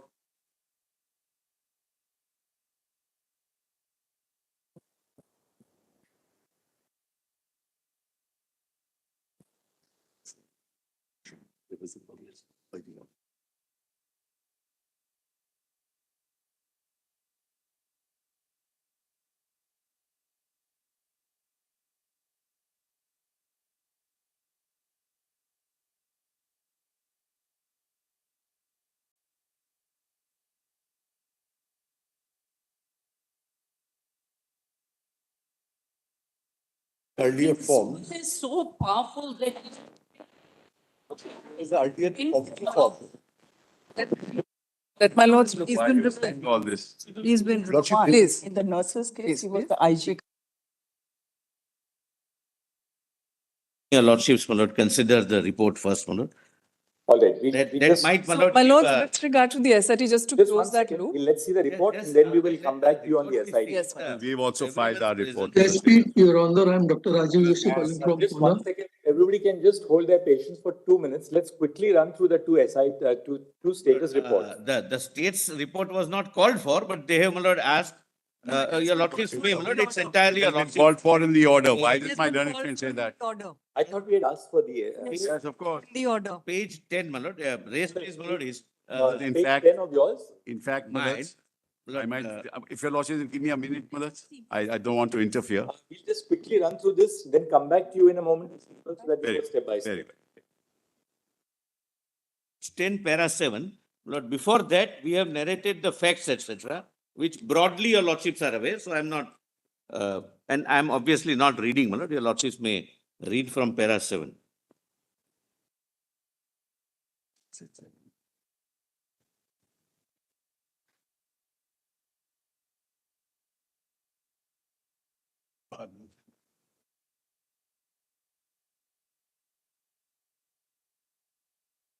So date and time may kindly be taken note of. Eventually, we have, this is very, very preliminary finding, but we have recorded some, flagged some issues. We just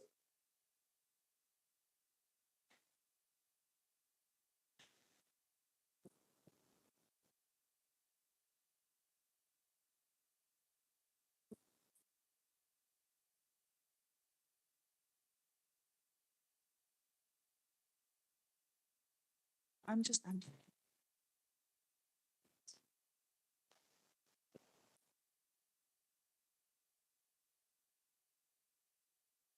Ask if they have a spare copy.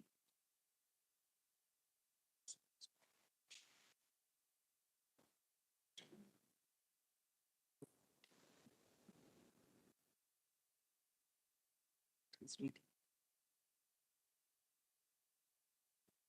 Everyone. It's only for the court.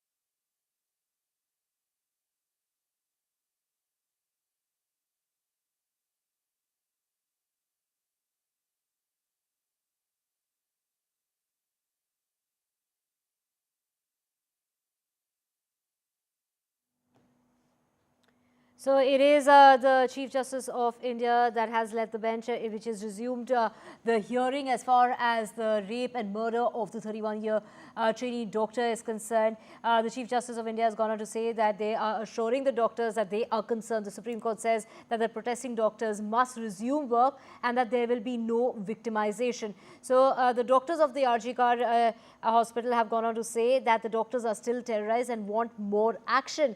Now, it is the Chief Justice of India who's gone on to say that poor people can't be left in the lurch and the doctors need to resume and get back to work. A general order will be passed so that there will be no victimization, but doctors must get back to work. The committee will involve stakeholders and the committee will hear all the doctors and their representatives. So the CBI has submitted its status report in the Supreme Court in its probe in that matter of the rape and murder of the woman doctor at that Kolkata hospital in a sealed cover to the Supreme Court. And as per the court's direction, the CBI had filed that status report about the progress of the investigation so far in the case, and the Kolkata police had to file an investigation report in the court regarding the mob attack on the hospital, the incident that has sparked a nationwide strike by the doctors, and which is why the Supreme Court today is saying that the doctors need to get back to work, and it is that the poor man cannot be left in the lurch. Of course, talking about the task force, this is what was said on Tuesday when, also the Chief Justice of India had gone on to say that the nation cannot wait for another rape case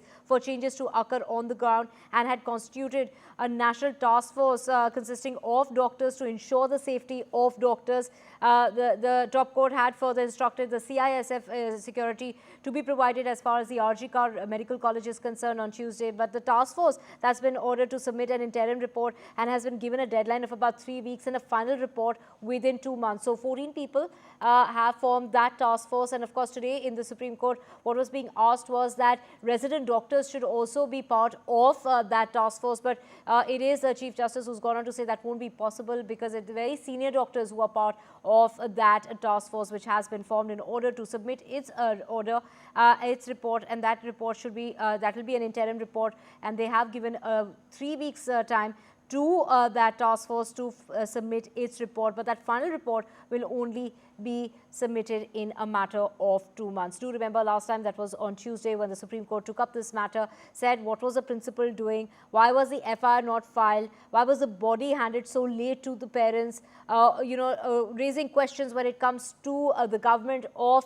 West Bengal, also raising questions as far as the police is concerned there, going on to say a serious offence has taken place by the crime scene, which is a hospital. How is it that vandals were allowed to enter the hospital is what the Chief Justice of India had gone on to say, and also talking about the safety and security about women in the country, talking about that this is not a state matter, this is a matter of the country, of the nation, regarding the safety, and if we can't provide safety to the women, that would result in inequality, and which is what was said in court. And of course, also the Chief Justice of India saying that we cannot wait, the nation cannot wait for another case of rape for things to change on the ground. So a lot of changes were recommended and suggested by the Supreme Court, regarding the safety when it comes to hospitals, when it comes to the healthcare workers, providing drop packs when it comes to people working between 10 o'clock at night to 6 in the morning, in regard to the lights that are available inside the confines of the hospital, that there should be no dingy and dark area, and that there should be proper lighting when it comes to the hospital. In order to talk about also the CCTV footage which should be provided, there should be cameras at the entry and exit points when it comes to hospitals. There are some of the changes that the Chief Justice of India had mentioned on Tuesday, and today is when the hearing is continuing, and today it is when the Chief Justice of India is urging for the workforce when it comes to the healthcare staffers and healthcare workers, the doctors in the country, to resume work. Do remember that the strike has been indefinite.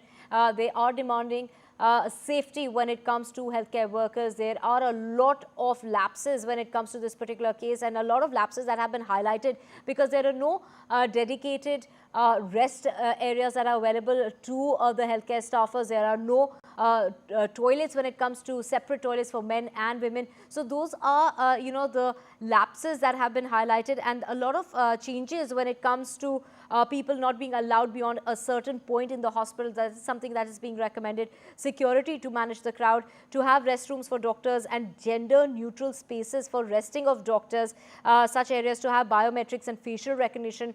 We spoke about transportation that should be made available to people as far as the medical professionals are concerned. The staffers at all hospitals across the country should be, be given drop-pack facilities when it comes to 10 o'clock at night, and also facilities to pick them up when it comes to any between 10 o'clock at night to 6 o'clock in the morning, conducting workshops for handling grief and crisis, as well as also helpline numbers to be there for emergency as far as medical professionals are concerned. Also raising questions as to how is it that the family members of the patients are allowed in various parts of the hospital. So a lot of things that are coming to light, a lot of situations and issues that are being, and the challenges that are faced by the medical fraternity in the country that have been highlighted by the Supreme Court. But today it is the Supreme Court that saying that it is, the medical fraternity cannot leave the common man in the lurch and has to come back to work. And to get more on this, we have my colleague Sunil joining us. Sunil, take us through the proceedings in court today.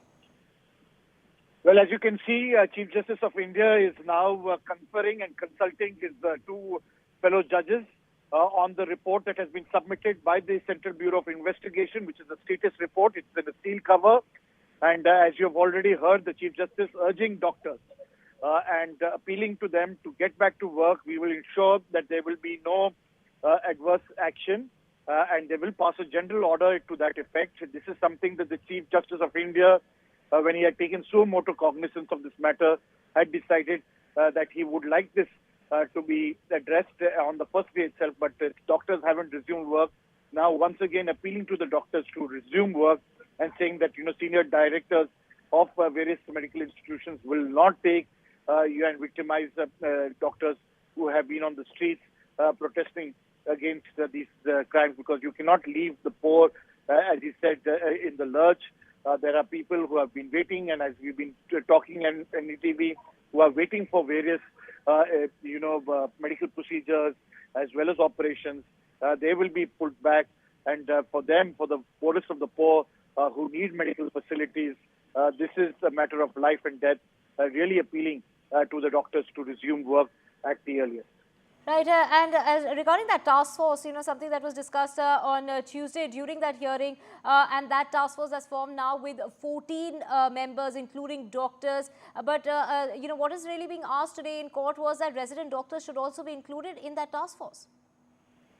That's right. So what the Chief Justice has said is that definitely we will ask this committee, which is the National Task Force, to hear the resident doctors. They cannot be part of the committee, but we will definitely get representatives. Not all of them can be heard, but representations will be given, as well as, of course, he has been pointing out that there was a Delhi Medical Association, which is 110 years old, appealing for them to be also heard in this matter, because this is not the first incident. There have been incidents where it has taken place earlier, where there have been attacks on doctors in the country, and saying that cases should be fast-tracked some talking about distress, phone line that should be activated, and various other systems. So it's in that backdrop that the various petitions have been put. Chief Justice agrees in agreement to this. Let's listen into what he has to say now.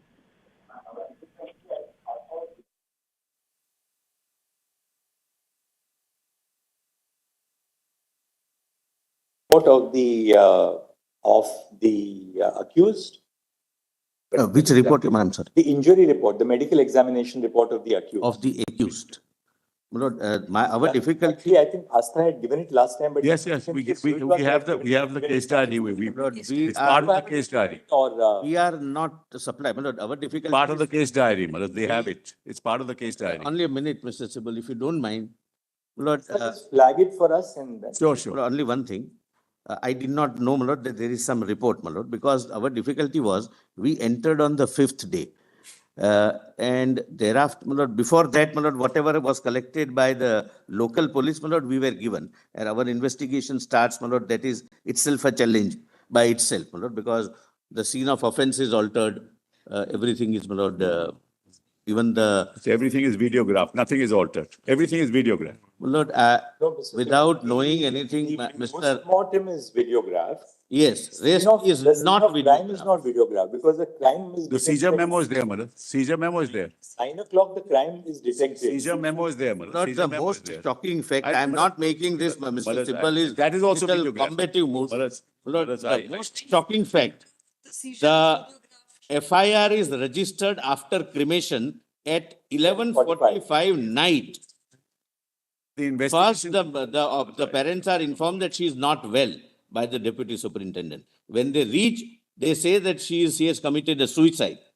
Thereafter, they say that it appears to be a death.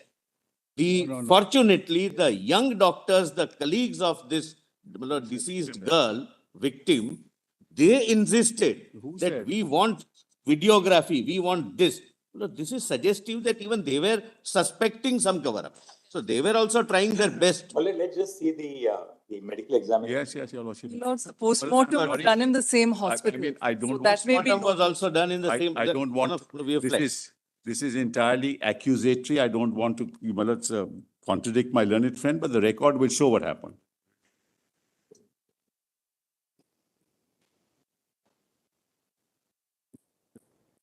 Lord, one more fact, my lord, it may.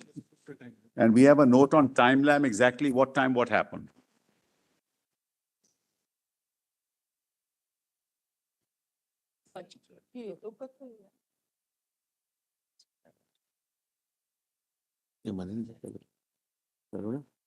Karuna?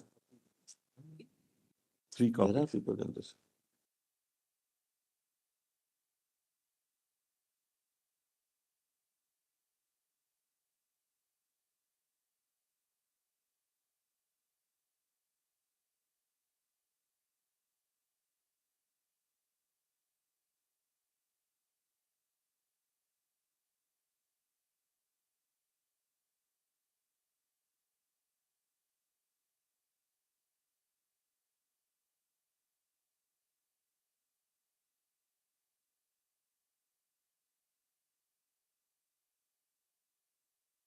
The Supreme Court there with the Chief Justice of India heading that bench, assuring the doctors that they are concerned. The Supreme Court saying that the protesting doctors must resume work and there will be no victimization.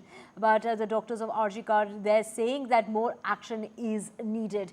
Well, to get more on this, we have my colleague Tanushka joining us. Tanushka, of course, from what we heard from the RG Card doctors, they're saying that the doctors are still terrorized and they want more action. And which is why, they're refusing to go back to work. But it is the Chief Justice who urged doctors to get back to work. Can you just give us the page of Let's the PMR? listen in to what's being said. So we don't have to. I can give PMR, my lord, postmortem. I have, my lord, handy. You have the PMR? Yes, sir. That is provided to us by the local police, my lord. It was given to us. Just flag it. We saw it yesterday. This report, my lord. Well, that's 202 of our status report. Well, this has the flagging also. Whatever your lordship would like to say. But that can't change in any case. The post-mortem is post-mortem. Yes. Page 13 Page 13 of the case diary. Yes. And my lord, our status report also has it, page 202. Okay.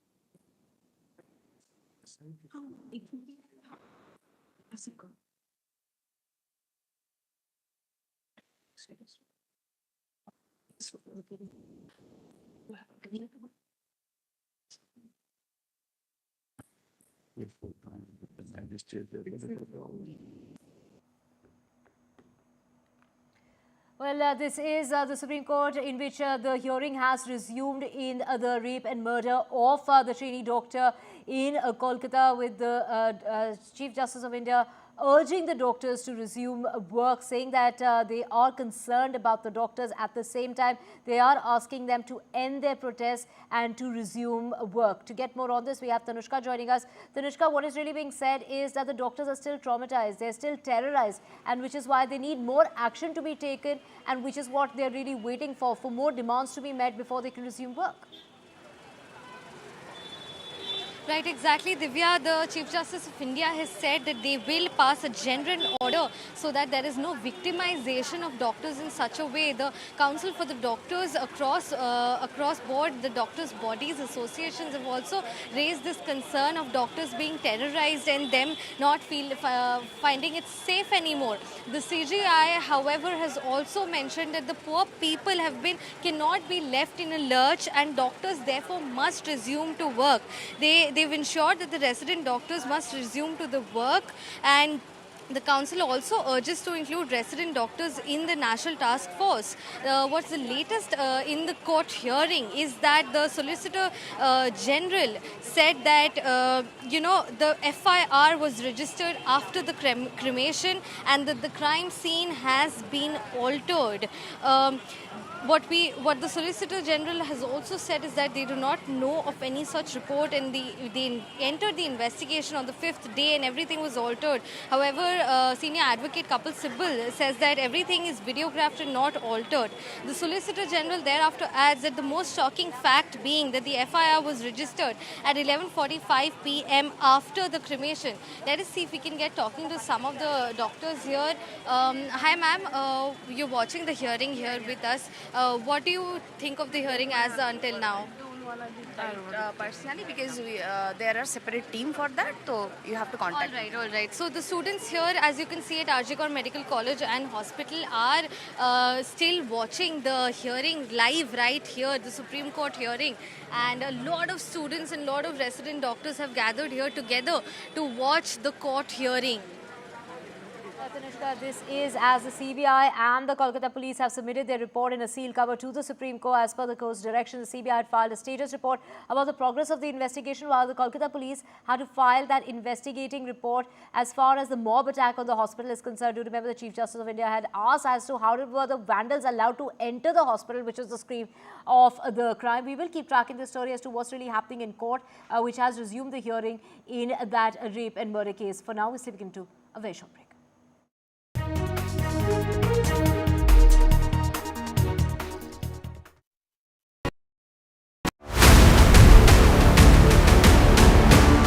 This week on India Ascends. Prime Minister Modi in Ukraine. Is New Delhi now a key voice in global conflicts? DNC nominates Kamala Harris to take on Donald Trump. Can the selected candidate woo the fence-sitters? And India's new data protection norms, will they help keep pace with the AI transition? All this and more only on India Ascends with me, Gauri Dwivedi, at these timings on the NDTV network. Stay informed and entertained with the new and updated NDTV News app. You can watch all our channels live, listen to podcasts, read breaking and exclusive news from around the world and more. Download the NDTV app today and get access to the best journalism and storytelling on your smartphone or tablet. The NDTV app. News that matters to you. Hi, I'm Shreya Saran. Kerala's Wayanad area is hit by devastating landslides, resulting in loss of lives and livelihood. Kerala needs your help right now. Let's join NDTV initiative. Come, donate. Let's rebuild Wayanad.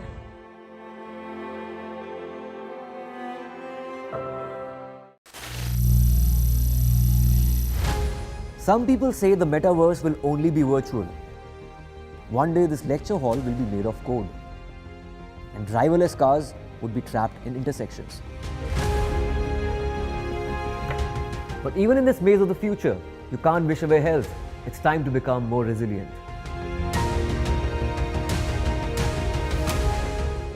"10 years of Banega Swasth India, we have grown and achieved so many milestones.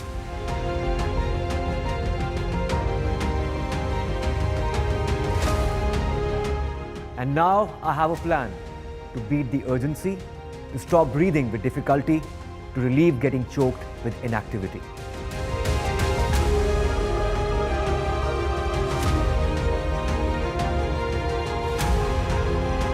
Energize our government, our environment, our society, and ourselves.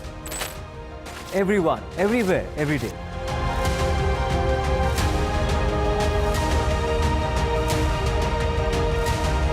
Banega Swasth India. One world hygiene. Landslide devastation in Kerala's Wayanad. Join NDTV's initiative. Donate for Kerala.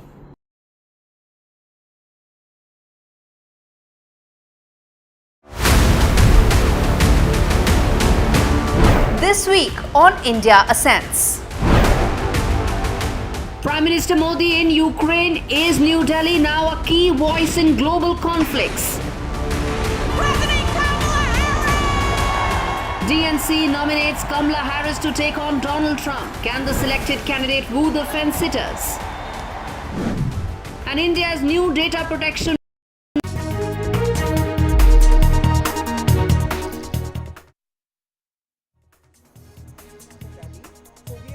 In the Kolkata rape and murder case, Supreme Court resumes hearings. Supreme Court urges doctors to resume work. CJI says poor people can't be left in the lurch. CJI adds that a committee will hear doctors' plight.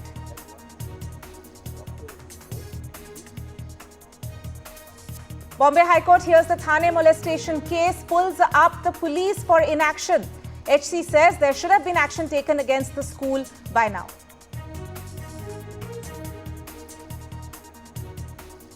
JPC meet on Waqf Amendment Bill underway. Waqf Board Chairman of all states in the part of the meeting. Minority Department officials give detailed presentation on the 44 amendments. Congress brass in Jammu and Kashmir ahead of elections in the Union Territory. Rahul Gandhi, Mallikarjun Kharge meet Congress workers in Srinagar. Later in the day, Congress and National Conference to meet on seat sharing. And Talapati Vijay's big political move, actor unveils flag and launches party song.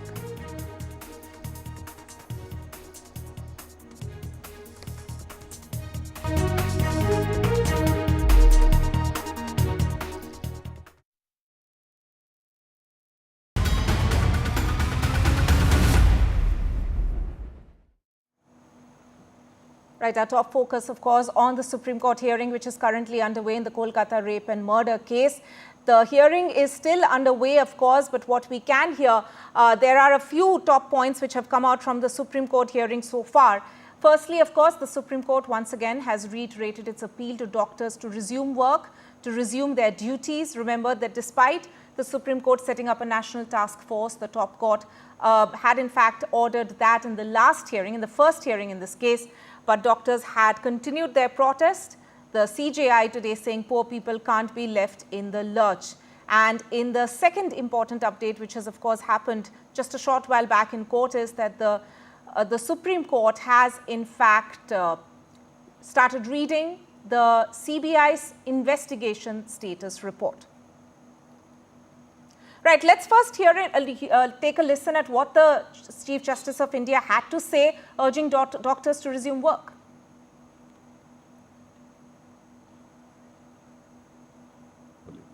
For the autopsy report.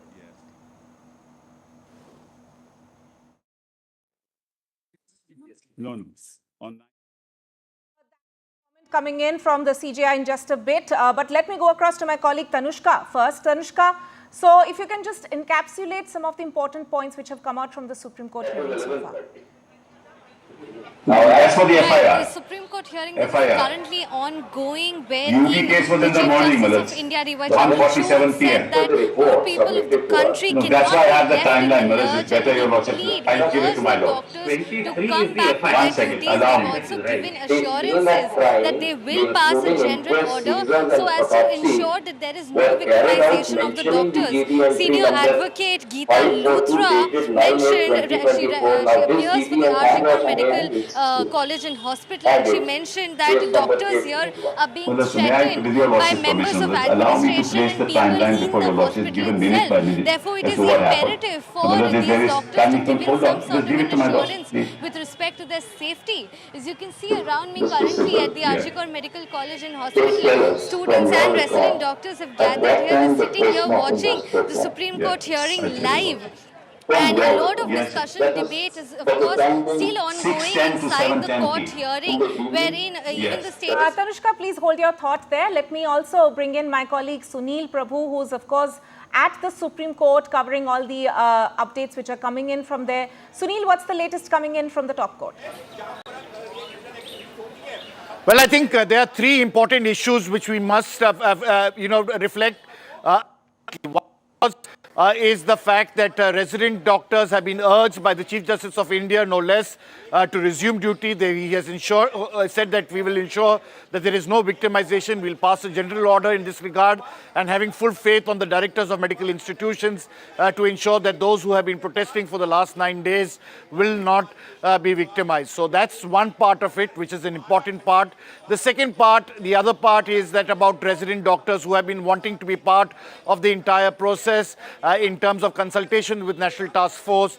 That has also been looked into, the Chief Justice of India agreeing to that and saying that the committee will hear their representatives, not all of them, also to look at that possibility of a distress call about the fact that there can be, fast tracking of cases. All those aspects will be looked at its entirety, because this is just not the only case. As one counsel was pointing out, there is a case of a doctor being killed in 2016 in point blank, but yet, as we speak, it hasn't yet seen the light of day in terms of a trial. So these are definitely some concerning issues of speedy justice, which the Chief Justice of India will have to address, just as they've been talking about fast tracking of other costs. So it's in that context we'll have to see how things proceed. The last, of course, is the Solicitor General himself making a submission on behalf of the CBI, saying that the scene has been altered completely, and it's in that context we'll have to wait and see how things proceed, because one, of course, that the FIR was registered after the cremation. Second, that the scene has been altered and that they've only come into the scene after 5 days. And there has been a to and fro about, a complete timeline which the state government has supplied to the Chief Justice of India, its own status report, and these things are being looked at this stage at this. Right, Sunil Prabhu there giving us the latest from the top court. We'll keep coming back to you for more, Sunil, as the developments take place there. Now, let's also listen in to what the Chief Justice of India had to say during the hearing today. They also have their heart with the doctors, but they are in a situation where poor people who come to those institutions cannot be left behind in the lurch. Yes, sir. That they take appointments 2 years before the actual date, and then suddenly you're told that you will not be attended to. Let them all resume work. Ask them to first return to work. Once they return to work, then if nobody is going to take any adverse action against the doctors. That all come back to work. Word from your lordship will work not for them. Let them first come back to work, and then if there's any difficulty, just talk to us in the court here. We'll make sure that there is no adverse action against the doctor. Right, we'll keep coming back on the updates, the developments coming in from the Supreme Court hearing, but shifting focus on to another important story that we've been following. and that is the Maharashtra molestation case, the horrific case which took place inside a school in Thane, next to Mumbai in Maharashtra. 2 nursery school children were molested there. Now, the Bombay High Court has taken suo motu cognizance of the matter, and the hearing in that case is also currently underway. But the High Court has minced no words and has pulled up both the Maharashtra government as well as the police there, the Thane police there, and what action has been taken by the police so far. In fact, the court clearly said that the police has not taken the investigation seriously. It's such a serious matter that 2 girls, young girls, small children, in fact, are getting molested inside a school, but the police has not taken that matter seriously. Secondly, the High Court also asked that by now there should have been action taken under the POCSO Act against the school. Why has that not been done just yet? So we are in fact flashing on our screens there some of the top developments which are coming out from the Bombay High Court during that hearing. But let me go across to my colleague Radhika right now for the latest. Radhika, take us through some of the top comments or observations coming in from the Bombay High Court. That's right. The Bombay High Court took suo motu cognizance of this entire Badlapur incident and the outrage over it. Yesterday was when the Bombay High Court took cognizance of it. Today, the hearing of in this particular matter commenced, in which the division bench of the Bombay High Court did come down very, very hard on the Badlapur police as well as the state government over the shoddy probe that it has conducted so far as the investigations into the sexual assault case is concerned. A lot of pertinent questions being put forth by the Bombay High Court. First, it started by asking for the FIR in this particular case, and then the court perused through the FIR and sought questions as to why the case has not been registered against the school and the school administration where this particular incident happened. This is a POCSO case, so the school must be held accountable is something that the court said. And then later it went on to ask whether the statements of the victim girls have been recorded, and it in fact also came to the conclusion that the second victim's statement has not been recorded as far as the FIR is concerned. And later the court was told it is the second victim's father's FIR that was recorded only yesterday after the court took cognizance of it, which upset the court. In fact, the statement of the first victim not recorded under 164, video recording not taken place. Mandatory video recording is something that must be done under such circumstances, something that the court mentioned. And also the very, very importantly, the statement of the second victim not being taken is something that the court took a displeasure in, and also going on to ask about what kind of legal help, what kind of counseling has been provided to the family members and of course the children, to which there were no satisfactory response from the side of the Advocate General.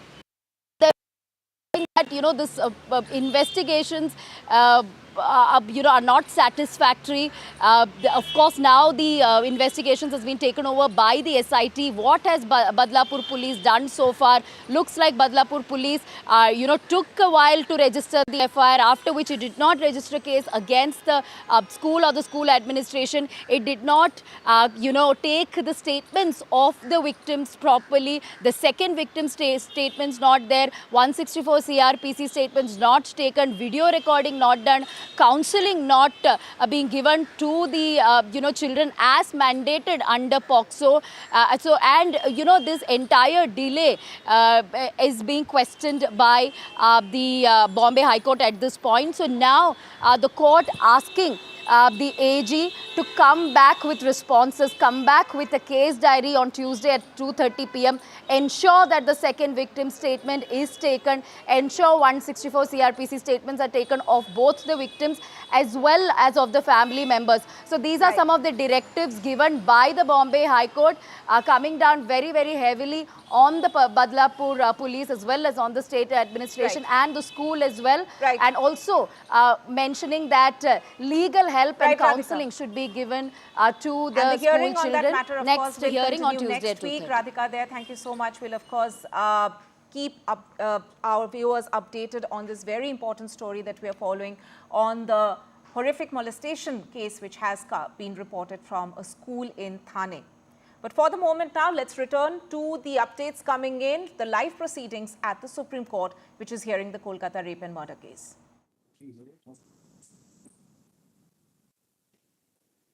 Read para 10 in your mind,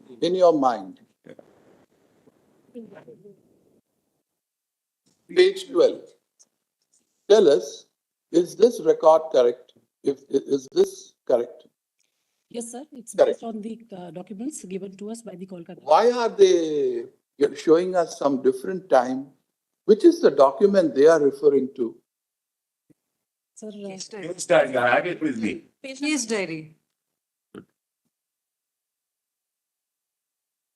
Sir, this is based on the GD entries and the documents given to us by Correct. the Kolkata police. But look at the time which you have stated. It's there, sir, in the GD entries, sir. Can you show us? Can you show us? Yes, sir. I'll just mark in passing. They are mentioning the GD of what happened in the entire day, Malaj. If your lordship look at page 2, Malaj, page 2, it says the application made to the magistrate with the GD and where the UD entry is already mentioned. You may be right, Mr. Sibal. This is something which even the criminal procedure code doesn't prescribe. Yes, exactly. The entire procedure Yeah. which has been followed by your police, Yes. police of the state, it is something which at least I have not come across. Yes. In 30 years of my... I know. Right. I appreciate it. But Malaj, the facts must be before your lordships. Malaj. That's the important thing. The real The fact. first thing we want to confirm is, is it true that the UD case was registered at 23:30 hours and that the post-mortem and everything preceded the registration of the UD? No, Malaj. We'll have to answer. Yes, please, Malaj. Second question to you, Mr. Sibal. The second question. Who is this assistant superintendent non-medical? Who is this person? Is this assistant superintendent a male or a female? I believe it's a female, but I just make sure. Female. Her conduct is also very, very doubtful. Why did she act in this manner? I can't possibly. Malaj, that's number 2. It's all right. It's all right. Oh, kindly pardon me. This is the one copy that we have. I have marked on the side. Flapping is on the right hand side, my lord. First page.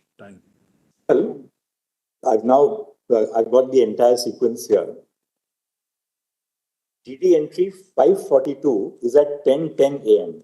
Malaj, I have if your lordship don't mind, Malaj, No, I've got your documents. I'm looking at it from your documents. Yes.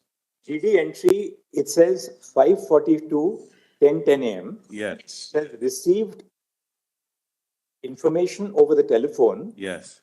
From Ajikor MCH Police Outpost that a lady of PG trainee of so-and-so MCH was found lying in unconscious state at seminar room of chest medicine department of 3rd floor of emergency building in half-naked condition. Accordingly informed so-and-so officer in charge and under his order, leaving PS with lady police and force for causing inquiry. This is at 10:10 a.m. Correct. Just allow me to intervene. Now, one second. The doctors are saying unconscious, though she was already dead. 1 second. You don't need to be a doctor to understand. This is 542. Yes. Now, next is 576. Now, 576 is extremely important.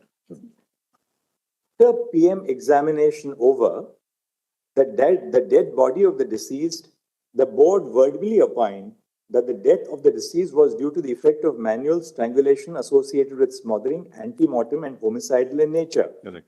Also verbally opined that medical evidence of forceful penetration stroke insertion in her genitalia, possibility of sexual assault. They say possibility. Accordingly, PO has been cordoned under proper guard. Also, several witnesses were examined and the statement was recorded, consulted CCTV footages in and around the vicinity of the PO. Yes. One thing, therefore, which is very clear is that the cordoning off and the preservation of the crime scene takes place after the post-mortem report is conducted. This is what the GD entry itself says. So, first, the PM takes place between 6 and 7 in the evening. after which they start cordoning off the crime scene. Now just go forward. Experts of SFL, WB, have visited the spot under their direction and able guidance. Incriminating articles and documents were seized under videography in proper seizure list after observing all legal formalities by its seizure list dated 9th August. Dog squad also arrived on the spot.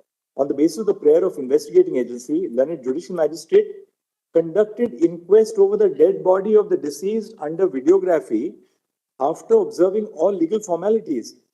Accordingly, PM examination was conducted by the Board of Autopsy Surgeons consisting of 3 members under videography over the dead body of the deceased and declared her dead body on 9th August at about 12:44 hours. Meanwhile, so-and-so homicide, officers of homicide section, women grievance cell,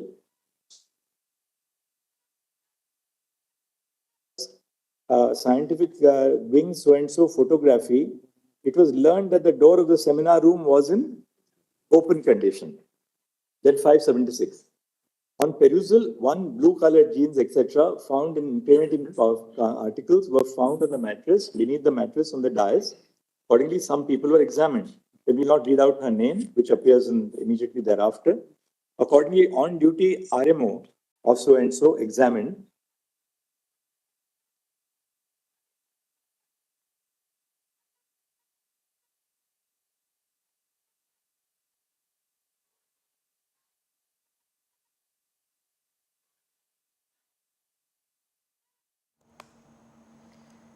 Right, the Supreme Court there, of course, reading the CBI status report. And this is, of course, the investigation status report also includes aspects of what the Bengal police had investigated so far and some important parts that the CJI is reading out. Let's listen in once again to the live proceedings. Parts and other parts of body. Also found that she wore whatever.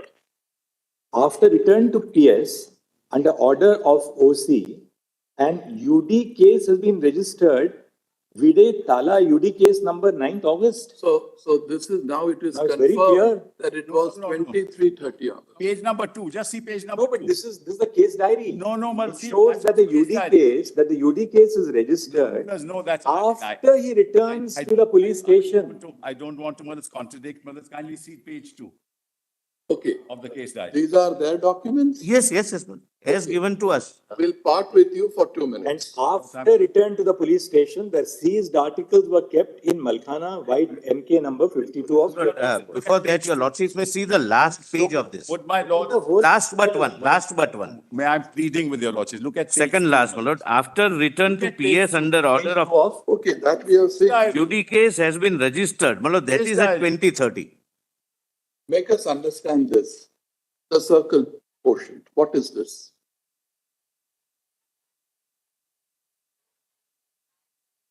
When he comes back, he records the entire incident and then repeats that. But oh, Mr. Sibal, sorry, we can't accept this explanation. It's page 2 in the diary itself. Kindly have a look at page 2 if you don't mind, please. So what is this? He has recorded minutes? The entire day's proceedings? He has to, Why has he mentioned this 32 hours, 30 hours? Because he's come back at that time, at the police station at that time, He therefore recorded it. There's a lot of... Okay. Now show us one document. Yes, I'm showing. Prior to 30 hours, wherein we find this UD case number so-and-so. Page 2. Give it back to us, please. I'm sorry, Page 2, Of this compilation? Diary, yes. Page 2? Yes. That's the second last page, and there it is mentioned. Second last page of the case diary. Of the case diary. It's UD, not GD. Case diary.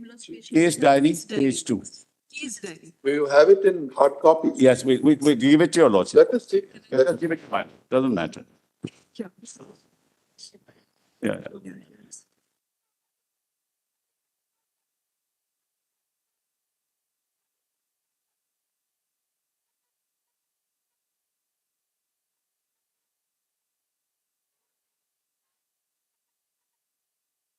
For the magistrate would happen in the afternoon, which That happened is in the after, afternoon. much after. And you will see the diary number, Malats, 861 of 24. 861 of 24. Even the order of the magistrate. Even the order of the magistrate thereafter, Malats, says that. Plus page 4. Let them investigate. This has been inserted later in point of time. No, page 4. Yes, prima facie it appears. Before Prima facie it appears. page 4, not Let them look into it. Let them look. Ask for the report from the ACGM. Just give it back to us. I'll share it with my lord. My request is ask for the report Yes, from my lord, the and the ACGM. copy may be given to us, my lord. I do not know whether this copy we have or not. The case diary. That's okay, but give one more copy. What objection can you have? Report of the ACGM can come, Manoj. Before the ACGM, the application was made. No. Lord, this page may be given to us. They may have given. Let another copy be May I given. request your lordship, look at page 4 and ask for the report of the ACGM report.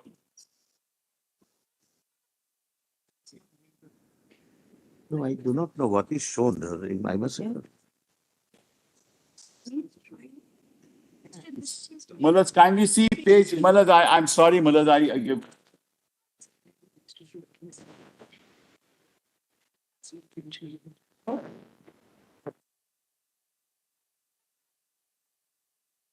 No, Malaj, it No, can't the be- copy of print of this page may be given. Just a minute. That's a request. Just give it back to me, please.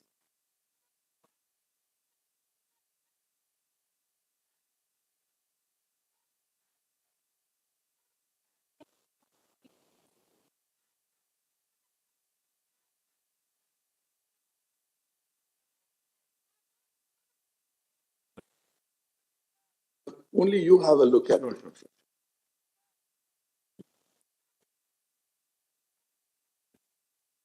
We just look at it. Yeah. I understand. Yes, I know. Now, Malaj, your lordship suspicion is right. Now we read page 8. From where? In this? Yes, here. That's the inquest report. Give it back.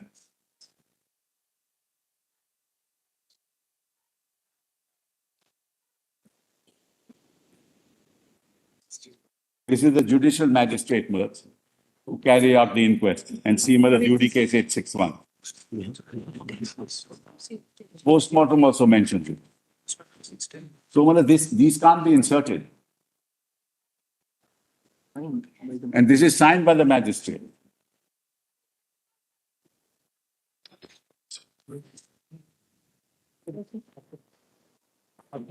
Here's this number.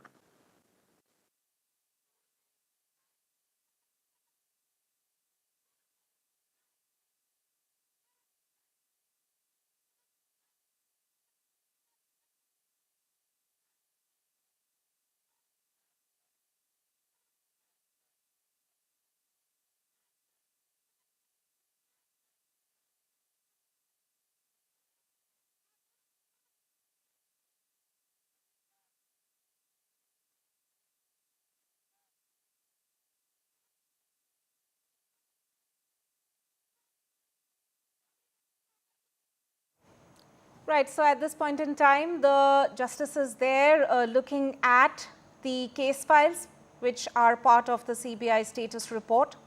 One particular contention point which has arisen, of course, on whether or not there was a diary entry on the unnatural death case done ahead of the before 10:30. That is what Kapil Sibal had maintained, but the Supreme Court there initially saying that there should be a probe about that. But let's listen in what further discussion.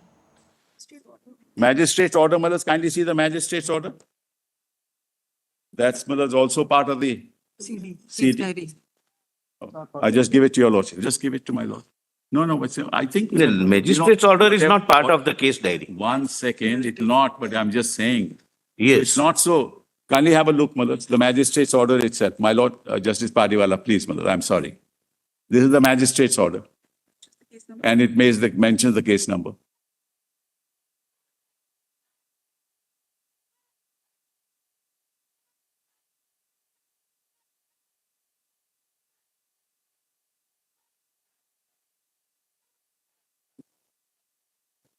Documents are not with the CBI. It's not given to us.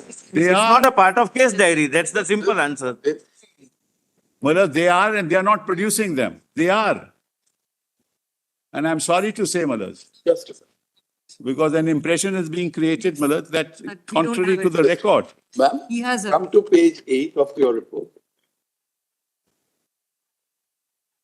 Roman 14. I'm sorry, Roman 17. Last 3 lines. Is this still pending? Roman 17, top. Yes. Last 3 lines.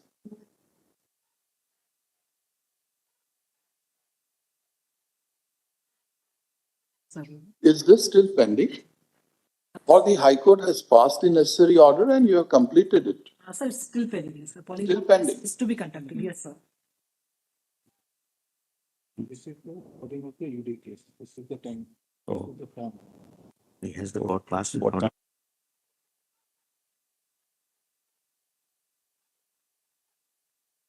Permission of the court, my lord, because that needs permission. Yeah. We are awaiting the permission of the court, my lord, because that needs permission. Then you should pursue it at the earliest. We are doing. There's something else we wish to point out, Malaz. We're just checking something which will demonstrate, Malaz. Yes. Yeah.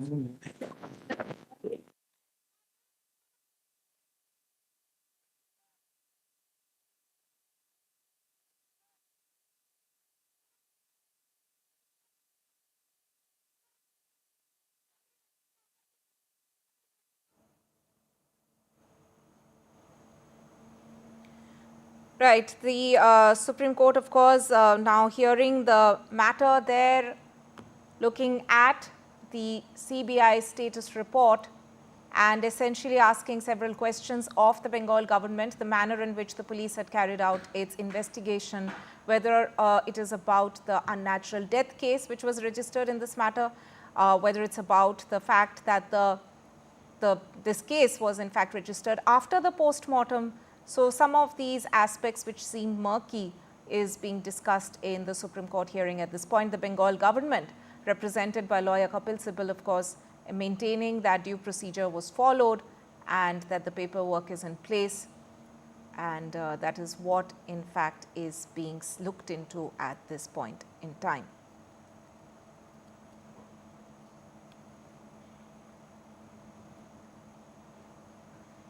There are several aspects which the Supreme Court bench is pointing out in terms of how the Bengal police in fact did not follow procedure, and also saying that they find it very hard to believe the explanation which is being given by the Bengal police at this point. So, the Bengal government there, of course, being represented by Kapil Sibal, essentially saying that the police did follow procedures as much as they could in this case. And the Supreme Court there, one of the justices essentially saying that they have never seen such a case in 30 years of their career there, and that the Bengal government is not being able to explain several aspects of the case, including why it took them so much time to register an FIR on this matter.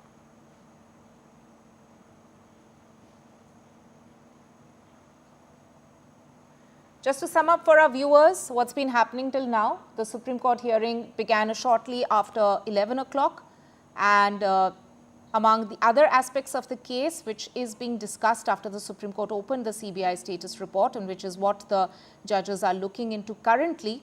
Earlier in the hearing, the Supreme Court bench also talked about the doctors resuming their duties, reiterated their appeal to doctors, essentially saying that poor people, especially in government hospitals, cannot be left in the lurch, and that the doctors should resume their duties, and that a committee has in fact been set up in order to look into some of the issues that the doctors have raised through their protests. If I case, Yari, inquest has everything, all documents have that. Inquest, post-mortem, seizure list. Page 25 seizure list. Case diary. PDF 157 of the case diary.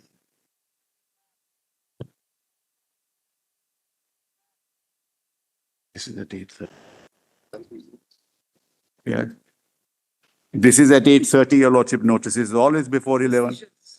So how can anybody, my lords, even contend? Yeah. I'll substantiate that. Inquest is at 4:40. And the inquest is at 4:40, my lords. Also mentions. And the original CD has also been given to them, my lords. It's a bit unfair to...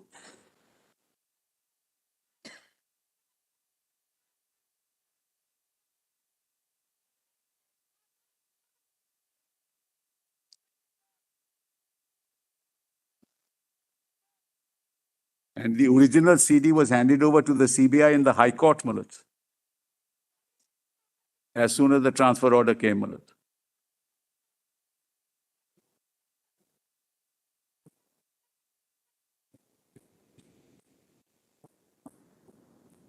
Yes, yes, yes.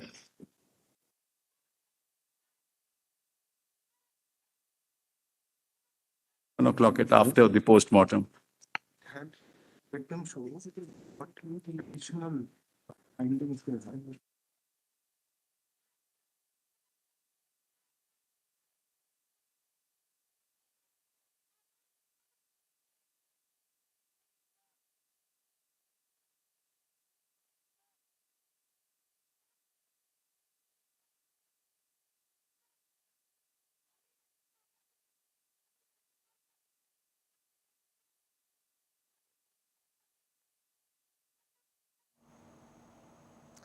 Right. So the Supreme Court judges there essentially saying that there are several questions that they still have. At this point in time, what they are looking at, if you're joining us right now, essentially the Supreme Court is trying to understand at exactly what time was the case diary filed, what time was the diary entry made as far as the unnatural death case is concerned.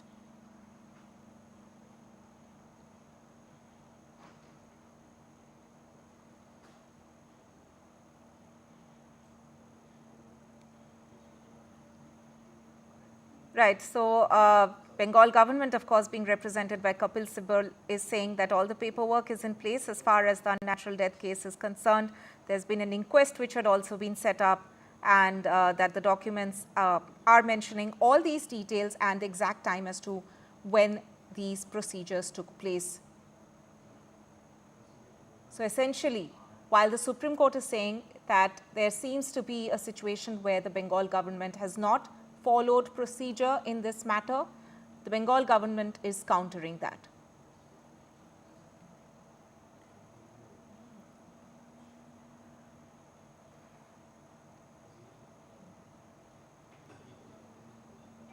Right. These are live proceeding pictures which are coming in from the Supreme Court. The Supreme Court, of course, remember, had taken suo motu cognizance of this Kolkata rape and murder case, and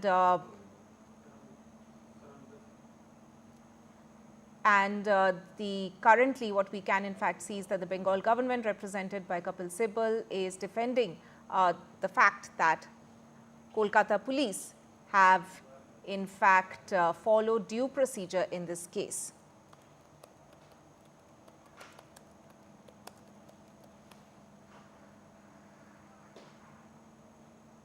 The CBI status report, of course, has also been taken up in this matter today.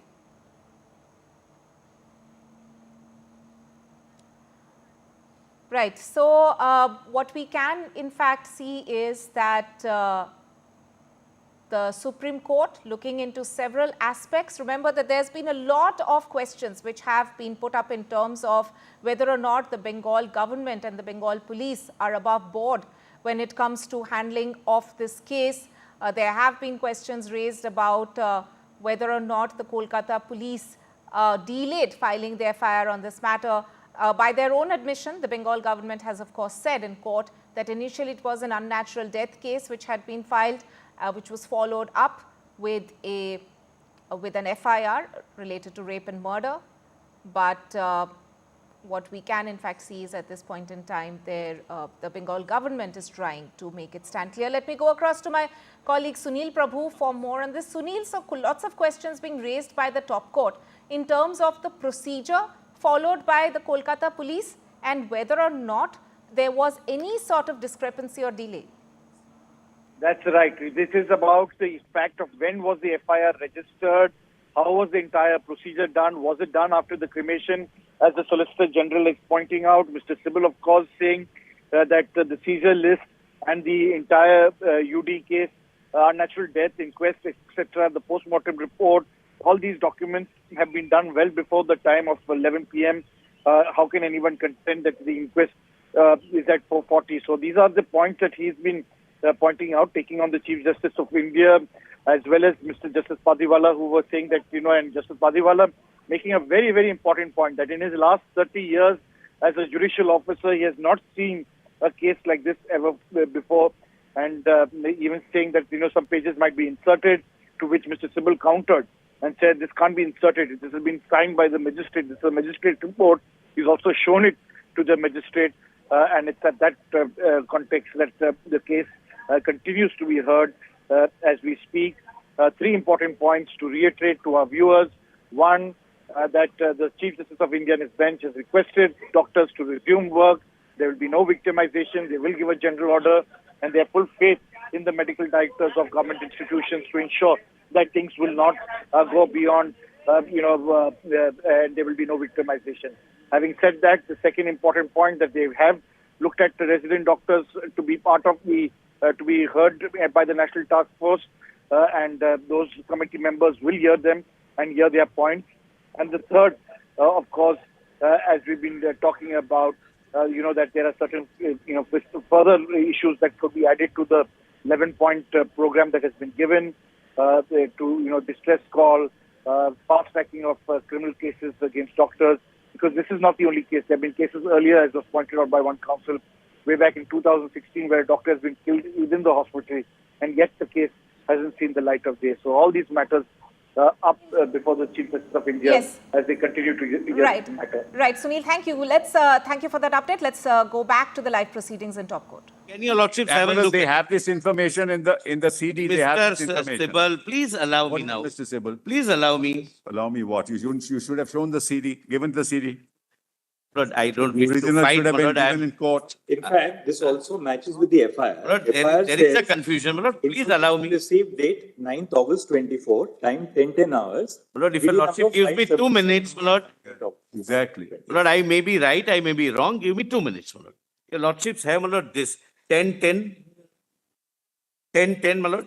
Yes, yes. This is GDE, called General Diary Entry. Right, at the police station. At the first floor, yes, at the police station. Please, my Lord, thereafter come to this, my Lord. Lord, your lordship, I do not know the number of the compilation, but it is page 47 on the top. Yes, 47 we got. Correct. It's the same. Your lordship, please, Mr. Sibal. Yes, continue. There is always a courtesy to each other. Lord, this is 576, 2330. Correct, my Lord? Now read this, my Lord. In reference to Tala PS General Diary Entry number 542 of date, return to PS with so-and-so, so-and-so. Please ignore it and come to the next page. After return to PS under order of office something, an UD case has been registered with a Tala PS number so-and-so 861. So this UD case is registered, my Lord. Earlier was GD entry. This is UD case at 2330 and at 2345 FIR is registered. See page 40, it just shows, Malad. That's, Malad, how the chronology we have, Malad, presented. Muddy the waters. It's all muddy the waters. That's what you're doing. Just see 42. Just see 42. 42, Malad. ED number 542, dated 10:10 a.m. Received information over the telephone from Ajikor Medical College Hospital Police Outpost that a lady of PG trainee of so-and-so was found lying in unconscious state at so-and-so medicine department of 3rd floor of emergency building in so-and-so, according to informed sector 92 OC, and under his order, Leading PS with lady police. So this is not general diary entry. What is? That is what DD is. That's Lord, what somebody has lost the That's life. according to the Don't rules. at least laugh. One second. Don't According at to least rules laugh. Maharaj, that we follow, A girl has these lost her regulations we've life done in accordance. in a most inhuman and undignified manners. Maharaj, these are the rules, and we have followed to the T the rules Yes, of the I will show that of what rules are. unnatural death end. My lord, the Solicitor General. First, a general diary entry is made. Thereafter, the police proceeds to the spot with the case diaries. Correct. Case general diary is kept at the police station. Case diary is carried to the spot. Yes. Now, the relevant part would be this part, which is a inquest report. This shows that the information regarding unnatural death was received and registered as case number 861 on 9/8/2024 at 10:10 hours. That's correct. Yes. And this extract is the general diary which the police complete we will after examine the this day is aspect over. and come back to you. It carries various steps that have been carried out during the course of the day. That's right. So that is what I can assure my learned friend, this is not an attempt to muddy the water, to remove the mud from the water, because we are dealing with a delicate situation. Somebody's dignity is lost. Come on, we all know that. It's a tragic incident, it's barbaric, and we are on the same side. Your side But was let's laughing. not muddy the waters on really this unfortunate. The only one point which we also see is that the UD, I'll read out the relevant part. This is at page 74. Accordingly, PO has been cordoned under proper guard.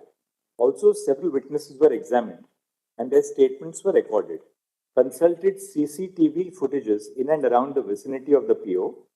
After post-mortem and inquest, the dead body of the deceased has been handed over to her mother, so-and-so.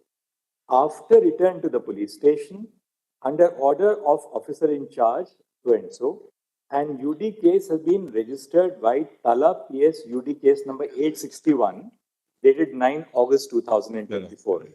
All concerned, including superiors, were informed. After return to the police station, the seized articles were kept in PS Malkhana by Malkhana number 52 in the presence of ASI and constable so-and-so. Now, and officer in charge was informed. So it appears that the initial report of an unnatural death was received and which was recorded in the GD at 5 as So 5:40. not unnatural death, unconscious body.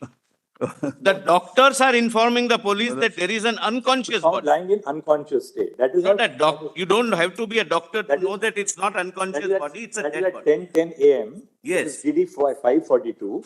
This is from the outpost, Maharaj. Right. The unnatural death is recorded by entry 861, after they return to the police station at night. That is how we have seen. And 11:30 in the night, the FIR is registered.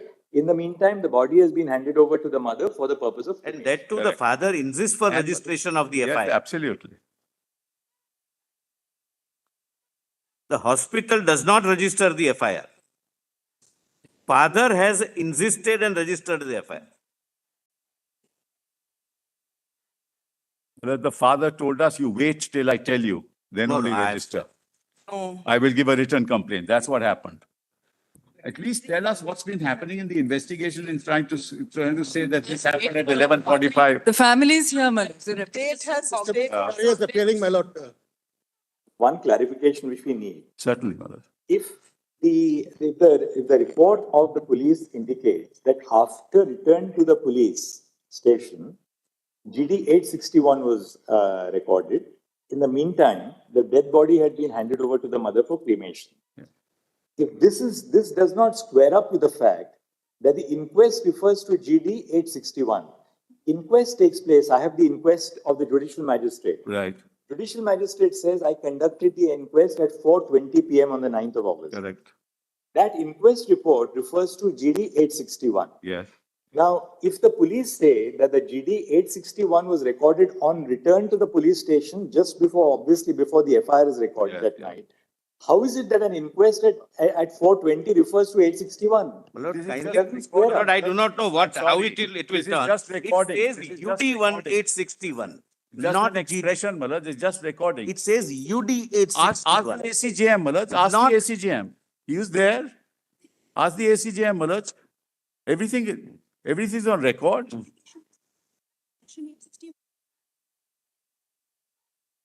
The memo says 861. Postmortem says 861. And Malaj, the real thing is the investigation. Why are we moving away? What has happened in the investigation?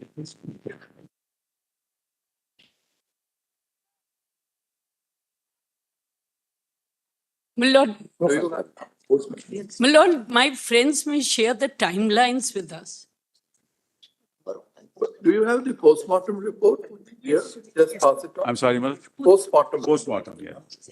Lord, the state says father, Three, Malaj. Page father 1-3. did not permit registration of FIR. The father's counsel is Page 1-3, Malaj. Page 13 Any? of the case diary. So the state will wait for the father.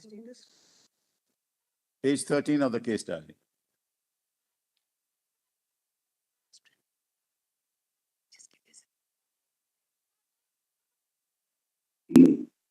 In this PM note, is there a reference of 861 somewhere? Top.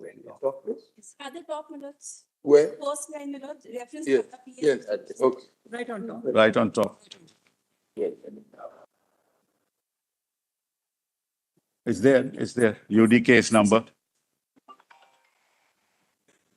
Appears then that at the time when the PMR was when the postmortem was conducted, UD 861 had already been there. That's right. That's right. There's no doubt about it, Malaj. The inquest Malaj, number is also people are there. using some language, some expressions, Malaj. Bengali speaking people are, Malaj, using some expressions in English. no, there is no Bengali. Only- The Why- record will show. No, why does the IO then say that after I returned to the police station in the night, I recorded? Because he has to record. Because he has to record what has happened all this while. That's the point. PMR, He is recording minutes of the meeting, my lord. But the Which investigation- The point is, we are more concerned about the investigation, what has happened in the last Exactly, 1 that's week. At what least is tell the court that. In the He's right. They were more concerned about the Maybe inform the investigation, court. which is emerging now. Lordship, the PMR talks about 151 mg of semen. It is never in mg. No, it is not in semen. ml. It is the weight. It is in. So please, come on. This is the Let's problem not, that. we are in the very incipient stage, but don't confuse this. Yeah. Don't use social media to make arguments in the court. I'm grateful, my lord, for that. I'm grateful. We have specifically now the PMR before us, and we know what that 151 refers to. Yes. Yes. Let's not use, what we read on social happening. media and then make legal arguments on that basis. Malaj, I have a very. God Malaj, 1 second. Now, Malaj, your lordships asked me that you will give me a chance, Malaj, after this is over. I have a very serious issue at hand, Malaj, and I want to hand over an affidavit to you. Just please give it. And I'll hand over that affidavit also to the solicitor, but only to him. Malaj, just give it. Just go through this affidavit, Malaj.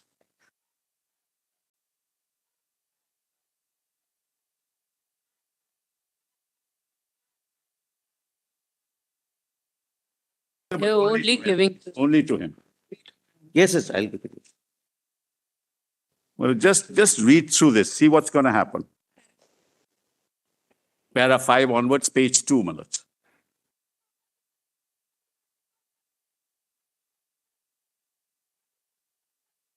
These are collateral events, Malaj. They are bound to happen.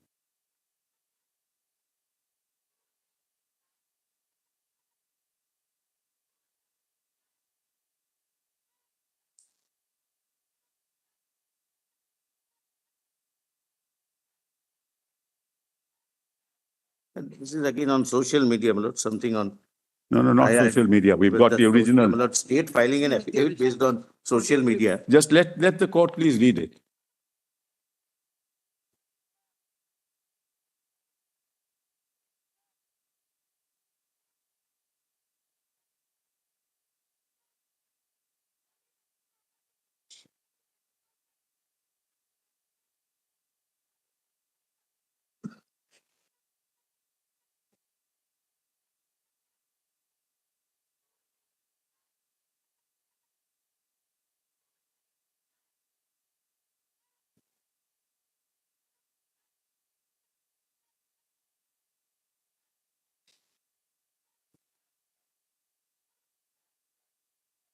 Then para 8 is also important.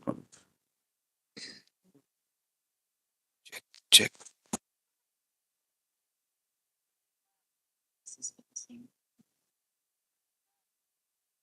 Check 1, 2, 3, 4. Check.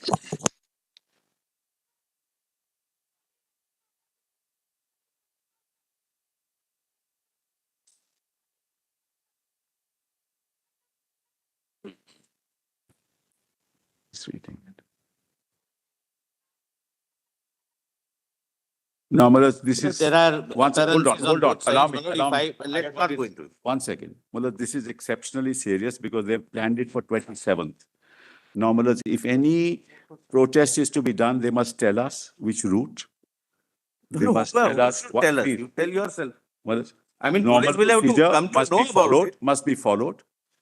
And Mullahs, what they do is they carry flags. Mullahs, they take off the flag, it becomes a stick. And there's an SOP, there is a standard operating procedure which has to be followed, Mullahs. Because what will happen, Mullahs, as your lordship sees, Mullahs, the whole purpose is now it's collateral events that are happening. It's unrelated to what, Mullahs, the real issue is. And we've got photographs, Mullahs. I 36 support onwards, Mr. we've got Sibal, no photographs as to vandalism what should be really happened. permitted by the Mullahs, all this running away from the police, we've actually got photographs. This is all completely wrong. The status report are is given. saying, Mullah, So we are- I will want your lordships to go through that status report and pass an order that this can't be done, Mullahs, and there must be a standard operating procedure which has to be followed. We'd like to see, we'll come back after lunch, we just want to see your status. Yes, Mullahs. Obliged. I'm deeply obliged. Lord, may I just Deeply obliged. say, Come back and see yours, because we've Lord- examined CBI status. Yes, now your lordship make them. Lord, may I just say to my friends, CISF is still not there. No, it's not there. I've got photographs of today morning. I have photographs. Just take instructions. That's CISF I arrived at received this an intimation in writing that they have gone, they have visited along with the Kolkata police and to decide where to post whom. Lord, one thing is to be decided. Kolkata police says that the security should be in the hospital, but we feel that it should be more in the hostel because Mr. Sibal, we might be just late by 10 minutes or so. No problem. Look at 15, so all of you Deeply also obliged. Deeply obliged. Grateful, Lord. So, Solicitor, we'll come back at you. right. Original case diary, Mullahs, sir.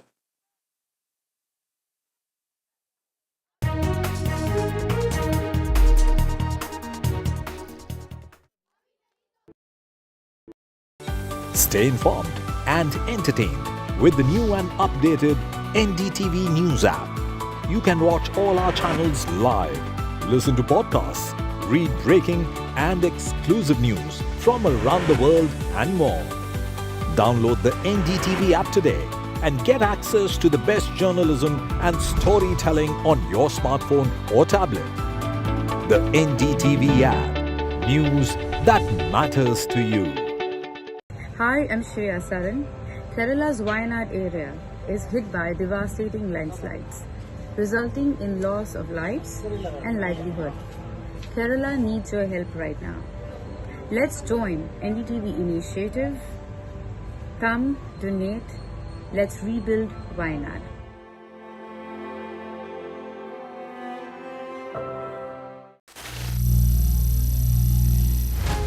Some people say the metaverse will only be virtual. One day this lecture hall will be made of code, and driverless cars would be trapped in intersections. But even in this maze of the future, you can't wish away health. It's time to become more resilient.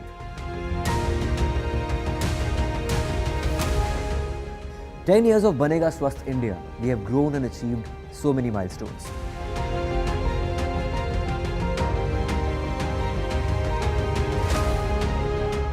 And now I have a plan to beat the urgency, to stop breathing with difficulty, to relieve getting choked with inactivity.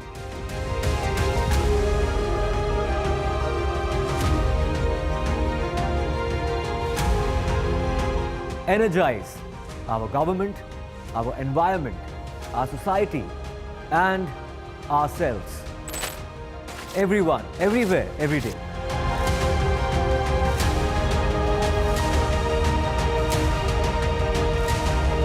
Banega Swasth India. One world hygiene.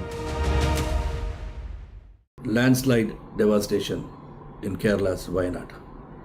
Join NDTV's initiative. Donate for Kerala.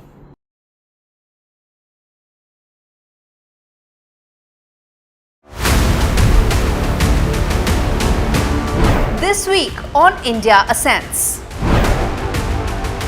Prime Minister Modi in Ukraine. Is New Delhi now a key voice in global conflicts? DNC nominates Kamala Harris to take on Donald Trump. Can the selected candidate woo the fence-sitters? And India's new data protection norms, will they help keep pace with the AI transition? All this and more only on India Ascends with me, Gauri Dwivedi, at these timings on the NDTV network. Stay informed and entertained with the new and updated NDTV News app. You can watch all our channels live, listen to podcasts, read breaking and exclusive news from around the world and more. Download the NDTV app today and get access to the best journalism and storytelling on your smartphone or tablet. The NDTV app. News that matters to you. Hi, I'm Shreya Saran. Kerala's Wayanad area is hit by devastating landslides, resulting in loss of lives and livelihood. Kerala needs your help right now. Let's join NDTV initiative. Come, donate. Let's rebuild Wayanad.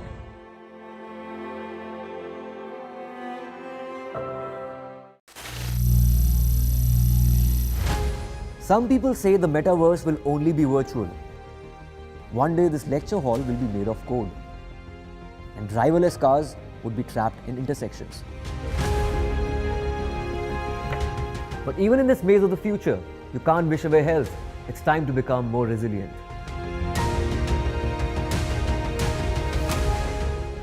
10 years of Banega Swasth India, we have grown and achieved so many milestones.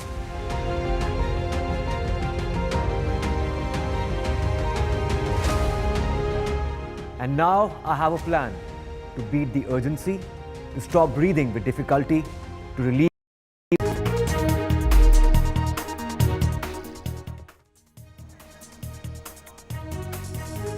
A very good afternoon. You're watching NDTV 24/7. I'm Divya Vazwa. We have a whole lot lined up for you, including the proceedings in the Supreme Court regarding the Kolkata rape and murder case, and also the Bombay High Court taking cognizance of the case in Badlapur. We'll get you all the details. But first, the headlines.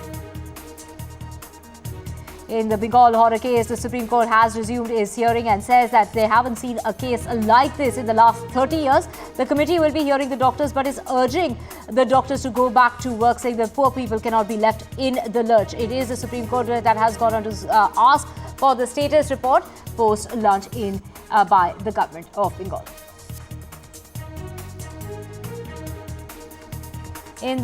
This is the Bombay High Court hearing as far as the Thane molestation case is concerned. They have pulled up the police for inaction. Action should have been taken against the school by now because it is the school that did not report the case. Also, as far as the FIR, the delay in filing the FIR and also not recording the statement of the family of the second victim, that is also being questioned by the court. And GPC meet on the Waqf Amendment Bill is underway. The Waqf Board chairman of all states in the meet with the Minority Department, giving details as far as the presentation on 44 amendments.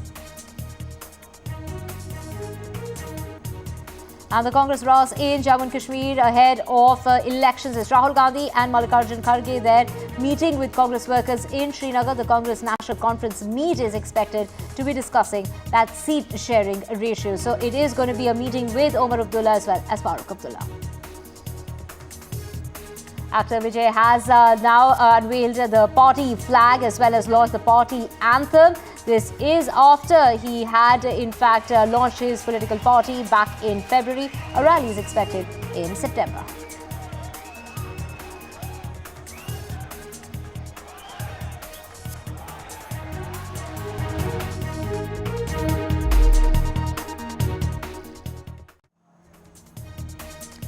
Let's get to your top story, and that is that the Supreme Court has resumed its hearing in the Kolkata rape and murder case of the 31-year-old trainee doctor. It's day 2 of the hearing, with the Supreme Court there urging doctors to resume work. They've gone on to say that poor people cannot be left in the lurch, and while it is the RG Kar doctors who have gone on to say that the doctors are still being terrorized, which is why more action is required. The Supreme Court has gone on to say that they haven't seen such a case in the last 30 years. And the Supreme Court is also demanding that report, that status report by the Bengal government, and that is expected post-lunch. Do remember, it's the CBI and the Kolkata police that have submitted its report in regard to the case. And we have my colleague Sunil joining us to get us more on this. Sunil, in regard to the case, the Supreme Court has gone on to say that they haven't seen a case like this in 30 years.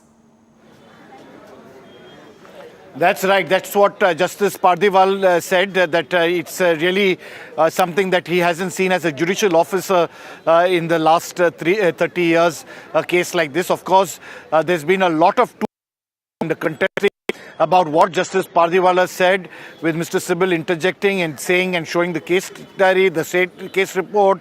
And even though Justice Pardiwala said that there has been an insertion, Mr. Sibal has contended, saying that this is from a judicial magistrate. A judicial magistrate council report can't have an insertion. So that being said, as you rightly pointed out for our viewers, there are 3 or 4 important aspects that need to be reflected and to be conveyed. One, that residents who are protesting must get back to work.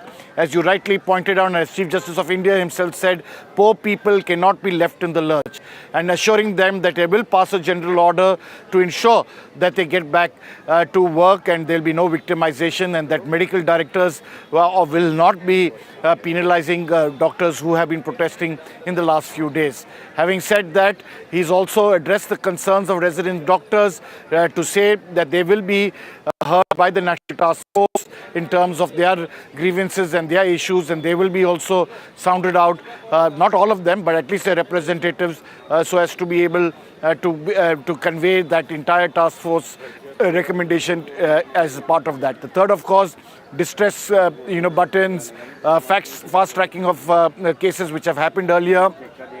As you know, there have been other incidents of doctors being murdered and attacked in the hospitals.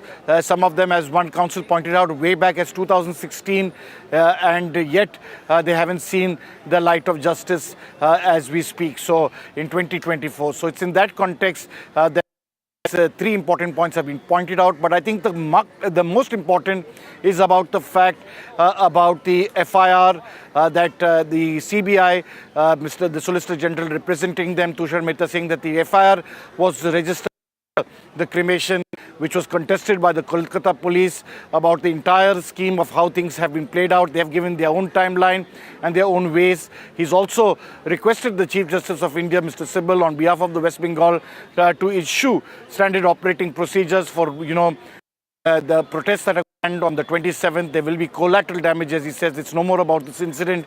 People are coming with sticks, and we have videos to show that this is now no more about a particular event. And then, of course, we have seen that Chief Justice of India cautioning a council not to say 150 mg semen, saying that we have seen the post-mortem report, it is something else. Don't use those arguments with us in the court. We have the data with us, we have the information, we have the post-mortem report, and they're saying that we must not try to use social media to argue cases in the Supreme Court. Right, of course, while urging doctors to resume work, they've also gone on to say that they will prevail upon authorities to not to take any sort of adverse action. A general order, like you mentioned, will be passed, so there will be no victimization. We also have Tanushka joining us.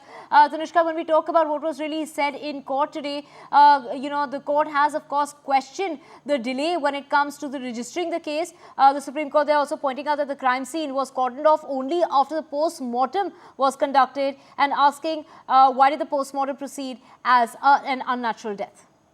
Tanushka.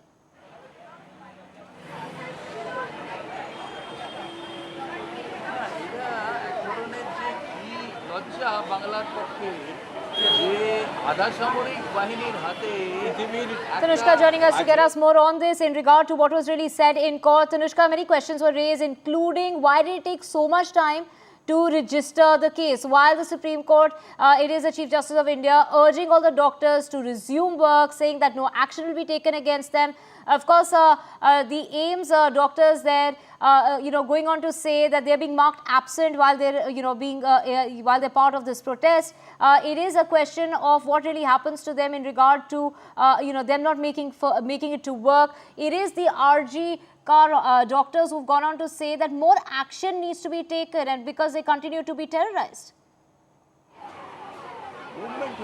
Right, Divya, currently right now just after the court hearing, they've gone in for a lunch break, but at the RG Medical College and Hospital, the CISF forces have entered the college premises. As you can see, there's a heavy deployment of these forces right here at the RG Medical College and Hospital as they are entering the hospital premises. This is right after the Supreme Court's hearing, and in the Supreme Court hearing, we of course, as we heard, and also my colleague Sunil entirely explained how the questions that have been raised onto the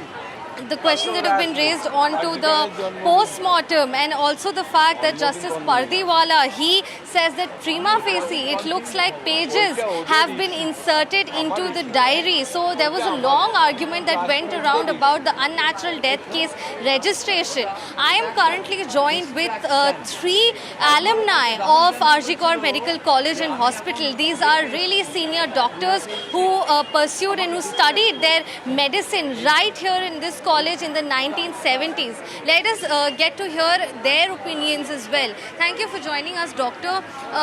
The Supreme Court hearing that just happened, okay, what is your expectation from the courts, being, an alumni yourself? A proper judgment of the incident occurred here. Right. Justice. Right. All right. And let us go over to another doctor. If you could please tell us your name, doctor. Your name. Pardon? My name, Dr. Nimai Bhattacharya. Professor. Yes. I have worked this government of West Bengal for 33 years. And when were you an alumni at RG Medical Hospital? Also, I am an alumni of RG Medical. Back at your time when you were a student here versus now, you've come back here for a cause. What is your expectation from the Supreme Court hearing that just is happening? No, on the hearing of Supreme Court, I am actually nobody to say anything, because Supreme Court is there. They are going to hear the case and they are going to pass their judgment. But I, as a medical man of this profession, I have never seen, I have never heard, I have not seen the case. Such a heinous and brutal crime and murder in my life, okay? I have never seen in Bengal. Doctor, what is your name? My name is Dr. Jagannath Bhattacharya. Dr. Jagannath, when were you an alumni? When did you study at RG Medical Yes, College? we came to this hospital. We are the student we did our pre-medical in 1969. All right. Then we entered the medicals in this medical 70. Ever since? And passed in 1977. So you passed out in 1977. Ever since then and now you're back at the college here for a cause, for a very sad, tragic reason as well. The Supreme Court is hearing the case. What do you make of this case at your alumni college? We don't want to say anything about the Supreme Court, but we have come because of in our time, in 1978 and 79, we were the house staffs and interns here. Interns first and then house staffs here. We didn't think of those things, The atmosphere was so good, the administrator was so good, the government was so good, but this is I think, the culminative effect of corruption. So what do you think? Extreme corruption in West Bengal. Not only here, throughout West Bengal, there is corruption, and so many things are happening. And in this college, I think, in our college, these things happen. This is a culminating and dreadful effect of a corrupted group who have performed these things. We want justice. Not only just one person is arrested. We just want the other person, the whole group, the whole corrupted group to be arrested and to be sentenced to death. I think that will be the proper punishment. And we want to actually, this West Bengal in a dark state. So far the administration is concerned, the corrupted government is running, and this is the end result of the corruption. So it has come to the extreme point. Thank you so much, Doctor. Thank you for that thought. So we just heard from the doctor here that, he said that West Bengal is in a dark state right now. What your colleague and friend just mentioned here, what he said that a lot has changed from his time. What do you think has changed and why has it changed ever since then? See, one thing, the total environment in the hospital practice and medical teaching, the scenario has totally changed, particularly in Bengal. See, I am particularly referring why there are isolated cases. I know in some medical colleges in other states, but this is the one of the most gruesome and is the cruelest happening which has happened in our alma mater, RG, and that is why we are so much vocal. We want justice. I fully agree with my friend that there is a nexus, and there is a nexus in different parts of the administration, along with the I must say those who are now they are the students.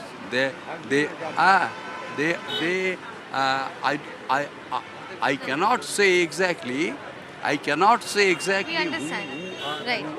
Thank you, doctor. So what we're understanding from these very senior doctors here who passed out from RG Medical College and Hospital in the 1970s, they've come out here to show their solidarity, and they say that back in their days they could not have imagined something like this happening, and who they hold responsible is the corruption, and the corruption behind the administration at the hospital currently, as well as the corruption in the West Bengal government. This is what the senior doctors here and the alumni of the RG Medical College and Hospital claim right now. Back to you. Right, Tanishka, of course, it is a sentiment that was echoed in the Supreme Court as well, saying that they haven't seen such a case in the last 30 years is what, has been said in the Supreme Court. And of course, while it is the Chief Justice of India urging for the doctors to resume work, let's just listen in to what really was said. They also have their heart with the doctors, but they are in a situation where poor people who come to those institutions cannot be left behind in the lurch. Yes, sir. That they take appointments 2 years before the actual date, and then suddenly you're told that you will not be attended to. Let them all resume work. Ask them to first return to work. Once they return to work, then if nobody is going to take any adverse action against the doctors. That all come back to work. Word from your lordship will work not for them. Let them first come back to work, and then if there's any difficulty, just talk to us in the court here. We'll make sure that there is no adverse action against the doctors. And now the record reveals the report which we have in our hand that UD was registered after the inquest Panchanama, after the post-mortem. You may be right, Mr. Sibal. This is something which even the Criminal Procedure Code doesn't prescribe. Yes, exactly. The entire procedure which has been followed by your police, police of the state, it is something which at least I have not come across in 30 years of my... I know.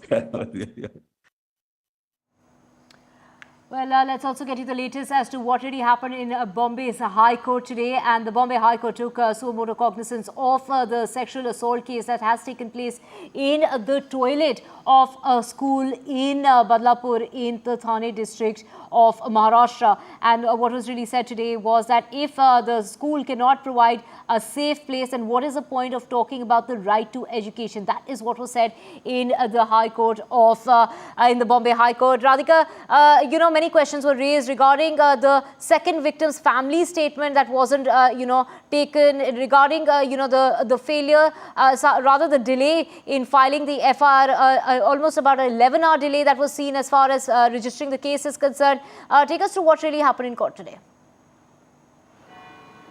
That's right. The Bombay High Court took suo motu cognizance in the Badlapur case, raised certain pertinent questions as far as the proceedings in the investigations are concerned. In fact, questioned the delay in filing the FIR, why the statement of the second victim was not taken, why 164 CRPC statement were not taken of either of the victims, and multiple other questions raised as far as the procedure under POCSO Act is concerned, and also whether video recording was done, was there an FIR registered against the school in itself, and also raising questions on the shoddy investigations carried out by the Badlapur police so far, and also raising the whole point that it was as a result of the outrage that the police swung into action and an SIT was formed. Therefore, questioning, does it have to, will people have to protest and express their outrage for such cases to be taken seriously? I'm joined by one of the interveners in this case. In fact, he tried to intervene in the case today. He was in the court.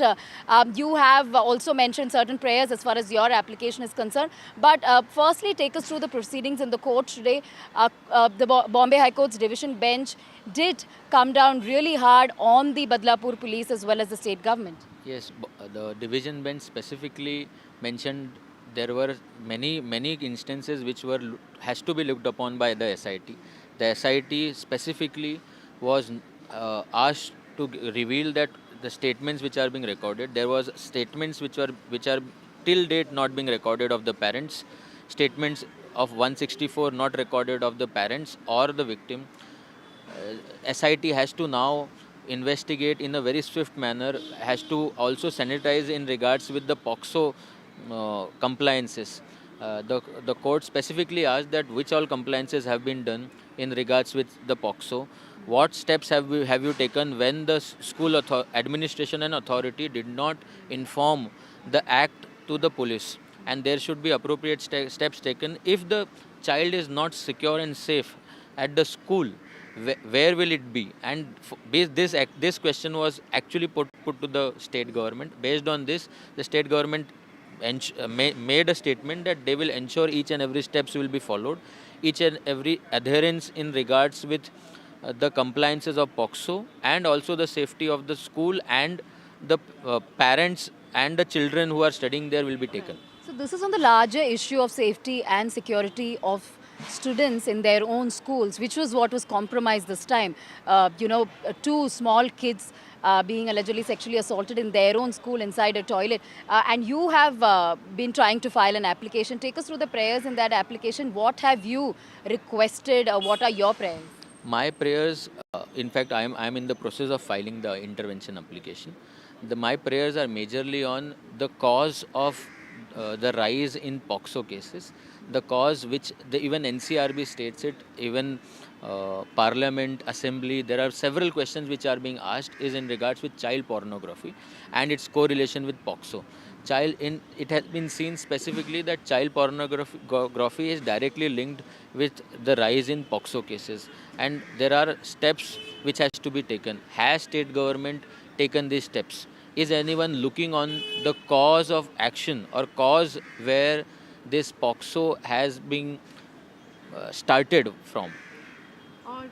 Thank you, Mr. Prashant. So Prashant here, who is trying to intervene in the case with his application with certain prayers as far as POCSO case is concerned. The larger issue of safety and security of children is what he will be mentioning in that particular intervention application. But today, of course, the court pulling up the police, pulling up Badlapur police and the state government over the investigations, over the delay, over the half-baked probe that it had been carrying out over the last few days, and also asking the police to ensure that the case diary is being given to them, the case note is given to them in the next hearing, that they are being counseled, all the legal sort of help is given to the victims, and ensure that both the victim statement as well as family member statements under 164 CRPC is also taken before the next hearing.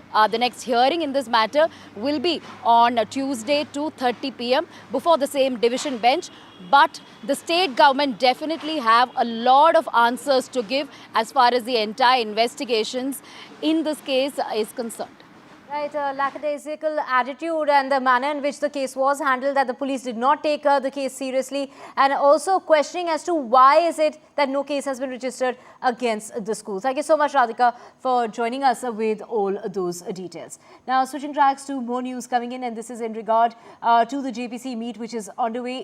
This is on the Waqf Amendment Bill. This meeting that is being chaired. The first meeting of the Joint Committee of the Parliament examining the Waqf Bill is underway, in which the Ministry of Minority Affairs is briefing the 31-member panel about the proposed legislation. The Joint Committee was formed during the just concluded Parliament session after the contentious bill was introduced in the Lok Sabha amid opposition protests against the move. And this is senior BJP MP who has been named as the chairman of the multi-party panel. In its first meeting, the panel is being briefed by the officials on the proposed amendment to the Waqf Act.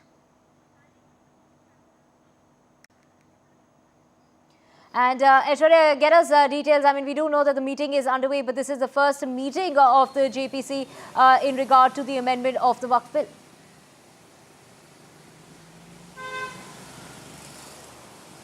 Well, certainly, that's the first meeting of the Joint Parliamentary Committee on the Waqf Board Amendment Bill 2024, and this is being chaired by the Bharatiya Janata Party MP Jagdamba Pal, who had been named as the chairperson of this particular Joint Parliamentary Committee. A 31-member panel is giving the recommendations as to what changes that needs to be done, because remember, on August 8, it was Minority Affairs Minister Kiran Rijiju who introduced the bill and stated that this will, this will change the entire picture and give an overhaul change in the Waqf Board.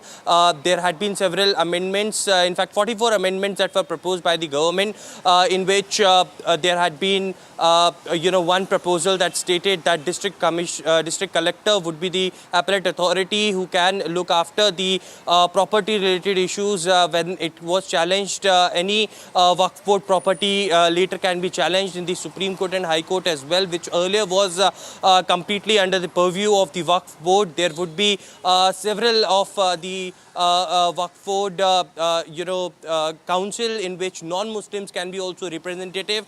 But importantly, today in the JPC, what we have been told by our sources is that first the Ministry of Minority Affairs officials will be giving a detailed presentation on the 44 amendments that the government had proposed to the 31-member panel. Later, there would be discussions on these amendments. Of course, now the sources also indicating to us that the opposition political parties are not very much happy with the kind of proposals that they have stated, and they have clearly stated that this will directly influence the functioning and the administrating of the mosque as well. The government on their side had stated that there would be no direct intervention on the administration of any mosque, but it will also streamline the process of the properties that is being donated, and a better usage of those properties which is being donated by a common person in the to the Waqf Board can be detailed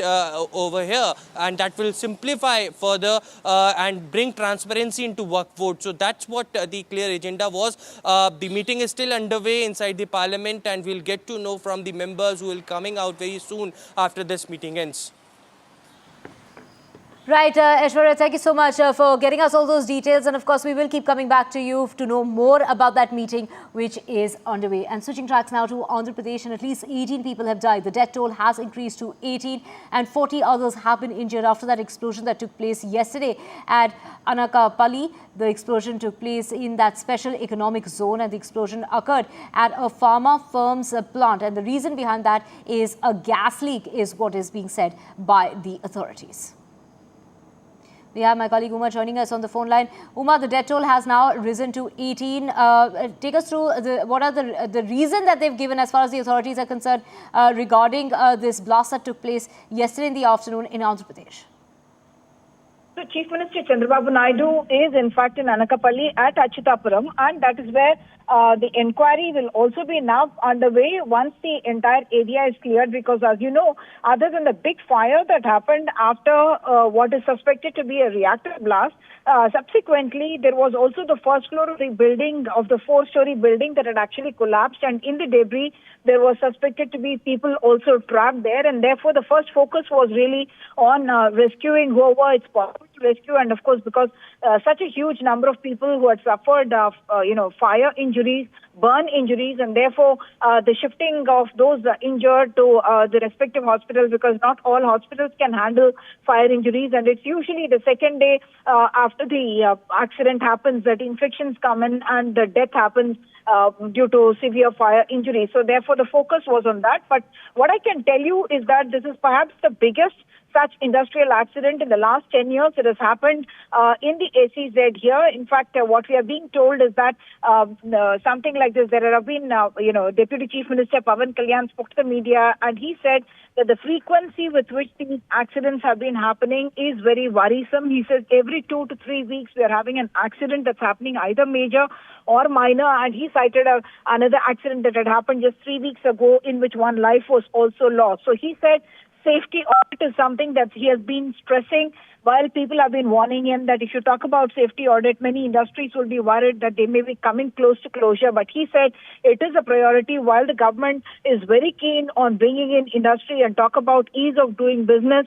That has to be accompanied by safety compliances as well, and that is something that the government is very keen on bringing in. I must point out actually that in May of 2020, there was the LG Polymers, accident at LG Polymers here in the SEZ itself, and in that particular accident as well, there were about 12 people who had died in the accident. After which again, there were regulatory, panels that were brought in. Safety was once again spoken about as a huge priority. And in fact, safety guidelines were also brought in, which were supposed to be, monitoring agencies to find out what kind of safety guidelines are being done. So what the government is now planning to do is very quickly start a safety audit for these industries.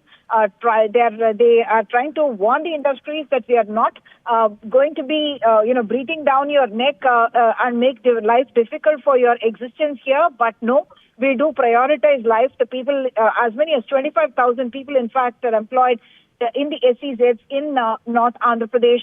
As you know, 2 major SEZs, pharma SEZs are there here. One is in the Paidi Bhimavaram area of Srikakulam, and the other in Achutapuram in Anakapalli district of Andhra Pradesh. So both these are big economic drivers for Andhra Pradesh, but safety cannot be an area that can take the back seat, is what the government is now pushing to say. The specific reasons of this accident, responsibility being fixed, is something that will happen. Pawan Kalyan also hinted that there was some confusion about the ownership of this, some dispute over the ownership that could have also led to the neglect of something as basic as safety. Back to you. Right, the Chief Minister there has ordered a high-level inquiry into the incident while taking stock of the situation there. He is visiting the victims of that blast that took place yesterday in the afternoon. And with that, we're slipping into a very short break. On the other side, we will get you the very details of the Prime Minister's visit in Poland. Do remember that he is going to be taking off to Ukraine tonight. He's going to be embarking upon a train journey, which is going to take 10 hours for him to reach Kiev, the first Prime Minister to do so in over 30 years as far as Ukraine is concerned. We'll get you all the details. For now, we're slipping into a break.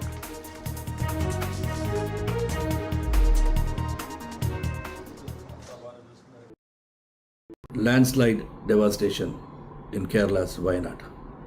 Join NDTV's initiative. Donate for Kerala.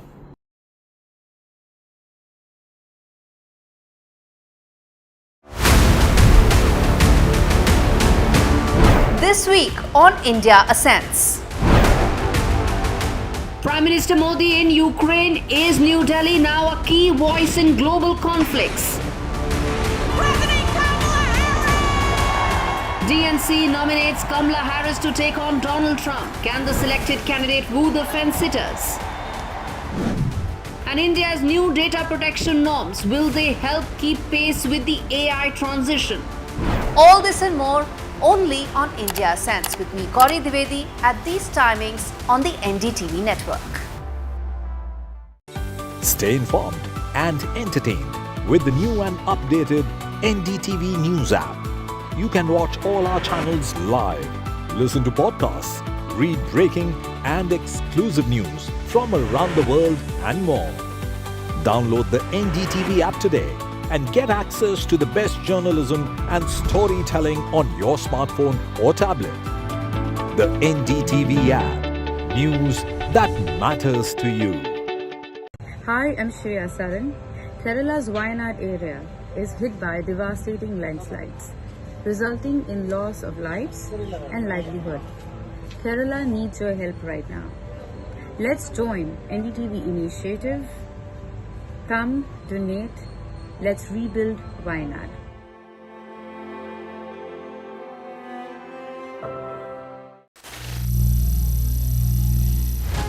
Some people say the metaverse will only be virtual. One day this lecture hall will be made of code, and driverless cars would be trapped in intersections. But even in this maze of the future, you can't wish away health. It's time to become more resilient.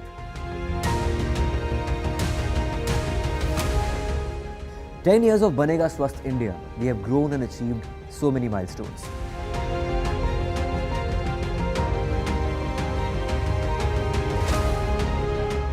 And now I have a plan to beat the urgency, to stop breathing with difficulty, to relieve getting choked with inactivity.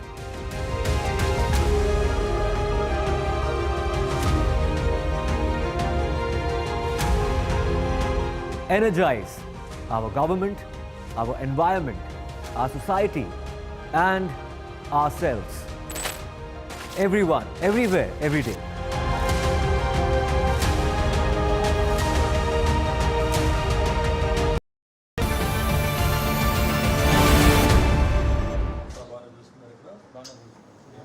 Welcome back. It's day 2 of Prime Minister Modi's visit to Poland. These are live shots coming on your screen of the Prime Minister there, meeting with the Prime Minister there, Donald Tusk. And this is the first meeting as far as the Prime Minister is concerned. This is a visit to Poland after 45 years of an Indian Prime Minister. There, the Prime Minister has also spoken about how India and Poland are more than 6,000 kilometers apart from each other, separated by continents, seas and oceans. But they have a single thread which is in common, and that is the sport of kabaddi. The game that originated in the country is now an upcoming sport and has caught the imagination of Polish youngsters as well. So there you can see visuals on your screen of live visuals coming from Poland of the Prime Minister. Do remember that he is going to be taking on that journey to Ukraine, and that's going to happen later tonight. Before that, let's just go across to my colleague Vishnu, who's joining us from Poland.